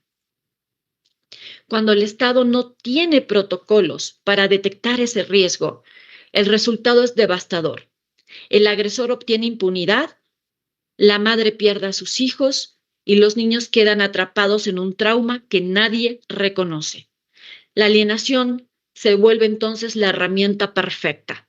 Permite que el maltrato se disfrace de conflicto, que la violencia se confunda con disputa y que el dolor de un niño sea diagnosticado como manipulación. Así nace el crimen judicial, donde la ley perpetúa la agresión bajo apariencia de justicia. Por eso es crucial redirigir el lente. El foco no es castigar a quien protege, el foco es detener a quien agrede. El foco no es etiquetar a la madre como alienadora, el foco es valorar el perfil del riesgo de agresor que escala. El foco no es exigirle al niño que demuestre su miedo, el foco es creerle, escucharlo bien y protegerlo. Y en esa reorientación, la alienación parental funciona como un pilar de impunidad. Se usa para desviar la atención del riesgo real, para revestir la violencia de tecnicismo, para convertir el crimen en expediente y el daño en trámite. El verdadero problema no son las madres que protegen a sus hijas e hijos. El verdadero problema es la impunidad de un sistema judicial que castiga la protección y premia la violencia. Permítanme hablarles de un caso que no es aislado, pero sí profundamente revelador, un caso que muestra cómo teorías pseudocientíficas como la alienación parental y figuras mal entendidas como la tenencia compartida pueden alimentar una mente criminal y terminar en feminicidio. El doctor Estolá sabrá perfecto de qué voy a hablar.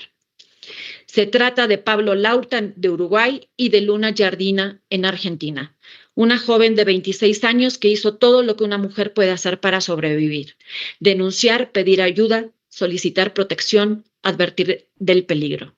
Denunció amenazas de muerte, violencia física, psicológica, económica y sexual. Pero su agresor fue escalando aún más. Pasó de los golpes y el control a la violencia vicaria.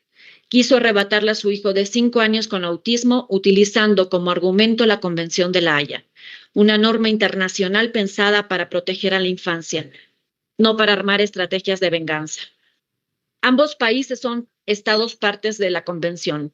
Jueces de Argentina, considerando las pruebas de violencia, negaron entregar al niño a Uruguay. Él intentó estrangularla, la violó y la golpeó. Ella pidió protección, se la otorgaron. Él tuvo medidas de restricción para acercarse a su domicilio, pero él violó la orden de restricción. Se escondió durante 3 días pegado al tanque de agua de su casa, observándola, esperando el momento. Los vecinos, al percatarse, llamaron a la policía. Fue detenido 1 mes y expulsado del país. Ya en Uruguay, construyó un imperio digital y legislativo de odio. Fundó Varones Unidos, un grupo que dice defender los derechos de los hombres acusados injustamente de violentos y apartados de sus hijos por leyes dispares. En su página web justificaba los feminicidios con frases como: estos hombres no eran violentos, estallan por traición conyugal. Separarse por violencia, según ellos, es traición. Pero dicho por el fiscal general de Entre Ríos, por peritos en psicología forense y criminalística, planeó cada detalle del crimen. A comienzos de octubre alquiló una cabaña en Salto, practicó remo durante 10 días para entrenar su cuerpo y preparar su ruta de escape. Escondió su auto, cruzó el río Uruguay en canoa y contrató un chofer de Uber, Martín Palacios, para que lo llevara hasta Córdoba. El 11 de octubre llegó a la casa de Luna y de su madre, Mariel Zamudio. Las asesinó brutalmente, les disparó. Se llevó a su pequeño hijo con autismo, que fue testigo del brutal asesinato. Subió al niño a un taxi y viajó 750 kilómetros. El chofer de ese taxi narró que el niño venía vomitando, pálido, casi amarillo, que preguntaba una y otra vez por su mamá, que él respondió violentamente: no la vas a volver a ver. El chofer también lo dijo: creo que su hijo tiene fiebre, si quiere puedo llevarlo a un hospital. Pablo Laurta se negó. Al día siguiente, el primer chofer, Martín, apareció decapitado, sin brazos, en el río dentro de una bolsa. El auto estaba incendiado. No quería testigos. Detenido, gritó ante la prensa: lo hice todo por justicia. Tras los hechos, los vecinos narraron cómo Luna, su madre y su hijo eran amenazados y hostigados por Pablo. La madre del agresor también dio entrevistas y dijo que en enero del 2024, tras su detención en Córdoba, cuando lo encontraron escondido, ella solicitó un peritaje porque su hijo no estaba bien. No había superado la ruptura con Luna. Estaba obsesionado y era violento, situación por la cual la madre tenía años de no hablarse con él. El fiscal de Entre Ríos lo describió como una mente criminal que planeó y conciencia de cada paso. Pero la pregunta que debemos hacernos no es solo cómo lo hizo, sino por qué en todos los países se llega tarde. Sucede porque no hay una evaluación de riesgo criminológico, porque el sistema judicial volvió a mirar a la víctima como conflictiva, alienadora, y al agresor como padre preocupado, porque la falsa teoría de la alienación parental desvió la atención del agresor y la colocó sobre la madre protectora, y porque grupos como Varones Unidos no son marginales, cuentan con respaldo político, con diputados de Uruguay que impulsaron en el 2023 una ley de tenencia compartida obligatoria, incluso para agresores con medidas de restricción. Laurta fue invitado al Parlamento, estuvo ahí, habló como referente de custodia compartida, alienación parental. Diputados dejando a niños en manos de individuos violentos y con perfil criminal. Esto no es el caso de un padre desesperado. Es un caso de violencia de género y de una mente criminal, machista, no detectada a pesar de todos los indicios en la justicia. Es la unión peligrosa entre el odio, el retroceso de leyes y las fallas judiciales. Luna quiso proteger su vida y la de su hijo, como miles de madres, y lo que encontró fue un Estado que no escuchó, que no midió el riesgo, que permitió que un agresor se convirtiera en un referente legislativo, acusando a la madre de su hijo de denunciarlo falsamente de violento y terminó asesinando a todos a su paso. Y cada vez que el sistema ignora una amenaza, desestima una denuncia, vuelve a escribir la misma historia con distinto nombre. Este crimen no es aislado, es estructural. No todos llegan al asesinato con un arma, pero todos los agresores llegan al crimen judicial actuando con dolo, alevosía y ventaja. Un buen padre no judicializa la vida de sus hijos, no necesita que un juez le recuerde que debe pagar una pensión, no denuncia falsamente a la madre y trata de encarcelarla, no deja a sus hijos sin techo. Un buen padre no daña lo más preciado, la infancia, niñez, adolescencia. Él abraza y protege aunque ya no conviva bajo el mismo techo. Eso hacen los hombres íntegros, bien educados, con valores. Por eso insistimos que un maltratador jamás será un buen padre. El discurso de la alienación parental se ha sostenido durante décadas sobre una base inexistente. Ni la ciencia ni el derecho internacional lo reconocen. Y sin embargo, ha logrado infiltrarse en legislaciones, tribunales y discursos políticos de varios países con consecuencias devastadoras para madres y niños. La Organización Mundial de la Salud jamás ha reconocido ese supuesto síndrome en ninguna de sus clasificaciones de enfermedades, ni en el CIE 10 ni en el actual CIE 11. Existe referencia alguna de la alienación parental. Su ausencia no es un descuido, es una declaración de hecho. No hay evidencia médica, psicológica ni psiquiátrica que sustente el diagnóstico clínico. La Asociación Americana de Psicología, una de las instituciones más influyentes en el ámbito científico, también ha sido contundente. No existe respaldo empírico que permita considerar la alienación parental como un trastorno ni como un síndrome válido. Los conflictos de custodia deben evaluarse bajo criterios de riesgo, no bajo etiquetas de alienación parental. La ONU, a través de la relatora especial sobre la violencia contra las mujeres, Rinal Salem, advirtió en el 2023 que el uso de la alienación parental en los tribunales viola derechos fundamentales, el derecho de las mujeres a la verdad, a la integridad personal y a la vida familiar libre de violencia. Esta teoría se ha convertido en una herramienta global de revictimización usada para desacreditar denuncias de abuso y silenciar a las madres que buscan protección para sus hijos. El MESECBI, como lo dijo nuestra querida Alexandra, también lo comenta, se perpetúa, es una teoría, que perpetúa los estereotipos de género, donde se presentan a las mujeres como manipuladoras emocionales o instrumentalizadoras del vínculo con los hijos. Su uso atenta contra los estándares interamericanos de debida diligencia y protección integral. Los fallos judiciales en el mundo lo confirman. España tiene múltiples sentencias y estudios que han mostrado cómo madres pierden la custodia de sus hijos tras denunciar el abuso sexual o la violencia familiar. En el 2023, el Ministerio de Igualdad español pidió prohibir expresamente el uso del término síndrome de alienación parental en los tribunales. En Italia, la Corte de Casación y organismos de derechos humanos denunciaron que se están ignorando los testimonios de niñas y niños que relatan violencia. En Reino Unido, el Consulado Familiar de Justicia recomendó eliminar el uso del término de los procesos judiciales por carecer de base científica y por su efecto dañino en la infancia. En Colombia, la Corte Constitucional, en un fallo histórico, prohibió expresamente el uso del síndrome de alienación parental por considerarlo contrario al interés superior del niño y violatorio de derechos humanos. Japón es un ejemplo claro de cómo un sistema legal obsoleto institucionaliza la alienación parental, causando traumas masivos y suicidios prevenibles. Desde el 2020, más de 200 madres se han quitado la vida por perder la custodia de sus hijos. En México, el concepto ha causado enorme daño y suicidios. A nivel federal no existe como delito, pero sigue infiltrándose en resoluciones locales. En la Ciudad de México fue eliminado del Código Civil, un avance importante, aunque no definitivo, porque una ley puede cambiar en el papel y seguir viva en la práctica, sostenida por viejos criterios que no evolucionan al ritmo de los derechos humanos. Hoy hay un intento de retroceso en el Congreso del Estado de México que quiere legislar hasta 8 años de cárcel por alienación parental.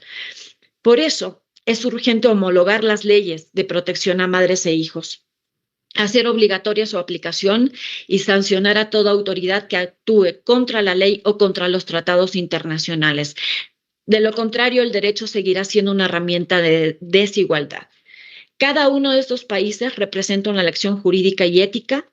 Cuando una idea sin evidencia se convierte en política pública, las consecuencias son reales y se miden en vidas destruidas, en infancias perdidas, en madres separadas injustamente de sus hijos.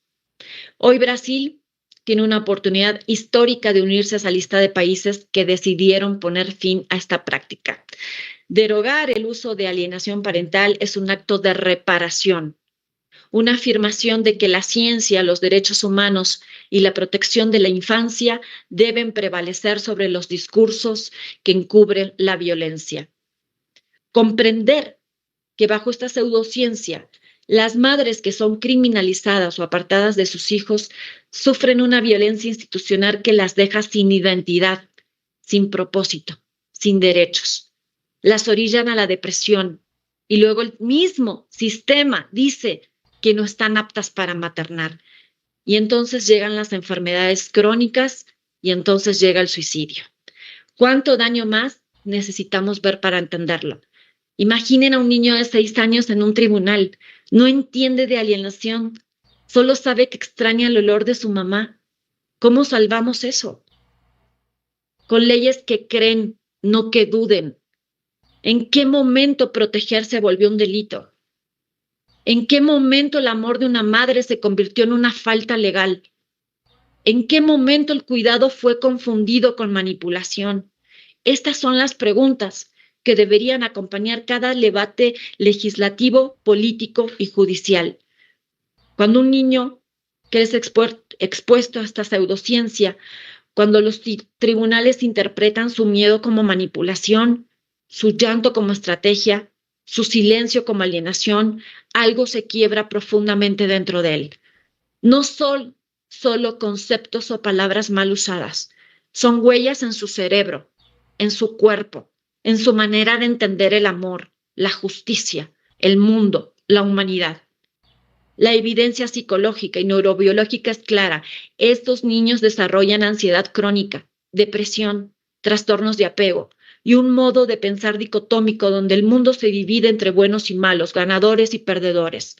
Un sistema nervioso que vive en alerta permanente. El peligro ya no está en casa, sino también en los tribunales. En la escuela, el impacto es visible. Bajo rendimiento, agresividad, retraimiento, bullying. Algunos se vuelven hiperactivos, otros se desconectan del mundo, pero todos comparten algo. Una tristeza silenciosa que los adultos suelen confundir con rebeldía. No están desafiando a la autoridad, están pidiendo auxilio.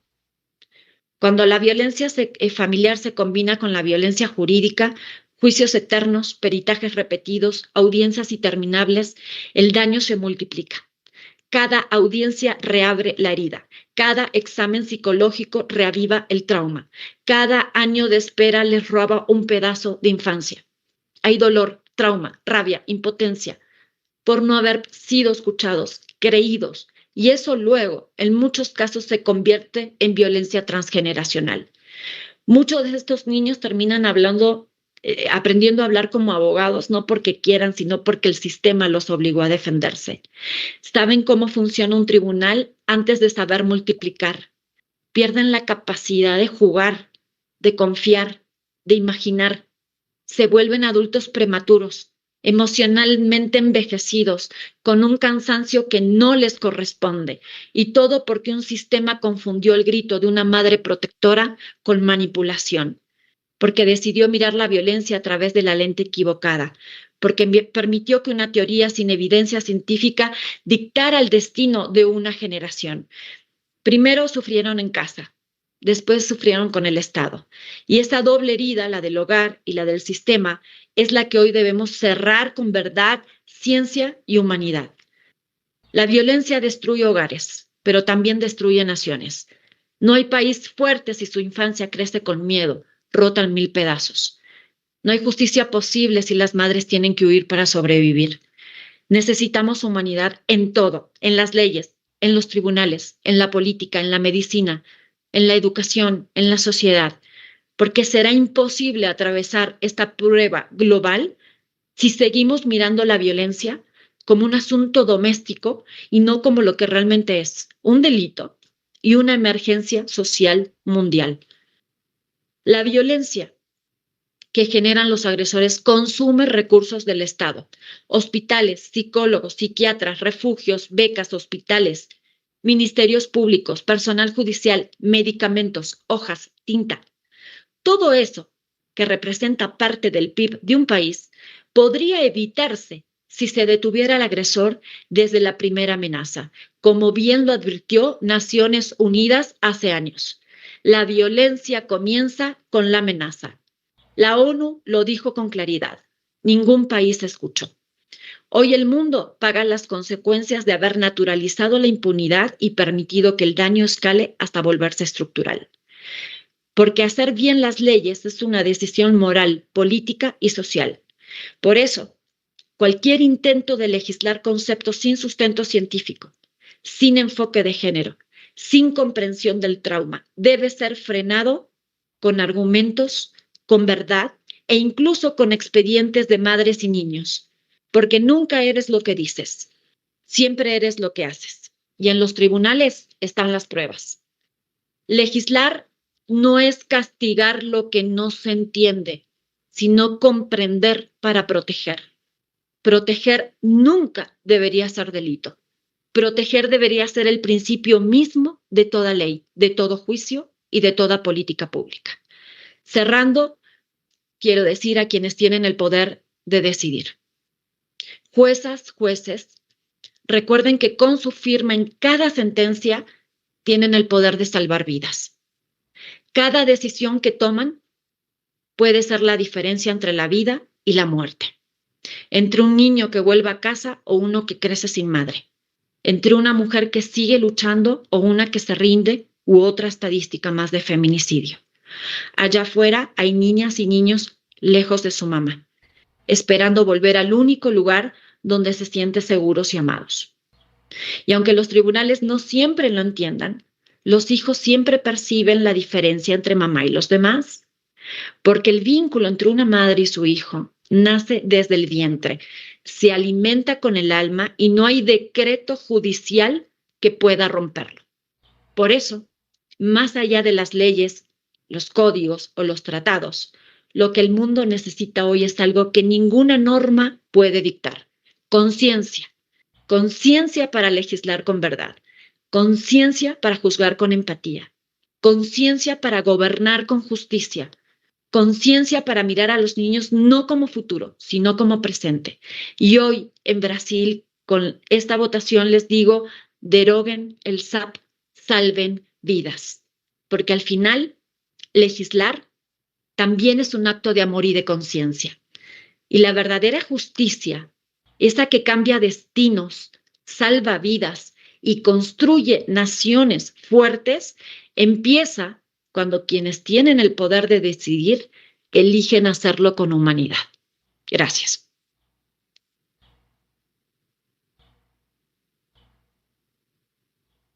Muchas gracias, Natalia. Ahora tenemos una presentación más. Es que como me dijeron media hora, pues media hora. Perfecto. Muchas gracias. Muy bueno. yo quisiera decir algo antecitos de que empiece Enrique, que es maravilloso, si me lo permiten, y es que tras escuchar a Natalia, que son estas mujeres sobrevivientes, y nosotras, las mujeres periodistas, que tratamos de darle la voz a ellas también, nos damos cuenta en el caso específico de la alienación parental, que es un producto estadounidense traído al mundo y a la región latinoamericana. La hegemonía estadounidense siempre ha estado presente en la geopolítica del mundo. ¿Y por qué lo digo? Porque es de allí donde viene esta herramienta violentadora. Y después de que venga Enrique, hablando desde la psiquiatría, ¿por qué es cierto que los niños no mienten los abusos? Voy a hablar de un caso en Estados Unidos que hoy tiene la mirada del sistema de justicia familiar y nos va a ayudar a romper esas cadenas de maltrato hacia las mujeres y hacia los niños.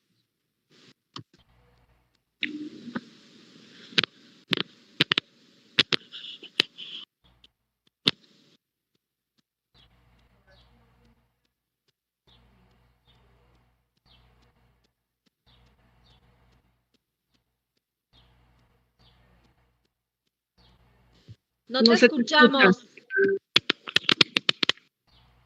Suena como un corto. Lo siento. Pues ahora presento Eric Stola, psiquiatra argentino especializado em psicologia clínica e metodologia de pesquisa científica. Possui mestrado em psiconeuroendocrinologia, é professor de medicina e psicodramatista. É reconhecido por seu trabalho sobre violência de gênero, abuso sexual infantil e estudos sobre masculinidades. É membro da rede de psiquiatras feministas do coletivo Profissionais na Luta contra a Reação e da Associação Argentina de Psiquiatras. É uma figura fundamental na denúncia de sistemas estabelecidos que revitimizam mulheres e crianças. Médico psiquiatra argentino, especialista em psicologia clínica e metodologia da investigação científica. Magíster em psiconeuroendocrinologia, professor de medicina e psicodramatista. É reconhecido por seu trabalho sobre violência de gênero, agressões sexuais contra infâncias e estudos sobre masculinidades. Integra a rede de psiquiatras feministas, o coletivo de profissionais em luta contra o backlash e a Associação de Psiquiatras da Argentina. É uma referência clave na denúncia de instituídos que revictimizam a mulheres e infâncias. Vocês estão enriquecidos. Bueno, buenas tardes. ¿Se me escucha bien? Bien.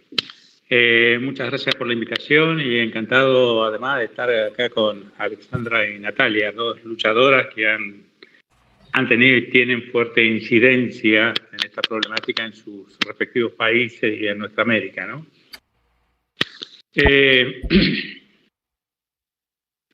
Alexandra recién señaló que esta teoría venía de Estados Unidos y no es casual porque recordemos que fueron las mujeres, las feministas norteamericanas, las que hicieron visible en la década del 60, de los años 60 y 70, que el lugar más peligroso para las mujeres era la propia casa. Y además hicieron visible que ese buen macho cristiano que iba los domingos a la iglesia, cualquiera de las iglesias cristianas, también agredía sexualmente a sus hijos e hijas en su propia casa. O sea, Richard Gardner, el generador de esta falsa teoría, hizo declaraciones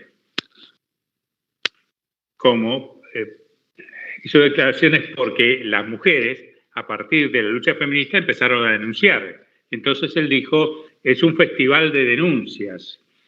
Su concepción de represión a las madres protectoras es parte de la contraofensiva machista que se dio en Estados Unidos a la lucha feminista. Y luego ha sido parte, un instrumento muy eficaz que se ha usado en toda nuestra América y en general en todos los países dominados por la cultura política y economía occidental. Así que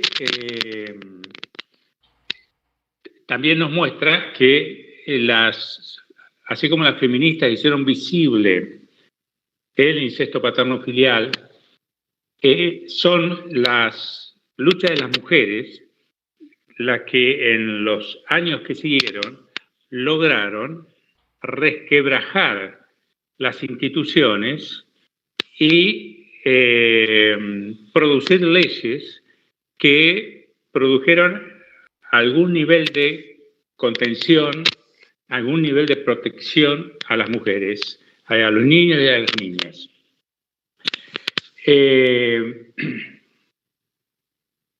Yo estoy hablando de Argentina, en donde estamos viviendo una experiencia novedosa en el sentido de que aquí hay un laboratorio de la narcopolítica, un laboratorio narcolibertario, narcocapitalista, en donde tenemos un presidente que sostiene estos discursos de odio contra las mujeres, contra las disidencias sexuales, contra los niños, las niñas. No tiene ningún problema en descalificar a un niño de 12 años que de condición autista, descalificarlo públicamente, y que además de esos discursos de odio fueron un permanente pasaje al acto, porque eliminó el Ministerio de las Mujeres, porque ese pasaje al acto significó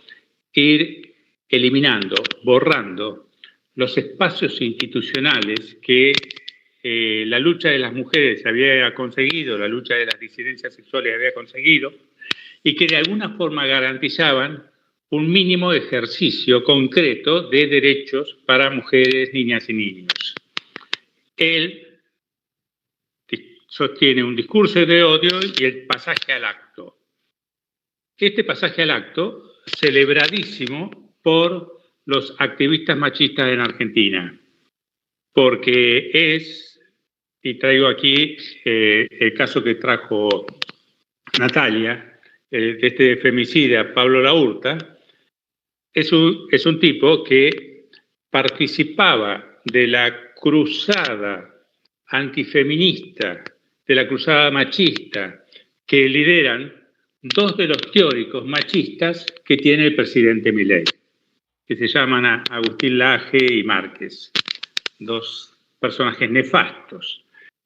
O sea, y si algo les gustaba y les gusta a los activistas machistas en Argentina, es ese pasaje al acto que hace el presidente con los discursos de odio, ¿no?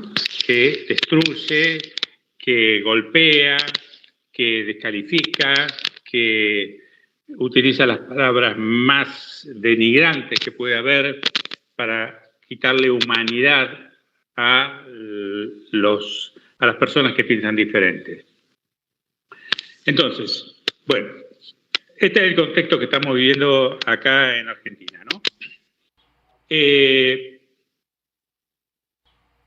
Voy a hablar del tema de, obviamente, en este contexto, y ya siempre ha ocurrido, ¿cómo llegan las mujeres al Poder Judicial?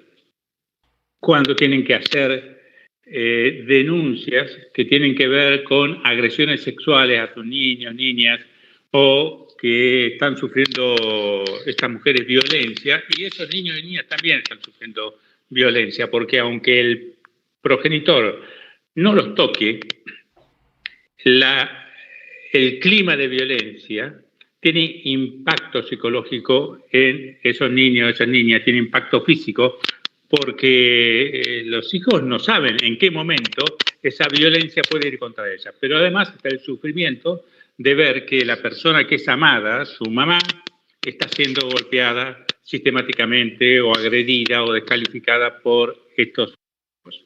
O sea, que cuando las mujeres van al Poder Judicial a hacer la denuncia, entran en lo que llamamos un picadero de carne, algo que destruye permanentemente a las mujeres, que las desgasta, que les produce un profundo malestar. Ya vienen muy mal porque vienen sufriendo múltiples violencias. Encima tienen que sufrir la violencia judicial, la violencia institucional. Como me decía un juez argentino, la mujer que va al Poder Judicial a denunciar con un serio problema, sale del Poder Judicial con dos problemas. El problema que la llevó y el segundo gran problema es el Poder Judicial. Porque algunas mujeres tienen suerte y les toca juzgados en donde hay personas, a veces con formación en perspectiva de género y otras veces no, personas sensibles, empáticas, ajustadas a derecho, digamos. Pero esto no es lo hegemónico en los poderes judiciales de Norteamérica, ni los poderes judiciales de cualquier país occidental, digamos, o dominados por Occidente. Porque todos estos países que surgen a partir de la creación de los Estados-nación, con democracias liberales o parlamentarias, etcétera, todos estos países tienen por lo menos 3 matrices de dominación que el Poder Judicial de cada país garantiza, que es la matriz de dominación de clase, la matriz de dominación racial, la blanca, y la dominación de género. Entonces, lo hegemónico siempre garantiza eso. Entonces, un primer consejo que hay que darle a las mujeres es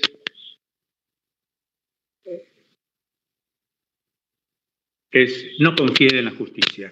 No confíen de que existe justicia. Generalmente van al Poder Judicial, muchas de ellas, y entran en forma ingenua, pensando que en ese edificio va a haber personas que van a producir actos que le van a dar justicia a lo que está reclamando. No. Eso ocurre en un mínimo caso.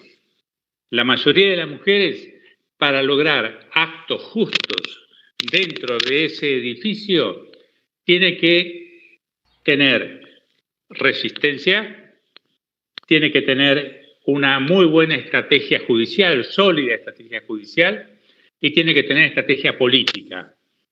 Política no significa partidaria.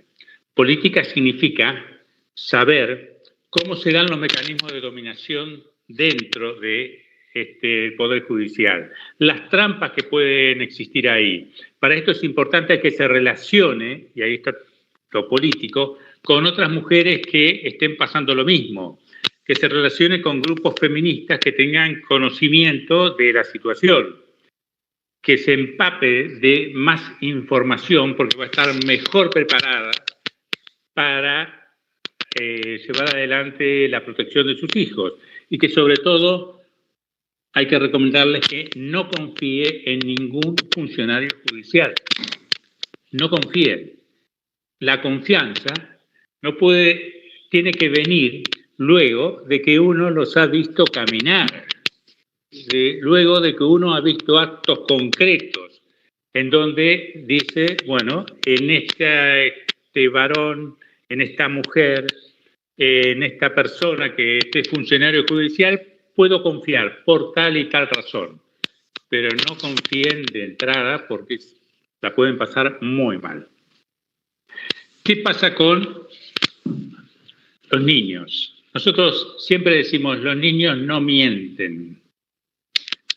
Quizás hay que alargar la frase, ¿no? ¿Por qué? Porque es cierto que los niños dicen mentiras y como escuchan decir mentiras a las personas adultas. Pero cuando se trata de agresiones sexuales, cuando se trata de violencia que los ha impactado directamente, aunque no sea una agresión sexual, pero sobre todo cuando son agresiones sexuales, los niños no pueden inventar. Los niños, cuando están haciendo el relato, están reviviendo, están presentando síntomas, están presentando niveles de ansiedad, niveles de angustia, lo cuentan con todo el cuerpo. Hay que terminar con esos profesionales que están esperando un relato completísimo, verbal. Los profesionales tienen que aprender a detectar y hacer que el niño sienta que le están creyendo. Porque cuando el niño siente que no le creen y se lo hacen repetir y no le creen y le hacen preguntas en donde el niño se siente acusado, bueno, ahí está apareciendo totalmente la violencia institucional contra la niñez. Las madres, como bien señalaba Natalia, las madres protectoras se mueven con una actitud que podemos decir y tenemos que decir, proteger no es delito, porque hacen todo lo posible por evitarle sufrimiento a esos niños y a esas niñas. Ahora, nos encontramos con medidas permanentemente, con medidas muy fuertes por parte del Poder Judicial contra las mujeres, contra las madres protectoras, como es el secuestro de sus hijos, como es el arrancamiento de sus hijos, como es entregarle hijos e hijas al agresor sexual. Y esta es una situación altamente delicada, sobre todo por la actitud que tiene que tomar la madre. Ahí la mamá tiene que entender que ese niño, ese niño de cualquier edad y que a veces se lo tienen secuestrado 1 año, 2, 3, 4, 5 sin que la puedan ver a la madre, ese niño está bajo el control del agresor. Por otro lado, y esta es una trampa que hace la cultura a las mujeres, y es una alerta que le tenemos que hacer a las mujeres, el alerta es el siguiente: no le inventen un padre a sus hijos.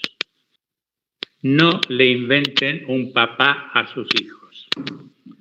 Esto quiere decir, muchísimas veces, y esto es harto frecuente, niños, niñas perciben que ese padre, ese progenitor, no los ama lo suficiente. Perciben actitudes agresivas, reciben agresiones por parte de ellos, de estos progenitores. Y entonces van hacia la figura de esa madre que ama incondicionalmente. Cuando una madre ama, ama incondicionalmente. Es cierto que hay madres que no aman, pero digamos que cuando una madre ama, ama incondicionalmente. Si el niño tiene el registro de ese amor incondicional, va a hablar con la madre. La trampa de la cultura está en que muchas madres, para evitar un sufrimiento del niño, le dicen: no, ¿sabes qué? Que tu papá ha sufrido mucho, pero tu papá te ama, te quiere, tenés que entenderlo.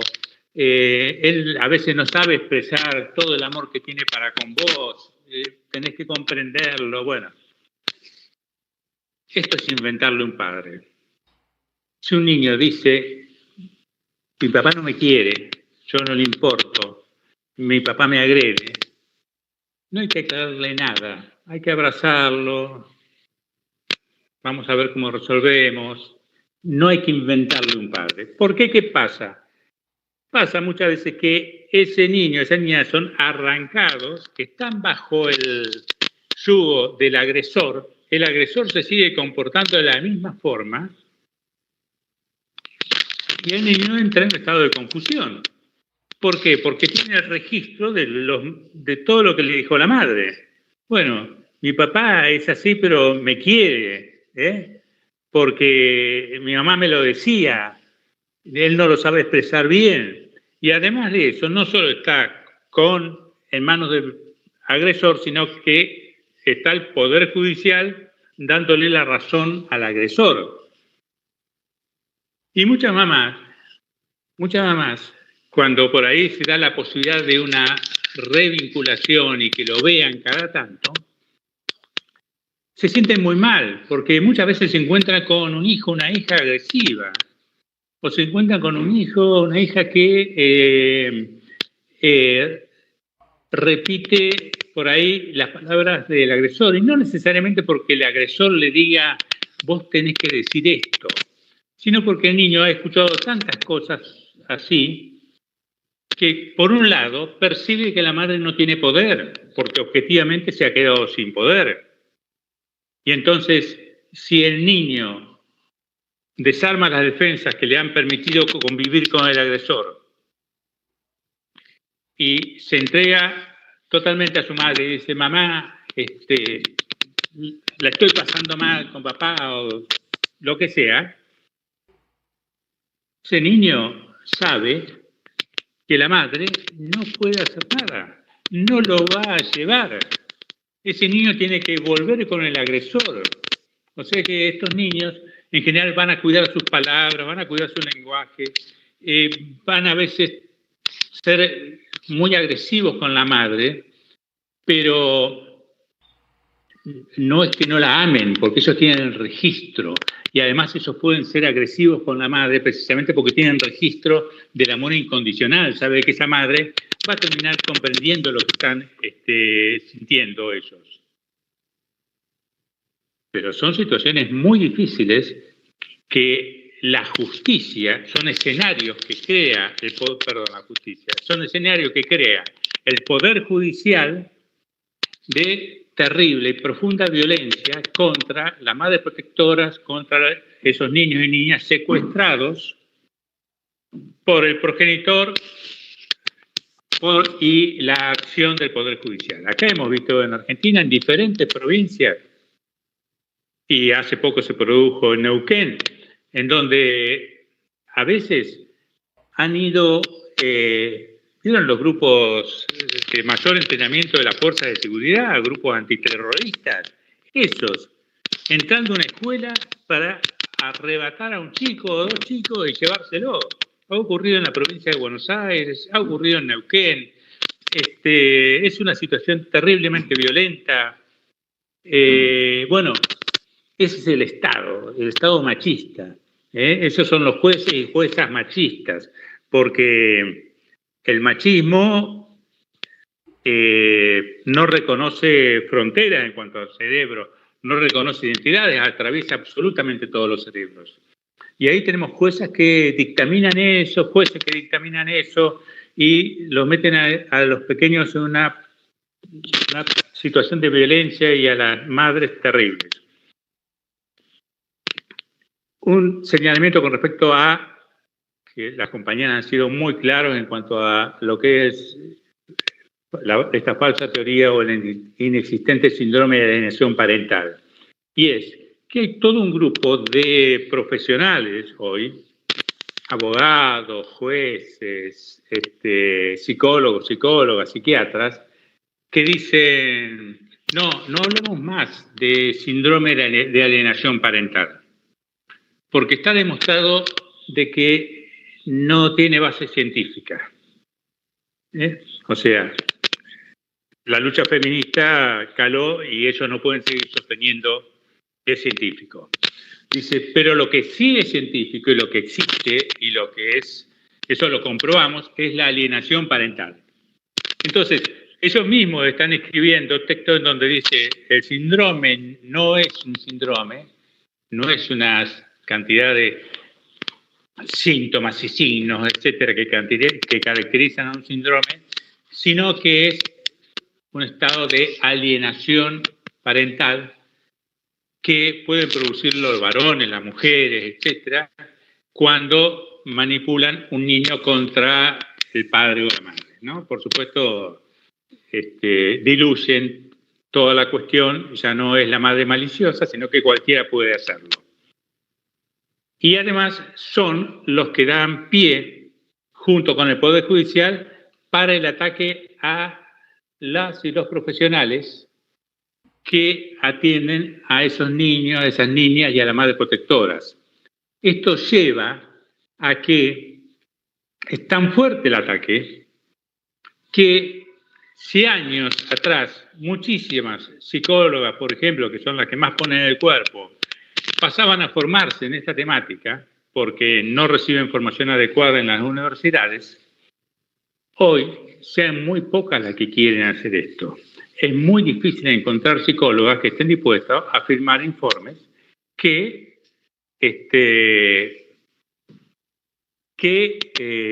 la lleve a un juicio después, tener que participar de un juicio y soportar las agresiones en el juicio y soportar todas las agresiones previas al juicio. Y lo mismo pasa con trabajadoras sociales, y bueno, y no le digo con psiquiatras, porque en el caso de Argentina, digamos que hay una poca cantidad de psiquiatras en relación a la cantidad de habitantes. Pero además de eso, el 50% de los psiquiatras hará psicoterapia, además, o psicoanálisis. Pero una pequeña porción tiene perspectiva de género. Solo una pequeña porción de psiquiatras. Pero dentro de esa pequeña porción de psiquiatras, son muy pocos los que están dispuestos a firmar evaluaciones psiquiátricas que lo van a llevar a un juicio. Porque se van a tener que comer la cantidad de agresiones que son agresiones que lanza desde el ministro de Justicia de Argentina hasta el empleado más bajo del Poder Judicial. Es muy pesado todo. Entonces, esto aumenta la desprotección de niños y niñas. Y esto es todo parte de la estrategia de alienación parental. Todo esto parte de lo que es la dominación masculina, de lo que es castigar a aquellas mujeres que denuncian este todavía oculto incesto paterno-filial, o todavía ocultos relaciones incestuosas, que son las prácticas más habituales, negativas por supuesto, que los hombres realizamos. Entonces, no todos los hombres, pero siempre un hombre. Y recordemos, en la sociedad patriarcal, los hombres estamos simbólicamente autorizados a hacer lo que se nos antoja con la naturaleza, ecocidio, con los pueblos, genocidios, con los cuerpos de las mujeres, con los cuerpos de niñas y niños, con los cuerpos de disidencias y también con los cuerpos de otros varones que consideremos inferiores, ya sea porque sean racializados o por una cuestión de clase social. Me detengo acá. Excelente.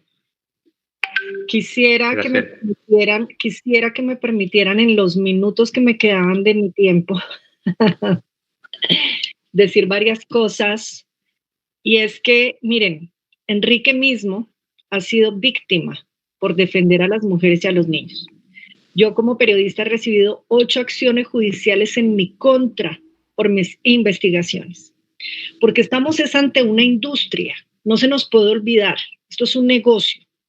Aquí no hay nada diferente a unas personas que no tienen ética y prefieren salvaguardar la vida de abusadores sexuales, violentadores intrafamiliares por plata, por encima de los derechos de los niños y de las mujeres.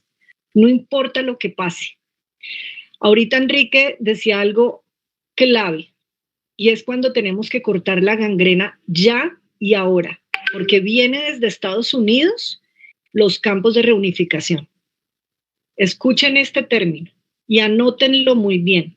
Los campos de reunificación están sucediendo en Estados Unidos y lo que hacen es arrancar a los niños de manera violenta de su madre protectora y llevarlos a unos campos de reunificación donde les quitan el lavado cerebral que dicen que tienen estos niños por parte de su madre para que se sanen y vuelvan con el presupuesto. Esto es gravísimo. En YouTube pongan campos de reunificación y miren la magnitud de lo que estamos hablando. Y es una alerta SOS, porque ya le estamos cortando al pulpo los tentáculos. Lo hemos logrado porque nos hemos unido y lo hemos logrado. Pero a ese pulpo le salen nuevos tentáculos. Lo que decía Enrique, es un negocio tan lucrativo la custodia de los niños y niñas, que después del síndrome dicen entonces es alienación. No, alienación ya no es madre obstaculizadora. Ay, ya no es interferencia materno-filial, porque es una teoría que casualmente es contra la mujer. No tenemos casos, o por lo menos yo no conozco casos en Colombia donde la teoría sea aplicada a un hombre. Es aplicada a la mujer. Quisiera irme rápidamente, si me permite, Cristina. ¿Me estás escuchando? ¿Me escuchan? Es que Cristina hizo una señal. Si me permiten, voy a hablarle de dos cositas rápidas para que Brasil termine convenciéndose de que tiene que eliminar, de verdad, porque es vergonzoso Brasil y vergonzoso Colombia, México, Argentina, porque a pesar de que la Corte Constitucional aquí, la Corte Suprema de Justicia aquí, haya prohibido el síndrome de alienación parental, esta industria de ganar las custodias sigue reinventándose. Es vergonzoso que se utilice esta pseudociencia de la alienación parental y esos derivados, porque Richard Gardner decía con sus propias palabras, y ustedes, Brasil, nos dirán si van a querer seguir sosteniendo los preceptos de Richard Gardner, que decía, hay un poco de pedofilia en cada uno de nosotros.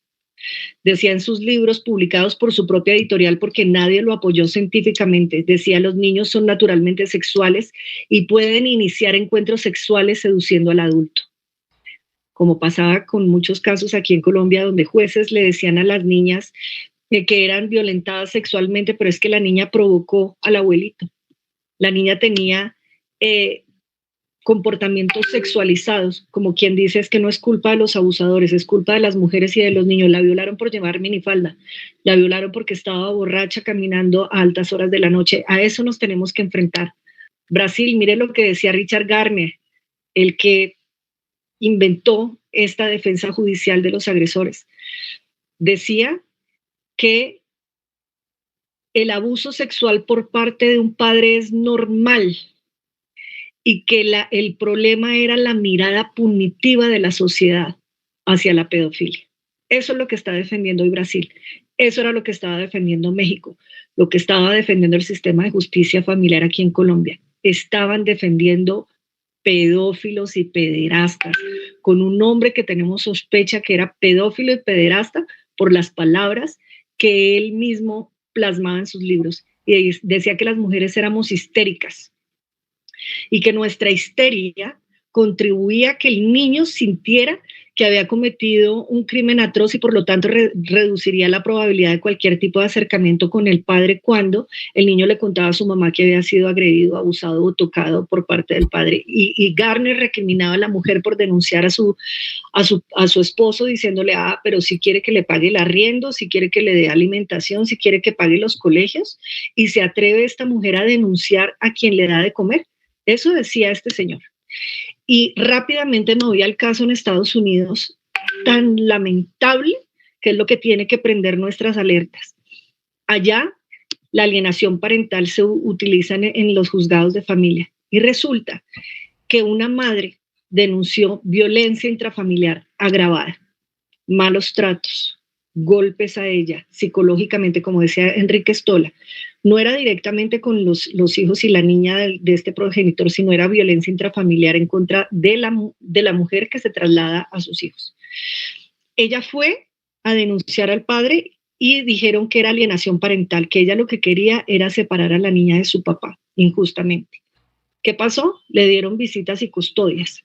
Y resulta que el tipo, Jeffrey Mancuso, de 41 años, asesinó a la hija, Kayden Mancuso, pequeña hija de 7 años, en un claro episodio de violencia vicaria. Es decir, cuando la mujer denuncia a Mancuso, él se venga de ella, matándole a su niña en una de las custodias. Y en una de las visitas de custodia, y la mamá le dijo a la justicia familiar: si ustedes me hubieran creído a mí que él era un agresor, si ustedes hubieran protegido a la niña y protegiéndome a mí con las denuncias, la niña hoy estaría viva. El asesino se quitó la vida después de asesinar a la niña. Y esto es lo que está pasando en los sistemas de justicia que miran hacia Estados Unidos como si fuera un gran referente. Y resulta que Estados Unidos acabó con la vida de mujeres y niños, está acabando con las custodias y las madres protectoras, con estas teorías que nadie ha leído. Nadie se ha molestado en comprar los libros de Richard Garner. Nadie ha leído su mirada pedófila y pederasta. Y es una vergüenza que sigamos sosteniendo los abusos sexuales incestuosos por encima de la vida y de la dignidad. Y es un llamado que hacemos desde Colombia para que protejan el trabajo que hemos hecho nosotros los defensores de derechos humanos, para que nos protejan como mujeres que levantamos la voz, para que protejan a Enrique como psiquiatra, que no nos dejen solos, porque como él dice, nos llueven tantas agresiones judiciales, y yo creo que Natalia también lo sabe allá en México, que la gente que defiende los derechos humanos prefiere decir, ya no puedo más, que nos toca sacar de nuestra plata para pagar abogados que nos defiendan en contra de los agresores, contra funcionarios que aplican mal las leyes, que cometen presunto prevaricato y presunto cohecho. Y al mismo tiempo quiero gritar la victoria en Colombia, y seguiremos. Se prohibió el síndrome de la alienación parental después de años de lucha, y aquí hemos avanzado de manera rápida y sorprendente. La Corte Suprema nos dio la razón a quienes denunciamos a Richard Garner por pedófilo y pederasta. Brasil, no te quedes atrás, defiende a las mujeres y a los hijos, y seguiremos unidos hasta que vivamos libres de violencia y las mujeres podamos maternar sin miedo, y como dice Enrique, podamos llegar al sistema de justicia familiar sintiendo que allá nos van a proteger, y no por el contrario como las mujeres, dijo Natalia y Enrique, que pasan en Argentina, acá en Colombia también, llegan y el problema se les vuelve más grande porque ellas pasan de víctimas a victimarias. Y lo más triste que sigue sucediendo en Colombia es que arrancan a los niños tanto del seno familiar, los meten en instituciones del Estado donde no hay garantía de derechos, donde en muchas situaciones los abusan, los golpean, e incluso ha habido casos de violencia sexual, quitándole a su propia madre protectora a esa personita que está cuidando. Entonces el sistema es más agresor, es más violentador, y al final estamos nosotras las mujeres enterrándonos en vida con las situaciones que se viven. Bueno, hasta aquí lo dejo. Muchísimas gracias. Pueden buscar en Google el pseudo concepto de la alienación parental, Colombia, Alexandra Correa. Pueden buscar en la Universidad de Limoges la revista científica indexada que pudimos publicar, y creo, Enrique, que logramos grandes cosas con esa publicación. Hay realmente un trabajo muy juicioso, investigativo, que vale la pena que lo lean, y Colombia firme, apoyando a las mujeres y a los niños de Brasil. Muchas gracias.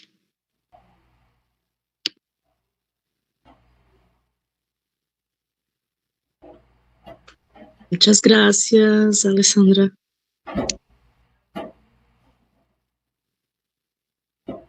Voy a decir algunas palabras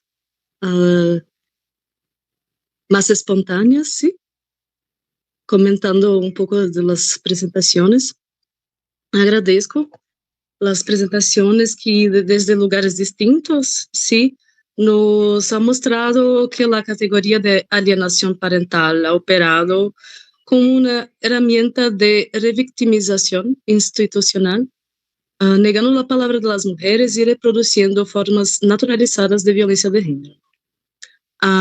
En común, hay un punto que atraviesa las intervenciones, la dimensión transnacional de nuestra lucha, en que algunas estrategias se repiten frente a las redes de poder que instrumentalizan el lenguaje de la protección infantil para producir silencios, disciplinar las maternidades y reforzar desigualdades.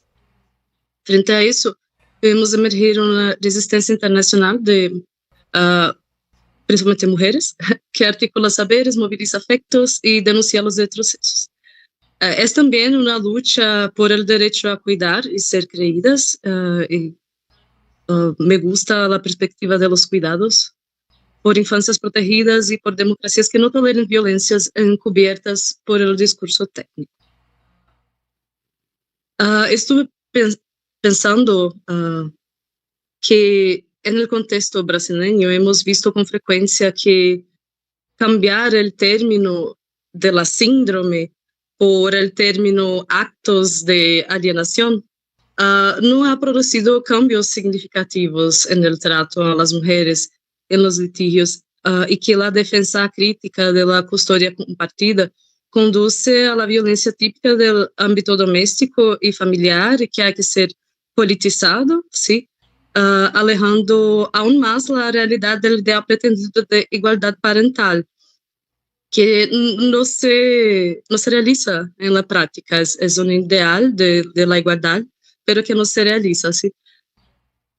Sabemos que la revocación de la ley también no significa que sus sentidos no puedan seguir desafiando los derechos de niños y madres, pero su vigencia en Brasil apunta para otra idea que vengo trabajando, que es de pensar la maternidad como lugar de vulnerabilidad, cuando fomenta formas específicas de violencia y control estatal o jurídico. Es algo que pensé. Y como una pregunta general a los tres, ¿cómo perciben ustedes las posibilidades de articular una agenda común latinoamericana frente al uso de la alienación parental? ¿Qué aprendizajes podrían ser compartidos entre movimientos, profesionales e investigadores para fortalecer esta incidencia? Y tengo preguntas individuales, pero si quieren responder, pueden. Si quieren, yo empiezo. Miren, es tan importante la unión regional que recuerdo que en el 2022, después de que yo publiqué varias investigaciones sobre el tema, pude encontrarme con la relatora de Naciones Unidas, Rim Al-Salem, acá en Bogotá. Le dije, Rim, tengo una investigación muy importante que me gustaría recibieras. Y ella me dijo, sobre la alienación parental, he escuchado en muchos países que se está utilizando esta herramienta violentadora de los derechos de las mujeres y de los niños, pero no había escuchado que en Colombia también pasara. Le dije, sí, ¿nos encontramos? Me dijo, claro que sí. Nos reunimos en un hotel, en más o menos entre el centro occidente de acá de Bogotá, y le conté lo que estaba sucediendo. RIM, muy juiciosa, reunió a la región latinoamericana y también a otros países del mundo, y logró con esa unión hacer un informe que logró impactar.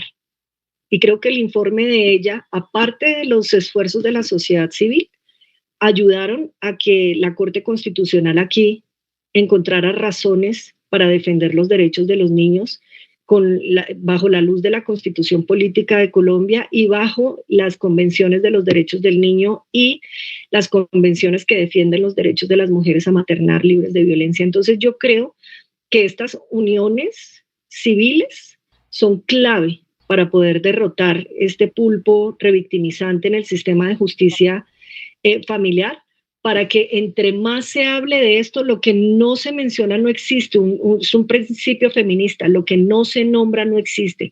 Si seguimos en silencio, va a seguir perpetuándose esta violencia institucional en contra de las mujeres y de los niños. ¿Qué hicimos?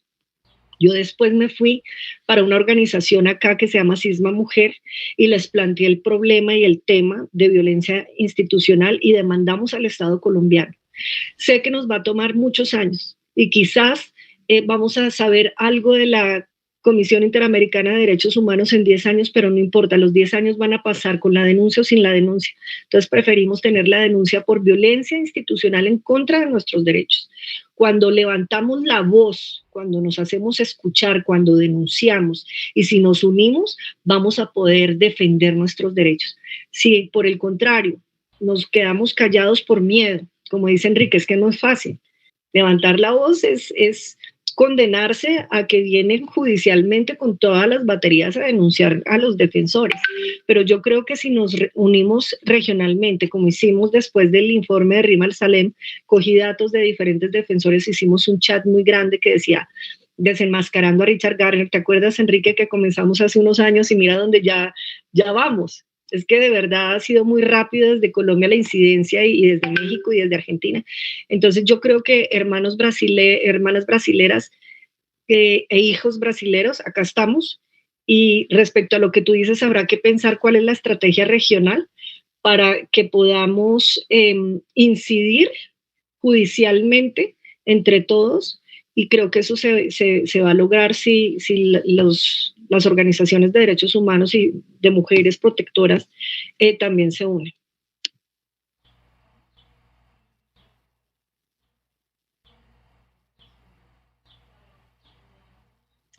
¿Alguien más quiere? Sí, bueno, Sí. ¿sí me escuchan? Sí. Sí, ok. Bueno, como dice Alex, creo que la unión hace la fuerza, sin lugar a dudas, ¿no? Creo, por lo que estoy ahorita trabajando, que no puedo comentarlo, pero en unos meses ya se sabrá, es un tema muy complicado, pero que impacta a nivel mundial. Mundial. Es impresionante lo que está sucediendo. Pero bueno, en cuanto a la región, lo que comentaba Alex, que Rima al-Salem ha hecho cosas realmente maravillosas, incluso estuvo en Brasil, o tengo conocimiento que ha estado muy pendiente de Brasil. En nuestras redes sociales hemos compartido cosas del SAP Brasil. Sin embargo, bueno, ¿qué soluciones? ¿Cómo hay que encontrar las soluciones y las vías? Yo soy mucho más como práctica. O sea, ¿qué podemos hacer? Porque una, que he visto miles de casos, y dos, lo he vivido. Entonces, no tengo la galera, ¿no? O sea, no quiero decir que sea mágico o que sea, son ideas de las fallas que yo he visto. Número uno, la región y el mundo, algunos países, pero no todos están adheridos, pero bueno, hablemos específicamente de nuestra región. Pues los países son partes de convenios, de tratados internacionales y de organismos, ¿no? Que está la ONU, el MESECBI, CEDAW, la Convención de la Haya. Bueno, hay una falta de coordinación y de homologación de leyes. El convenio de la Haya también está causando estragos a nivel mundial. Están arrebatando a los nenes, a los chiquitos, a los adolescentes, obligándolos a regresar con su abusador, con su agresor familiar, y no considerando la violencia, y no considerando que las madres huyen con sus hijos para preservar su vida, como fue el caso de Luna Giardino, el que conté. Ese caso de Luna se repite una y otra vez. No a todas las asesinaron, no, pero a todas les quitaron los hijos, los hicieron regresar a su país de origen. Entonces, hay una desconexión entre organismos internacionales. Las leyes no están homologadas. Hay violencia. ¿Qué es violencia? ¿Cómo vamos a definir la violencia? ¿Qué reglas regionales, mundiales vamos a poner? Porque esas fallas y esa desconexión, yo trabajo por aquí, nosotros por allá, nosotros decimos esto, no, mi teoría es esta.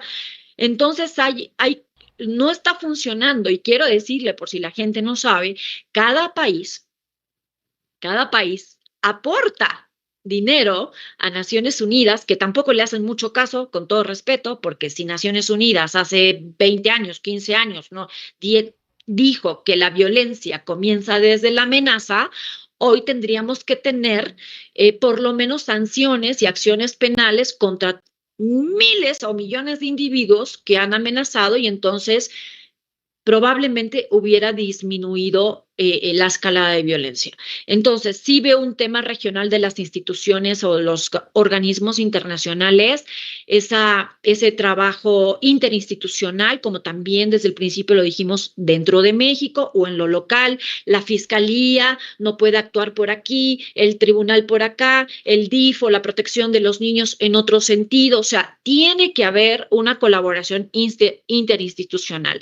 Lo mismo pasa con los organismos internacionales, porque les digo, si uno va para el norte y otro va para el sur, no vamos a encontrar como esa salida organizada, estructurada, que se necesita para enfrentar esta emergencia social global. Eso es, a mi parecer, lo que hace falta, una coordinación total con los organismos. Y lo que dijiste, querida Alexandra, es de la Corte Interamericana, ese es otro punto. La verdad, yo lo vengo viendo hace años, no quiero entrar en detalles porque es un tema personal.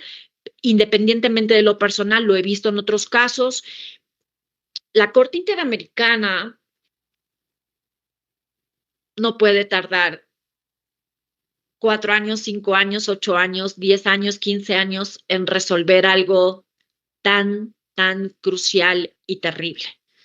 Entonces, bueno, pues esperemos que eso se pueda ver de más capacidad, más personal, no lo sé qué es lo que necesiten, porque estamos hablando de vidas, son vidas las que está costando vidas en todo el mundo, en nuestra región, y que un caso se atienda, ¿no? O sea, si las mamás no tienen justicia en su país, que puedan acudir a una corte internacional que ponga medidas preventivas, que realmente la CIDH tendría que hacerla ver, México.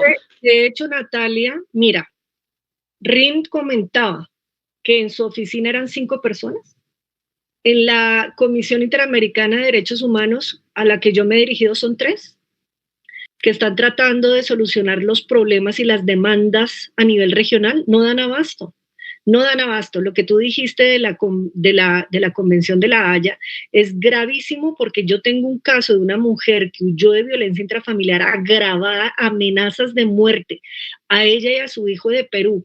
Se pasó la frontera ilegítimamente, ilegalmente con el niño porque tenía miedo, y que hizo el sistema de justicia familiar aquí en Colombia, la obligó a devolver al niño a Perú con el agresor, porque la justicia de la Haya dice que hay que hacer eso.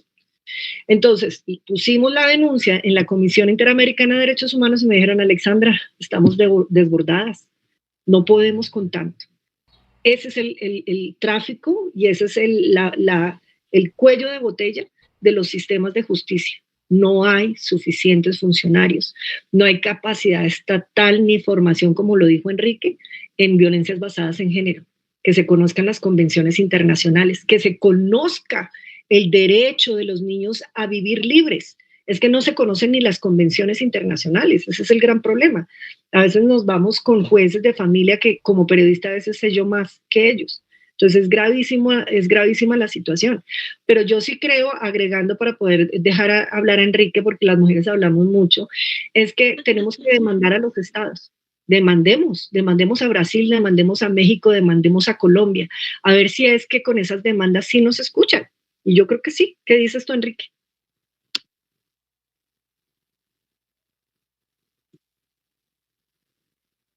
No se escucha.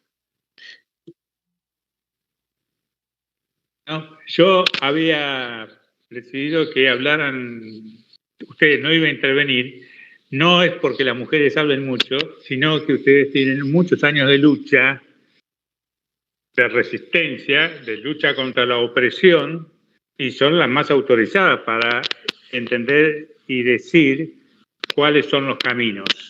Así que no tengo nada que agregar a lo que han dicho. Doc, pero estuvo muy activo en la defensa de esta mujer, perdón, no recuerdo el nombre. Michelle, ¿verdad? La que huyó de Brasil. Bueno, sí. Coméntelo, por favor. Ella huyó de Francia. Es una mujer que huyó de Francia con sus hijos porque habían sido abusados, no fue protegido por la justicia, por el Poder Judicial francés, y cuando llegó a Argentina no tuvo el asesoramiento adecuado por parte de la embajada francesa. La embajada francesa funcionó como una buena sucursal del agresor. Por lo tanto, esta mujer terminó presa y le sacaron los hijos, a pesar de que había recurrido a instancias, a instituciones de salud oficiales de Argentina y a instituciones de protección de niños, en donde fueron muy claros en que esos niños estaban en peligro. Y la jueza decidió no tener en cuenta eso. La cuestión es que esta mamá recién pudo volver a Francia hace 3 meses atrás, pero se pasó 7 años en Argentina, sin ver a sus hijos, una situación de violencia institucional terrible, un castigo como yo no había visto nunca, un castigo institucional como no había visto nunca, porque la dejaron desamparada. En la época de pandemia ni siquiera le dieron se la podía vacunar. Tuvimos que tener las compañeras que le acompañaban, buscar contactos políticos para poder vacunarla porque no tenía la documentación adecuada. Bueno, terrible lo que pasó a esta mujer, terrible. Sí, claro, en lo personal estuve muy involucrado en el caso, pero la cuestión macro que ustedes están desarrollando, ahora en función de la pregunta que nos hizo Raquel, creo que es lo fundamental, ¿no? Y además ella reunía todos los elementos discriminatorios en su contra. Una mujer negra, una mujer migrante, una mujer que se estaba enfrentando a un hombre blanco, francés, europeo, una mujer proveniente de África, una mujer que llegó a la Argentina sin documentación y sin embargo todas esas violencias y vulneraciones el sistema de justicia argentino no las tuvo en cuenta. Y por el contrario, yo creo que Michelle ha sido una mujer muy fuerte, porque cualquier mujer que se enfrenta a lo que pasa a ella estaría en un sanatorio en este momento, ¿cierto, Enrique? Es muy importante, sí, que cuando se produjo el juicio, ella le dijo al juez qué podía hacer yo. Y el juez, cuando terminó el debate, dijo, me voy a dedicar a responder esa pregunta que ha hecho esta mujer. Y la respuesta de él fue, bueno, protegernos es delito, ¿no? Que evidentemente las instituciones no habrían evaluado adecuadamente la protección que esta mujer estaba dándole a sus hijos. Y si me permiten, nada más para terminar, o la idea dijo algo importante el doc que me acordé, las embajadas, querida Alex, las embajadas. Tenemos toda una maquinaria, cada país tienen maquinarias que, no, perdón, nos cuestan dinero. Las embajadas no son guasha guasha y el té y el canapé, o sea, digo, qué bueno que lo puedan hacer, pero primero su ciudadanía, sus mujeres, sus niños, tienen que responder las embajadas. Si estás en otro país, voy a mi embajada, estoy viviendo esto. Si ustedes no accionan, me va a costar la vida o la de mis hijos. Entonces, ese es otro tema que yo veo. Por eso las mujeres deciden coger a sus hijos y pasarse ilegalmente las fronteras, del desespero. Imaginen ustedes ser amenazados, esta mujer que les cuento, violentada sexualmente, maltratada y violentada económicamente, psicológicamente, humillada. Le dijo el tipo a ella, si me dejas, te tiro por un acantilado que se dice en Perú, a un abismo, a ti y al niño. Y ella del miedo cogió a su hijo y se fue porque no recibió ayuda en Perú de ningún. Y llegó aquí y la justicia le acaban de entregar el niño al agresor. El niño está allá, un niño de 5 años que necesita a su madre protectora. Los separaron. ¿Y qué? Llegará el día en que el tipo, en un acto de violencia vicaria, asesina al niño en venganza por la madre, porque yo les puedo garantizar lo que dijo Natalia, esos hombres no quieren a los niños. Lo que buscan es a través de los hijos hacerle daño a la madre. El peor daño que le pueden hacer a una madre después de que se les escapa todo el argumento para violentarlas es asesinar lo que ellas más aman, a sus hijos. Acá en Colombia pasó un caso, se llama el caso de Gabriel Esteban, lo pueden buscar por internet. Una mujer denuncia ante la comisaría de familia violencia intrafamiliar agravada. Esa violencia intrafamiliar no la traspasan al niño, como decía Enrique. No pueden desligar a una mamá de los niños. Los niños sufren la misma violencia si no los toquen físicamente. Y no le dieron medida de protección al niño y sí a la mamá. Y le dieron custodia al agresor y el agresor lo asfixió en un hotel en una pequeña ciudad aquí en Colombia. Se lo llevó y lo ahorcó, lo mató asfixiado, porque la mamá del niño, es decir, su expareja, había conseguido otro hombre y había rehecho su vida emocional y sentimental. Entonces, la justicia no le está funcionando a las mujeres y a los niños. Colombia, Brasil, Argentina. ¿Cuántos cuerpos más van a enterrar? Acá en Colombia llevamos este año más de 600 feminicidios. ¿En qué momento nos van a escuchar y nos van a creer? ¿En qué momento van a salvar nuestra vida por encima de la vida de los agresores? Ese es el problema. Nuestros países siguen entrenando, produciendo los femicidas que van a actuar mañana, el mes que viene, el año que viene. Los estamos produciendo. Sobre todo el papel de la prensa. Si ustedes se fijan, la prensa titula de una manera machista, agresora y patriarcal. La violaron por llevar minifalda. He visto titulares así. La asesinaron en una pelea de romántica, o fue un homicidio por amor. Los mismos periodistas muchas veces perpetúan las violencias en contra de las mujeres y de los niños, tratando de justificar el final de esa mujer y tratando de justificar el final de ese niño o niña. Es que lo golpearon y casi lo matan porque fue grosero con su papá. A ella la mató porque él era infiel. Y la sociedad todo el tiempo estamos justificando las violencias en contra de nosotras y en contra de los niños. Y eso pasa en el sistema de justicia. Los mismos funcionarios justifican que a la mujer le pase lo que le pasa porque no le sirvió la comida al marido. Es que acuérdese que usted tiene que servirle a su esposo, ser juiciosa, ser decente, no usar minifaldas. Las mismas canciones, yo escuchaba a una catedrática muy importante aquí en Colombia que se llama María Cristina Hurtado, además defensora de los derechos y de las mujeres, decía: la misma música es la que violenta a las mujeres y perpetúa esos escenarios violentos de la cultura. Mátala, mátala, no tiene corazón, mala mujer, mátala, mátala, mátala. Hay canciones que dicen eso. Hay canciones que dicen rica a los 14 años. Acuérdense que salió Karol G con un montón de artistas que se tuvieron que disculpar diciendo que rica a los 14.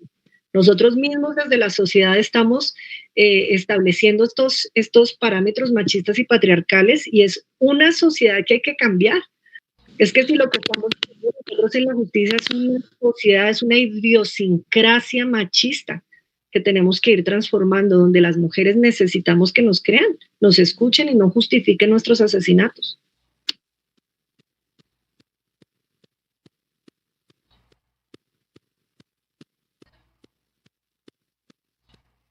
Bueno, seguimos. Tenemos una pregunta del chat. Es para todos. ¿Por qué Brasil tiene una ley de alienación parental mientras que otros países no? Y para Natalia, ¿cómo se derogó dicha ley en México? Y otra, a todos. ¿Es posible avanzar en Brasil sin derogarla? Porque no sé. ¿Qué piensan? Bueno, si quieres,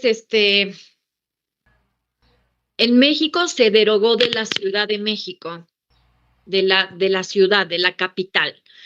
¿Qué sucedió?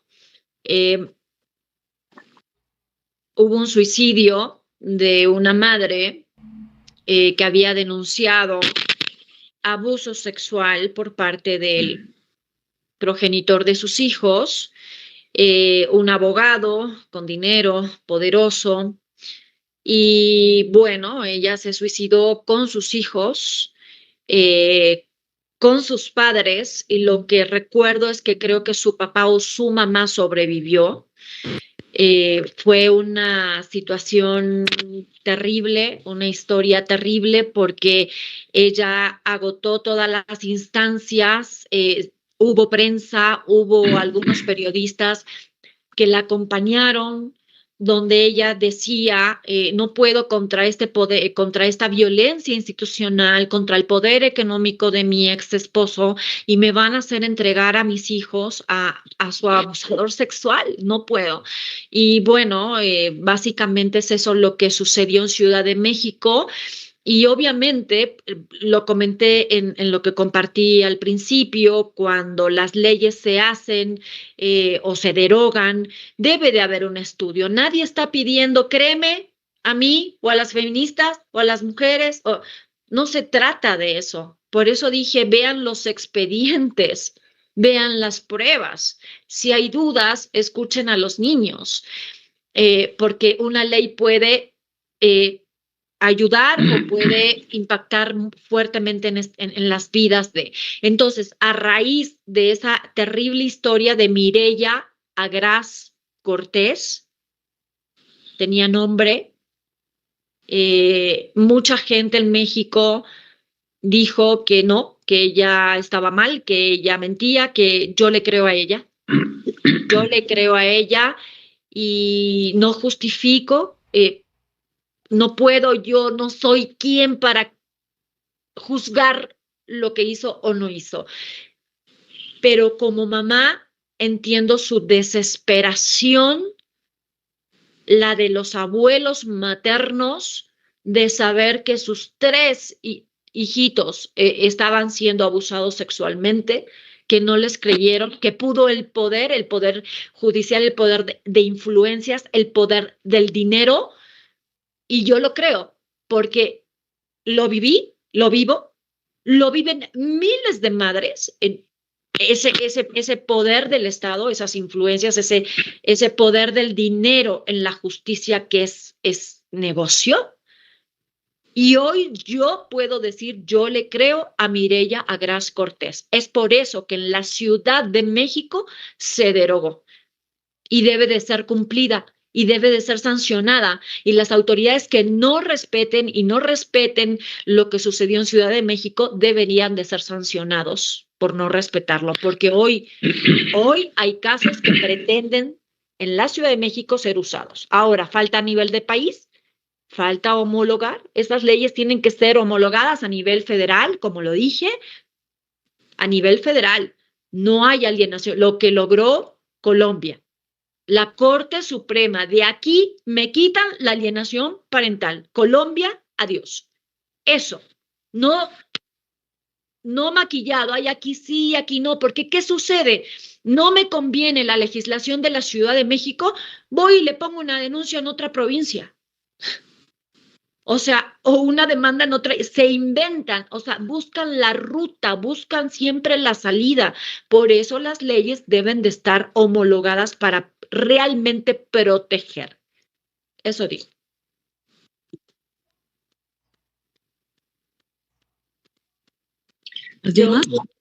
Yo creo que hay que hacernos una pregunta entre todos. Y es, ¿a quién le interesa mantener la ley de alienación parental en Brasil? ¿A quién? ¿Sí?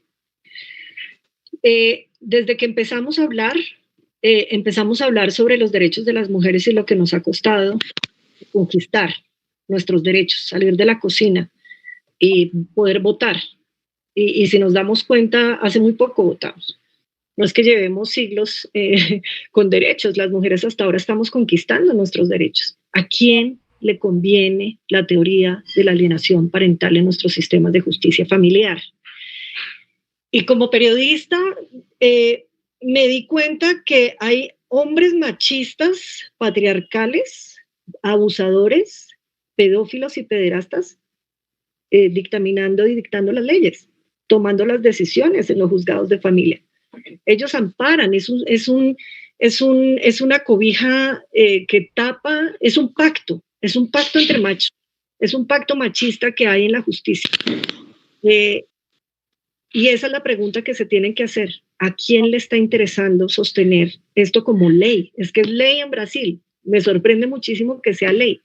Aquí por lo menos se tenía en cuenta esta pseudoteoría en el nivel académico, psicológico, con una gran irresponsabilidad, porque si se hubieran comprado los psicólogos que vienen manejando esta teoría, los libros de Garner, estoy segura de que se hubieran asustado, o más peligroso aún, que sepan que es una teoría propedofílica y la aplican. Es que siguen lo que veníamos comentando. Es realmente una cobija muy fuerte que apoya, que protege a los agresores intrafamiliares, a los machistas, los violentos de las infancias. ¿A quién le interesa esta teoría ya en Brasil, en Colombia, en México, en Argentina? Y es una pregunta que tenemos que resolver cada uno por país, aunque entiendo y todos sabemos que Latinoamérica es una región muy machista donde se ha normalizado la violencia, donde se normalizó golpear a los niños y a las mujeres, donde el tema de violencia intrafamiliar se vivía de puertas para adentro, era un secreto. Gracias al cielo, hoy en día la violencia intrafamiliar es un delito en Colombia y ya no es, como dice María Cristina Hurtado, la familia, la sagrada mermelada donde todo el mundo se callaba y nadie decía nada, porque lo que pasa de puertas para adentro de la casa le inmiscuyes a esa familia. No, resulta que ahora la violencia es un asunto público que inmiscuye a toda una sociedad y que nos importa a todos. Entonces yo les dejo esa pregunta. ¿A quién le interesa mantener la ley de alienación parental en Brasil? Sí. Yo creo... A ver. Sí, se me escucha. Yo creo que estaba pensando que en Argentina no tenemos esa ley, pero se está intentando, a partir del impulso que le da el Ministerio de Justicia y algunos diputados, senadoras de la ultraderecha, legislar sobre denuncias falsas. Y se ha creado todo un clima de cómo si las denuncias falsas hechas por las mujeres, ¿no?, que le joden, le perjudican la vida a los hombres, las denuncias falsas fuesen un serio problema social, un serio problema en el Poder Judicial, cuando no tienen entidad, no tiene casi existencia eso. Entonces, yo creo que con la denuncia, con este tipo de legislación, que es castigar a las mujeres, algunos proponen hasta 8 años por denunciar falsamente, la existencia de la ley ahí en Brasil, son todos instrumentos que tienen que ver con el disciplinamiento de los cuerpos de las mujeres. Todo el sistema está muy interesado en que las mujeres mantengan una posición de subordinación y si van a reclamar derechos, sean, por ejemplo, feministas liberales, que luchen contra el techo de cristal nada más, pero no impacten otras áreas de poder de los varones. Cuando yo suelo leer por ahí en las redes que un asesino, un varón, ha matado a su hijo, a la ex mujer, a la madre de sus hijos, siempre va a haber una gran cantidad de varones que salen, es un monstruo, estos tipos hay que matarlos, en donde esa gran cantidad de varones que escribe, dice, yo no tengo nada que ver con esta violencia. Y posiblemente muchos de ellos no ejercen ese nivel de violencia. Pero generalmente lo que yo suelo decir es, ¿qué se necesita para asesinar? No se necesita ser un monstruo, se necesita solamente ser un machista. Con ser machista, podés asesinar. ¿Por qué? Y porque el ser machista implica ejercicio de poder. Y cuando ese ejercicio de poder está cuestionado por el no de las mujeres, porque una mujer decide poner distancia, no te voy a hacer más caso, etc. Bueno, ahí está ese soy hombre. Fíjense que algo que dicen los machistas, los agitadores machistas es mueren más varones que mujeres en cada país y en el mundo. Sí, claro, tienen razón. Ahora, no mueren porque las mujeres los matan. Mueren más varones porque los otros varones los matan, por un lado. Y además, cuando las mujeres matan, lo hacen por dos cuestiones. Una, en defensa propia. Y si no es en defensa propia, siempre esas mujeres tienen un diagnóstico psiquiátrico. Hay una patología. En el caso de los varones, los que tienen una patología o una patología es una minoría, muy minoría. Los que tienen un trastorno de personalidad es una minoría. Todo lo demás, no. Solamente son machistas. Sin trastorno de personalidad y sin patología. Entonces, cuando veo teorías psicológicas que dicen aquellos que abusan, que agreden sexualmente, es porque han sido agredidos sexualmente, uno de los mitos, ¿no? Han sido agredidos sexualmente. Si esto fuera así, las mujeres tendrían que ser las principales agresoras sexuales, porque son las mujeres las que, digamos, vienen durante siglos recibiendo agresiones sexuales. Si el antecedente fuera el elemento condicionante, ellas tendrían que ser las principales agresoras sexuales. Y no lo son. Son los varones que agreden a su pareja, que agreden a sus niños o niñas, que agreden en las guerras. Fíjense lo que pasó ahora en Israel, que 4 tipos, 5 tipos violan a un palestino, circula el video, echan a la fiscal que mostró el video y no a los israelitas que violaron, porque son machistas. Eso, se necesita ser machista. Entonces, ¿por qué sirve? ¿Para qué sirve? Yo creo que sirve para el disciplinamiento de los cuerpos. En algunos lugares está más facilitado que puedan meter legislación y en otros lugares menos facilitado por la resistencia de las mujeres, ¿no? Sí, y esos mismos hombres mandan los mensajes a otras mujeres. No se atrevan a denunciar porque miren lo que les pasa. No se atrevan. Acá hubo una mujer que denunció a un hombre agresor violento por violencia intrafamiliar agravada. La justicia le permitió a él una salida por buen comportamiento y él la decapitó en la calle. Y la decapitó en la calle porque quería mandar un mensaje social, un mensaje a la comunidad. Las mujeres le pertenecemos a los hombres. Y bueno, como dice Enrique, lo que le pasó a la presidenta de México, lo que le pasó ahora a la presidenta de México, un tipo que va públicamente, la toca, la abusa y, bueno, falla la seguridad, lo que sea, pero ese es el machismo, ese es el tipo que dice, yo hago lo que quiero. Nosotros los varones estamos autorizados simbólicamente a hacer lo que se nos antoja. Y él lo mostró, no importa el poder que tenga la mujer, lugar que ocupe, nada. Y la justicia, en el caso que estamos denunciando, los cobija, los protege y al mismo tiempo refuerza el mensaje. 97% de impunidad en delitos sexuales en contra de mujeres y niños tenemos en Colombia. Es decir, que solo el 3% va a la cárcel. ¿Eso no es un mensaje social? Es un mensaje muy poderoso.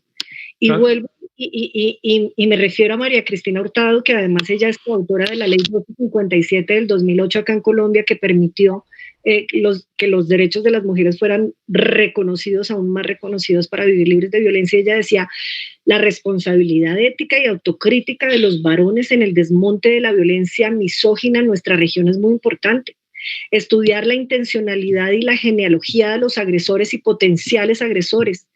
Que el sistema vea las condiciones emocionales, los procesos de socialización primaria de estos varones, los entornos sociales, comunitarios, educativos, familiares, de salud mental, entre otros. Decía, es una responsabilidad de las políticas públicas de prevención de las violencias contra las mujeres para no tener que actuar cuando los derechos ya han sido violados. Las políticas del Estado colombiano no han puesto el énfasis en la prevención y en el cambio cultural de los imaginarios y las prácticas discriminatorias y violentas que se traducen en feminidades y masculinidades arquetípicas soportadas en el amor romántico, la debilidad y la sumisión de las mujeres y el privilegio de los varones. Imaginarios que refuerzan el mito de las princesas dispuestas a ser rescatadas por príncipes que las privan de su autonomía, de sus vidas y sus proyectos propios, y que se convierten en el caldo de cultivo perfecto para las grandes discriminaciones y los ejercicios de la violencia. La mal llamada nueva masculinidad y otros ejercicios edulcorantes disfrazados de deconstrucción enmascaran una realidad inocultable. La masculinidad no debe ser reconstruida, por el contrario, debe ser abandonada como constructo cultural violento. Debe haber un ejercicio de renuncia, deserción y objeción de la masculinidad hegemónica para pasar a nuevas formas de relacionamiento equipotentes y transgresoras, disidentes del modelo tradicional que ha privado a los varones históricamente de su ejercicio de las labores del cuidado doméstico, de las labores del cuidado de la vida, de las labores del cuidado del medio ambiente, de las labores de la crianza y la socialización, de las labores de la protección de la niñez, entre otros. Ser potencial agresor de violencia contra las mujeres no constituye un sino inevitable, por el contrario, se puede convertir en una situación superable y modificable. El verdadero reto es privilegiar la remoción de las prácticas violentas patriarcales desde la socialización temprana, los procesos educativos, la equidad y paridad laboral, las relaciones igualitarias de pareja, etc. Entonces, con esto que ha escrito ella, que nos deja un panorama claro de que es que estamos peleando, es una pelea de tigre con burro amarrado. El burro amarrado somos las mujeres y los niños. ¿En qué momento entonces nuestras sociedades van a permitir que todos vivamos en igualdad de condiciones para que nosotras nos podamos defender, pero con una justicia garante? Repito las cifras en Colombia: 97% de impunidad en delitos sexuales. Me imagino que en México pasa lo mismo, en Brasil pasará lo mismo. ¿Ustedes cuándo tienen la votación en Brasil para derogar esta ley, Raquel?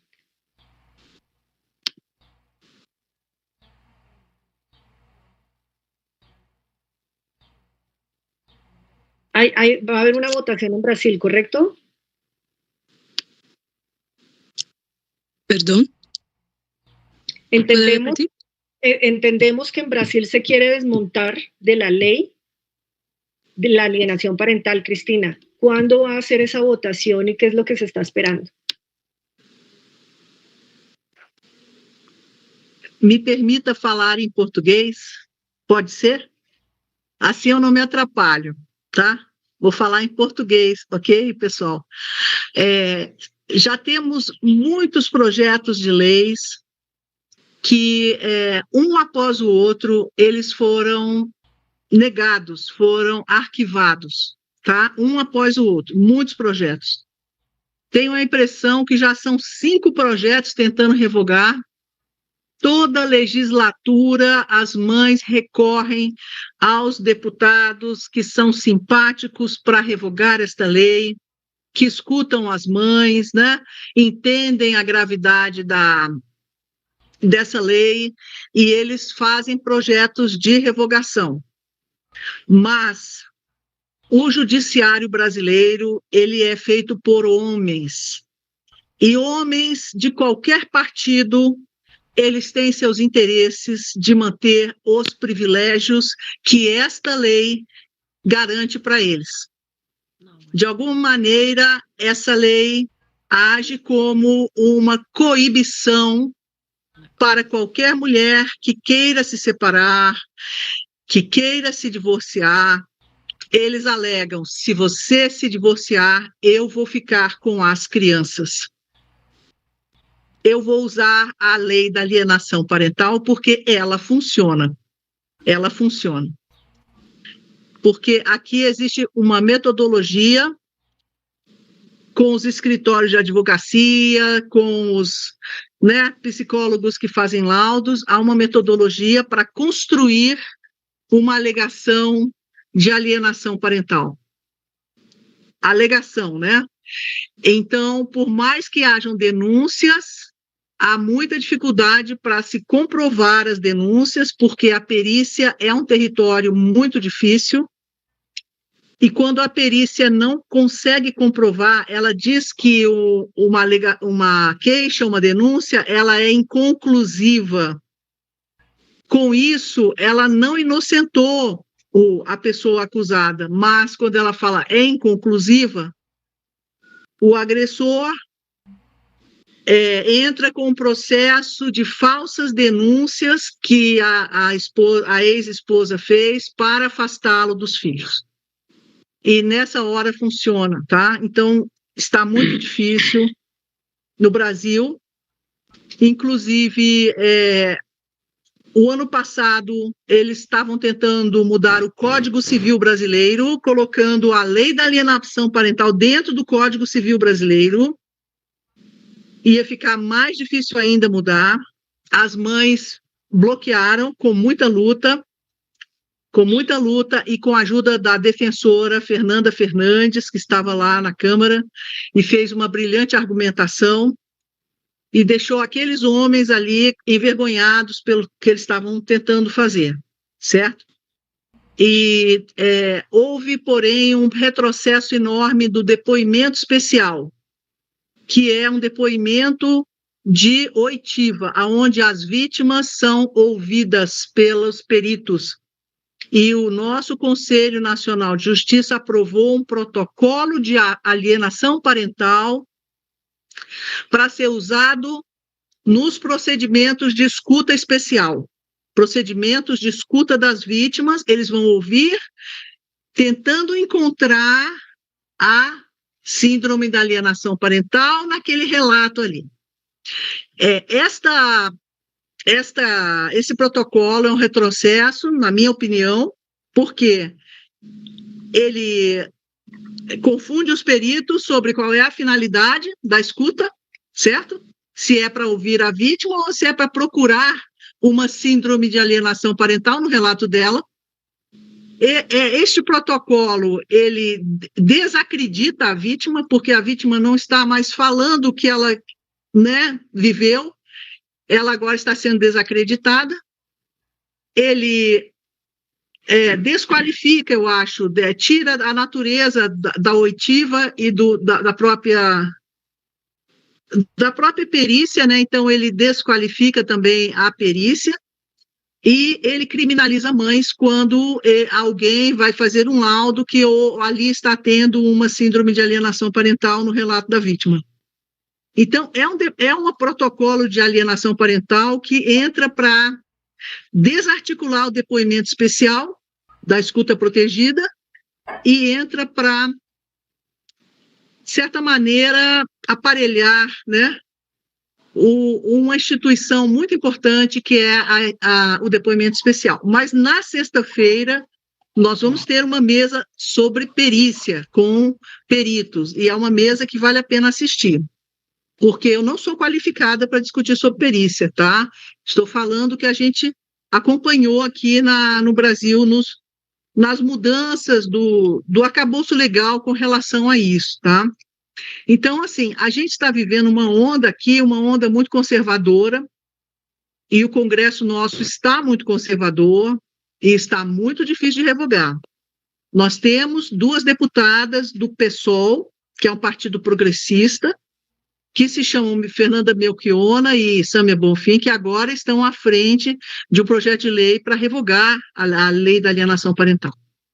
Mas a gente sabe que o Congresso está 80% dele com representantes conservadores. Então, é um caminho muito árduo para caminhar, né? Nós estamos vivendo uma onda conservadora no Brasil, apesar de que a gente conseguiu reverter em nível de governo, em nível federal, de governo, de presidência, a gente conseguiu reverter essa tendência, mas dentro do Congresso ainda não foi revertida essa tendência. Então, ali é onde que a Casa Legislativa ainda está muito tomada por uma tendência conservadora que, de certa maneira, alimenta o backlash da Maria da Penha. Inclusive, ao falar de Maria da Penha, hoje, nós tivemos outro retrocesso, porque ontem foi terça, estava pautada na Comissão de Constituição e Justiça da Câmara a discussão para se aprovar a proposta da revogação da LAP, mas eles tiraram da pauta porque a pauta estava cheia. Parece que houve uma manobra para retardar e tiraram da pauta. Mas hoje entrou um problema na lei da Maria da Penha, que agora o Supremo Tribunal está dizendo que precisa se comprovar que houve violência doméstica, não apenas falar houve violência doméstica. A palavra da mulher, de novo, volta a ser questionada nos casos de violência doméstica que abrangem a lei da Maria da Penha. Isso é um retrocesso enorme, porque na hora de provar é um caminho tortuoso, acho que é um caminho assim, sem qualquer proteção, porque o sistema judiciário é feito por homens, né?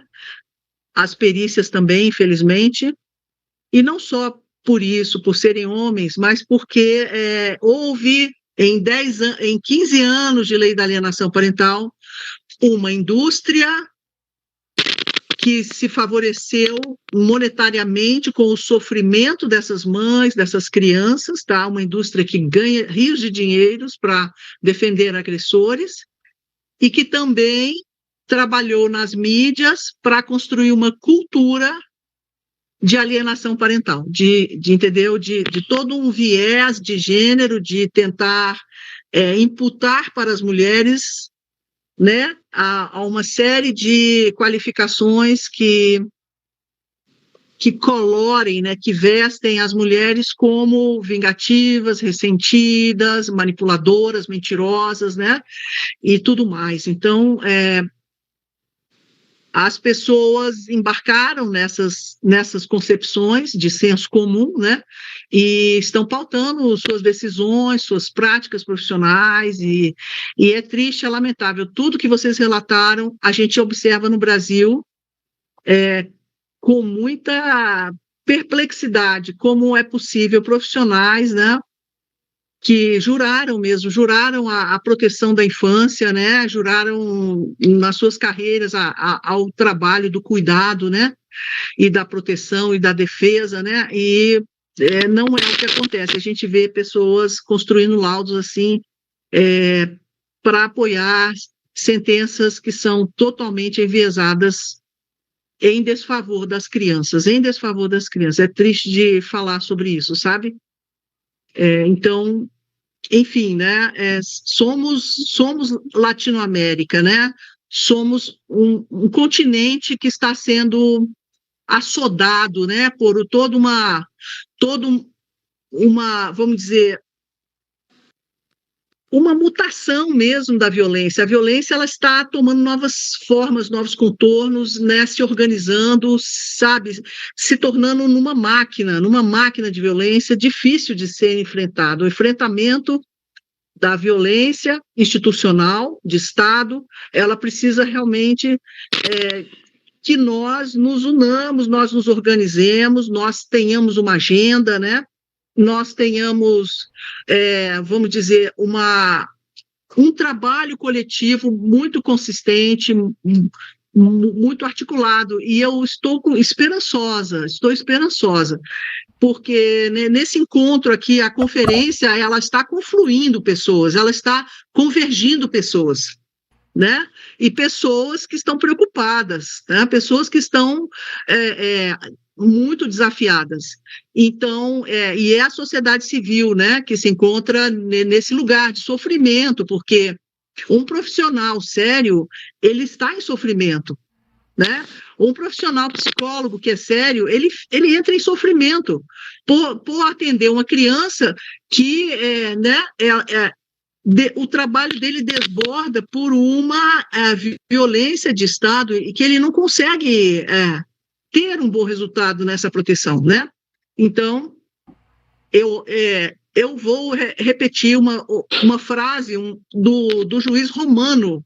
Eu não sei falar o sobrenome dele, mas é o juiz romano, veio há 2 anos atrás e falou: isto é um estado de coisas inconstitucional. Ele disse isso a respeito da LAP. E eu acho isso, que a LAP causa um estado de coisas inconstitucional.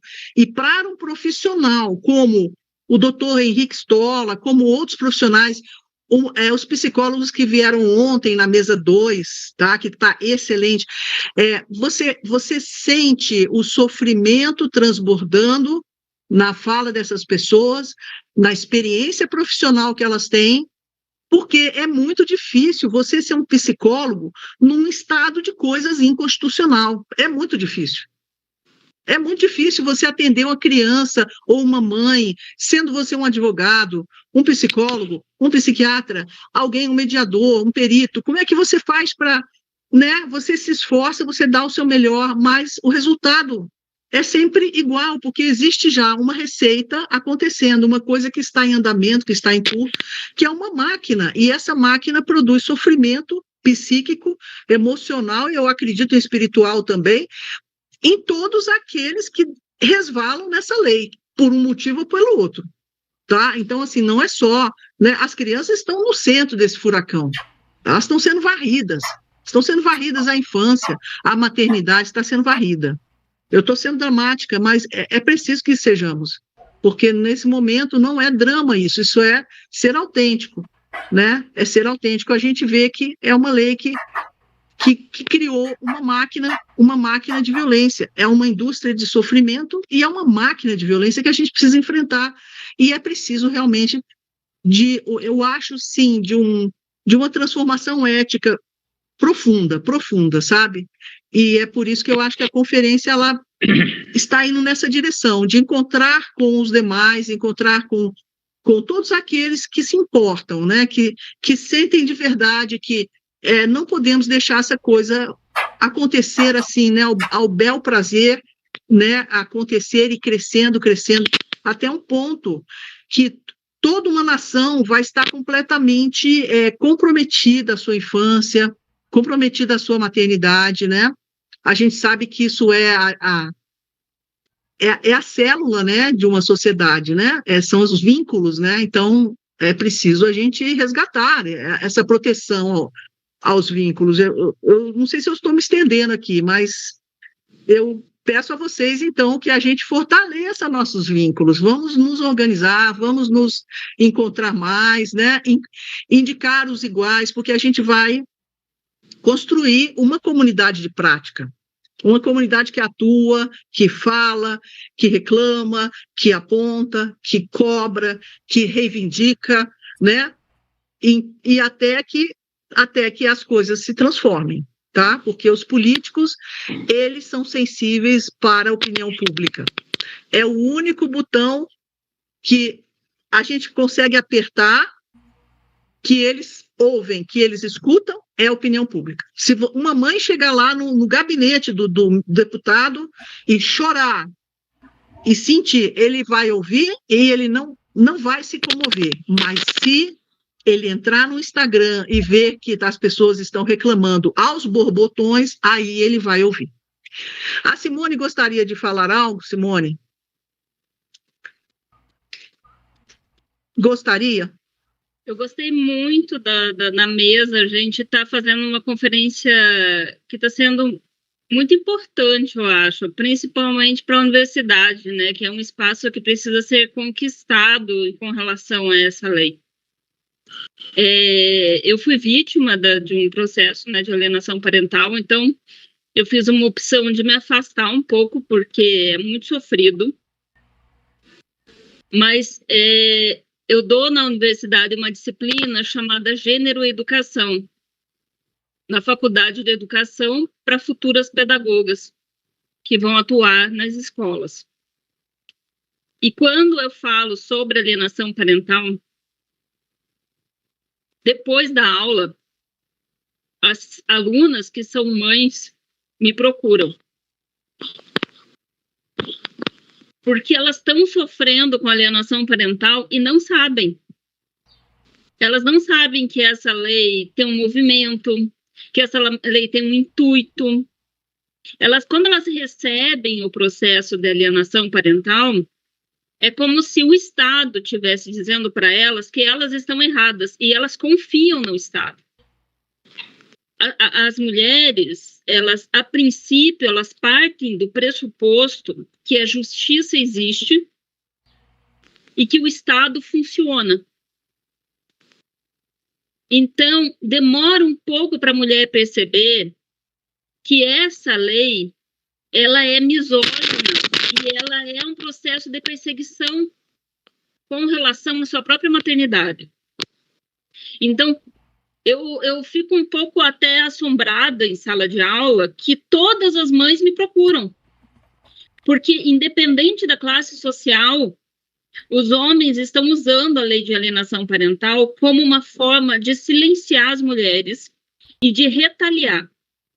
Principalmente, embora a causa mais extrema seja o abuso sexual, que é uma situação extrema, a causa mais comum é que os homens não querem pagar pensão. Então, eles começam a praticar uma perseguição sistemática a essas mulheres, essas meninas, gente, são meninas de 20 anos, até o ponto em que elas preferem ficar sem pensão do que ter que lidar com a perseguição sistemática. E algumas optam por parar de cobrar a pensão. E quando elas param de cobrar a pensão, eles param de perseguir. Então, o que existe também por trás disso é uma desresponsabilização dos homens com relação ao cuidado, aos filhos, né? Por mais força que a sociedade esteja tentando fazer para que os homens assumam o cuidado junto com as mulheres, quanto mais existe esse movimento, mais eles recrudescem nas resistências para assumir esse papel. E isso não acaba caindo no Estado. As consequências de leis que impõem aos homens os deveres da paternidade não recaem sobre o Estado, recaem sobre as mulheres. O Estado nem se responsabiliza por isso. Ele entende que se ele faz uma lei de obrigação de pagamento de pensão, ele está desresponsabilizado das consequências disso. Então, nesse processo, essa desresponsabilização do Estado, ela vai caindo igual uma cascata nas instituições e ela penetra na atuação de psicólogos, de juristas, de conselhos tutelares e de escolas. Porque ninguém mais é responsável pela violência que essa mulher sofre na sua maternidade, na sua relação com o filho. Tanto a violência que a mulher sofre quanto que a criança sofre, ela não é mais um problema do Estado. O problema do Estado é só impor o pagamento de pensão. A questão é que a gente não tem encontrado formas nem de revogar a lei e nem de responsabilizar o Estado por esse contexto que está sendo vivido, que, no meu ver, é um holocausto da vida privada das mulheres no Brasil.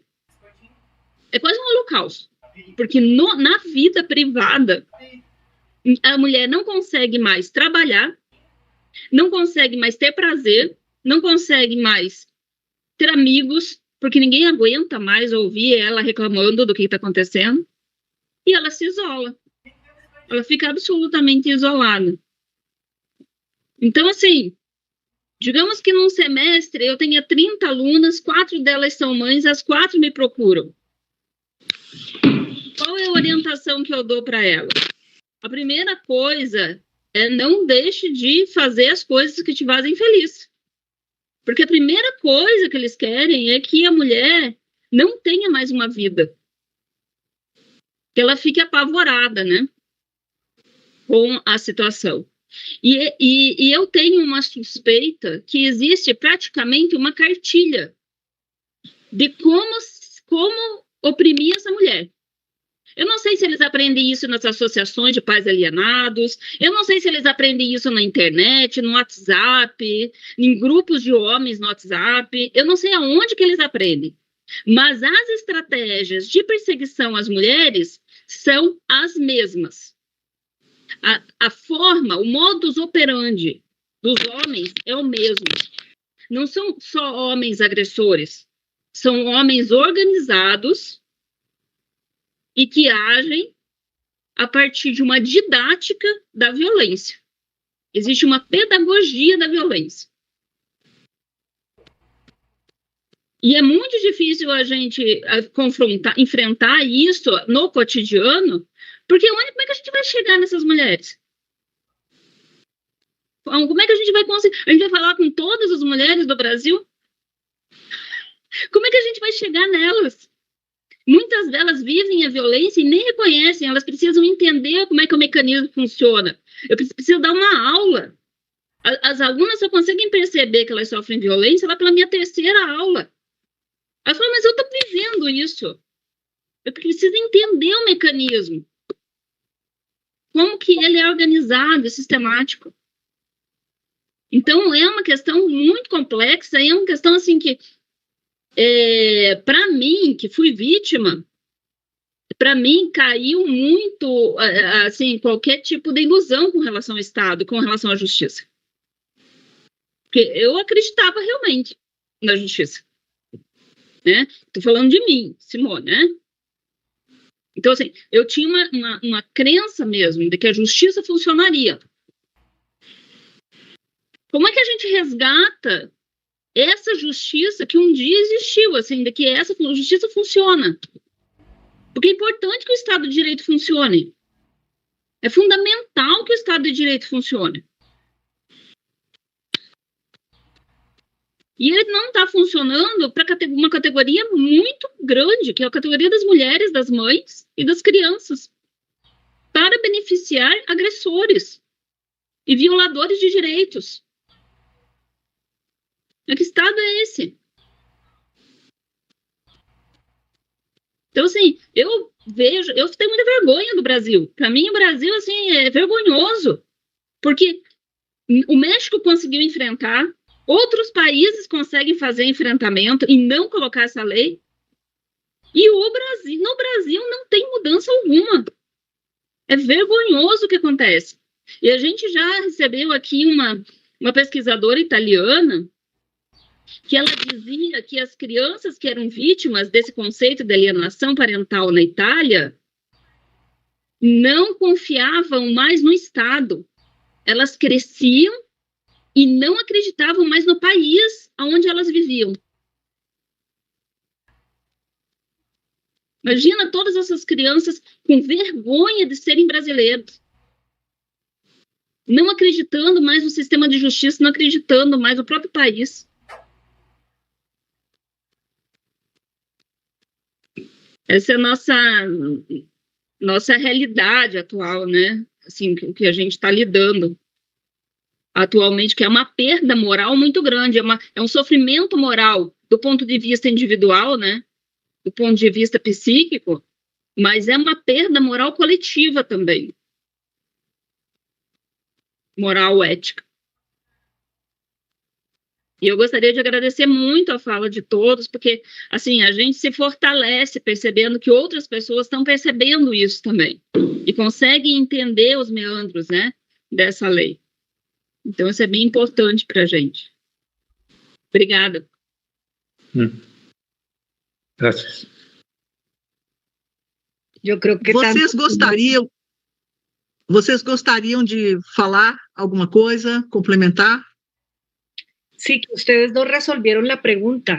¿A quién le interesa mantener la ley de alienación parental en Brasil, ustedes lo supieron responder perfectamente. Y yo concluiría diciendo que la alienación parental es una práctica patriarcal que valida la inferioridad de las mujeres respecto de los hombres y su propiedad sobre ellas. Y creo que lo que vamos a tener que hacer, mujeres, es tomarnos el poder. Yo creo que lo que hay que cambiar son las asambleas, los congresos, el legislativo, lanzarnos más a representantes de cámara, al plenario, estar nosotras defendiendo y haciendo las leyes, para que no sean los hombres quienes nos tengan que maltratar y para que nosotras podamos transformar nuestras sociedades con el amor que las madres sabemos imprimirle al mundo. Y como dijo Enrique, hay mujeres que tendrán sus psiquiatrías, pero las mujeres no matamos, somos nosotras las que violamos, que matamos a los hombres por ser hombres, ellos nos matan a nosotras y nos tenemos que tomar el poder. Y creo que una de las preguntas que decía Raquel, ¿qué hacemos? Bueno, fundemos un partido regional político, porque pues así como nosotras, como decía mi maestra María Cristina Hurtado, ellas en la cocina escribieron la ley 1257 del 2008. Sigamos escribiendo nuestras propias leyes y sigamos rompiendo ese techo de cristal que dijo Enrique, porque sí vamos a poder defender a nuestros hijos y lo estamos haciendo. Y sí podemos. En Colombia lo estamos demostrando, aunque nos queda un camino largo porque todavía el machismo es muy estructurado, sigamos levantando nuestra voz, que sí podemos. Gracias infinito por escucharme, con humildad se los digo. Mi investigación está en internet, se llama Instituciones a la medida de los victimarios de la niñez en Colombia. Leyéndola nos ayudan, leyendo lo que hemos publicado ayudan a rodearnos en esta lucha de persecución. Muchas gracias. Muchas gracias.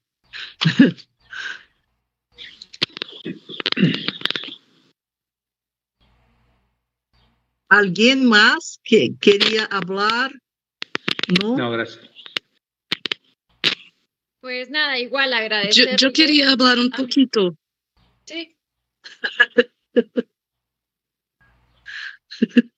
Adelante si quieres, yo igual me iba a despedir, pero adelante.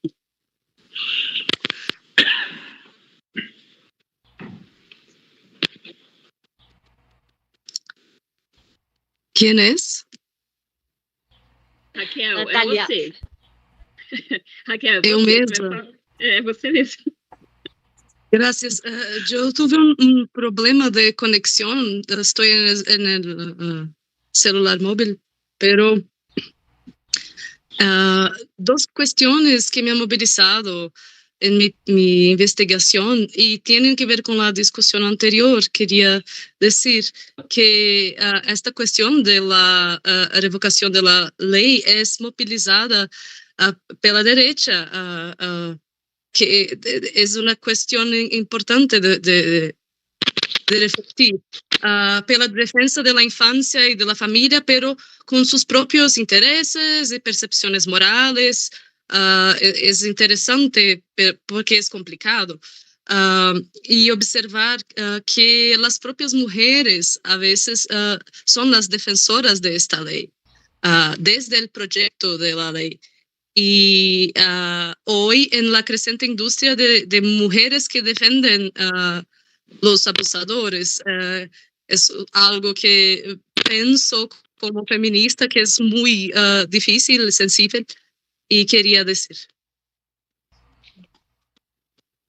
Muchas gracias, muy bueno. Ay, yo ahí sí, no iba a decir, pero ahora sí. Comenté que México está intentando un retroceso. En el Congreso del Estado de México se presentó una iniciativa para que la ley de alienación parental se castigue con 8 años en el Estado de México, provincia. Es la derecha, curiosamente. También es la derecha de este país que yo respeto todas las ideologías, las respeto, pero debo de decir como defensora de derechos humanos que la derecha mundial no respeta derechos es individualista, lo colectivo lo tira, lo tumba, las mujeres, los niños no existimos. Entonces, sí es algo a analizar, es algo a que las niñas, los niños, los preparatoria, secundaria, universidad, tienen que estudiarlo, porque como lo comenté y lo dijo Giovanni Sartori, saber de política es importante porque condiciona toda nuestra convivencia. Entonces, hay que saber cuando uno va a votar al presidente, al legislador, a la diputada, qué ideas tiene, qué visión tiene, porque esa visión y esa estructura que traiga o esa cuota de poder también, porque a veces pagan cuota, va a impactar, porque llegan grupos políticos al poder que cambian y destruyen todo lo construido. Perdón, para prueba está Argentina con Milei. Eso quería agregar. Sí hay que educar y reeducar. Una de las cosas, de las ideas, de lo que hablamos se me fue, pero creo que es importante y lo he dicho, eso sí lo vengo diciendo hace casi 20 años. La educación es importante. Sancionar es cuando ya no hay de otra, cuando ya se cometió el delito, pero la prevención es en las escuelas y en las universidades. Creo, y lo he visto casi 20 años, es sumamente importante educar a los chicos en el trabajo social. Que los alumnos desde primaria visiten orfanatos, visiten abuelos, vean historias de vida, que se sensibilicen, porque a pesar de nuestros problemas y de nuestras historias tristes, podemos hacer algo, podemos ver más allá. No soy el único, no soy la única. Entonces, sí es importante que trabajemos en eso. Otra muy importante para mí, perdón, que me está entrando una llamada. Para mí es sumamente importante y bueno, Alex, lo comentaste de la impunidad. En México estamos en el 99.9 de impunidad y se me hace muy grave. Cuesta la vida de las mujeres, de los niños, la libertad, la dignidad, los derechos. Se denuncia, 10, 15, 20 se vinculan a proceso y luego salen por otra puerta. Es decir, la sanción efectiva, la acción, el ejercicio de la acción penal no se lleva, o sea, no hay condenados, ¿no? Entonces, no se puede seguir en la simulación de la justicia. La justicia debe responder de manera efectiva. Yo soy ciudadana, no tengo el poder, pero los gobernantes, todos, pidieron el poder. Lo pidieron. Salieron a las calles, prometieron, todos, en todos los países. Hay una responsabilidad. Quienes llegan al poder, en su mayoría, nombran a sus equipos de trabajo. Entonces, ¿quién da la cara cuando un fiscal mantiene un 99.9 de poder? Entonces, son cosas que debemos estudiar porque son profundas, son estructurales, tienen muchas raíces, pero todo es importante y todo va ligado con todo. Eso es, concluyo. Abrazos, gracias. Bien, muchas gracias a todas.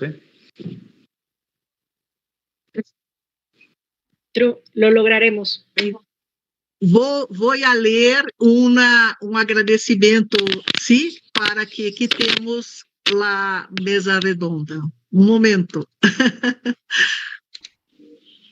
Queremos agradecer a las doutoras Alexandra Correa, Natália Lococo y doctor Enrique Stola por la presentación de la investigación expuesta hoy. Subtitularemos los videos para que sus contribuciones lleguen a los especialistas en violencia de género en el ámbito judicial y a todas las personas afectadas por esta violencia. Felicitaciones por sus brillantes ponencias. Además, vamos a poner sus contactos para que estrechemos nuestras colaboraciones futuras, ¿sí? Muy bien. Muchas gracias, Cristina. Muchas gracias a Fue un todos. placer. Muchas gracias. Unidas jamás vencidas. Gracias, Estola, por ser feminista. Gracias. Gracias a ustedes. Contar con hombres como tú. Adiós. Chao. Un beso a todos. Muchas gracias. Muchas gracias.